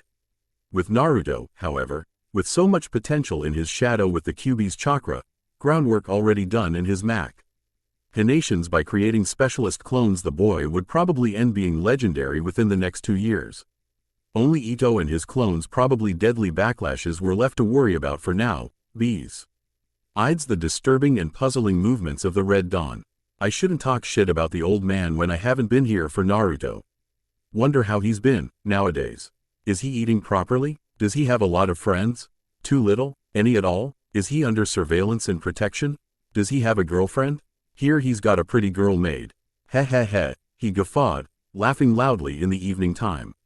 All of a sudden, he was of the inclination that he was already getting Ika ideas just by thinking about what his godson could have been doing. What more could be gleaned if he were to merely peep through a bedroom window? His books would be flying off the shelves. Fuck it, I'm running there. Might even catch them bathing together. Who knows what they could be up to? Just BEF. Or he could start sprinting and tree hop the rest of the way. He caught sight of a lone traveler coming down towards him from the opposite direction at high speed. Jiraiya squinted in the low light. ND saw the figure was sprinting as best as he could, and the way that he puffed showed that he was getting tired. His long-sleeved shirt was off and tied around his waist, leaving him in only his sleeve-less undershirt and allowing his sweat to drip off of him as if he just stepped out of a shower. Is that Naruto? It wasn't his godson, but he recognized him by face regardless. The fox-like visage gave him away easily, though he had a few scars about the face as if he was constantly getting himself injured in by blades in brawls. Another disturbing difference was his hair, which had been bleached white and convinced the man that he must be one of Naruto's now notorious tenacious 13 members. As soon as he came within earshot, Jiraiya called out to him. You're his clone, aren't you? Naruto's clone, I mean. What's he been up to? Quote, normally, Naruto wouldn't have stopped his training regimen for anyone, for any stupid comment. In fact, this comment was so incredibly stupid that it sparked his animosity, causing him to slant his legs to break and slide to a stop, kicking up the dust. Alright old man, you look like you're just arriving at the village, so let me give you a heads up. We're our own people, and if I catch you calling any of us clones again, you're getting a kick in the teeth. Believe me, that's getting off easy compared to most of the others would do to you. Some of them are pissy about it. Jiraiya nearly outright laughed in the brat's face. He'd taken special notice of the lad's hair as it was undoubtedly done in the pursuit of individuality. I'll keep that in mind, he said, trying to keep a serious face. But is he doing okay? What do you care, you his relative or something? Kinda, Jiraiya admitted. You got his address so I can swing by his place? Makes it easier for me to find him. Find him yourself. It ain't my business telling grown-ass men like you about where he lives. And huffing and puffing a bare 3 miles from the village on a run is your business, then? You're out of shape, brat. Jiraiya's mocking faltered, as he thought that he could see seal work on the boy's chest that was barely visible through the white soaking undershirt he wore. He could read a bit of it and realize that it was, in fact, a gravity seal that had faded into the obscurity of ninja techniques. Even more disturbing was that the boy was wearing weights around his legs. Kid, my business? He said quietly as he thought about the laps he'd been running around the village all day. My business is surpassing my limits, and I ain't got any time to waste going about it. Looking up again, he noticed a mosquito that had settled on the left side of the man's face. Don't move, he said carefully. Goddamn bloodsucker, it's on your face. Don't scare it off. Don't worry, I can get it. Jiraiya was about to swat the mosquito himself or simply shake his head to scare it off. But the taijutsu specialist wasn't having any of it. Seeing he mosquito about to fly off and not willing to get it away, Jiraiya would swear later that the boy's hand disappeared before he felt a sweaty iron wall slap his face with the loudness of a thunderclap. The man was sent flying, smashing through several thick tree trunks before skidding to a stop on his back into the last one. Seeing that the man wasn't getting up, Naruto approached the man and looked down at him before staring at his hand, frowning with worry. Oh no, he yanked down his shirt and observed the gravity seal he wore. Fuck, I thought the 100 laps around the village was too easy. The damn thing was on level 7 all day. Shit, I gotta run it again. Jiraiya sputtered wetly, spitting out blood from the inside of his cut cheek, almost afraid that he didn't still have all of his teeth. Level 7? Your seal is on level 7 right now? The seal was at such a hampering level, but Jiraiya felt like he'd lost a quarter of his life from the kid's attempt at killing a single mosquito while having it on. Moving with insane speed and strength on a hair trigger. For a mosquito? Jiraiya wheezed. In response to the question, the boy looked back at his hand before earing it down to the Sannin so that he could see it too. Hey, I got it. Had to move fast to kill it before it got away.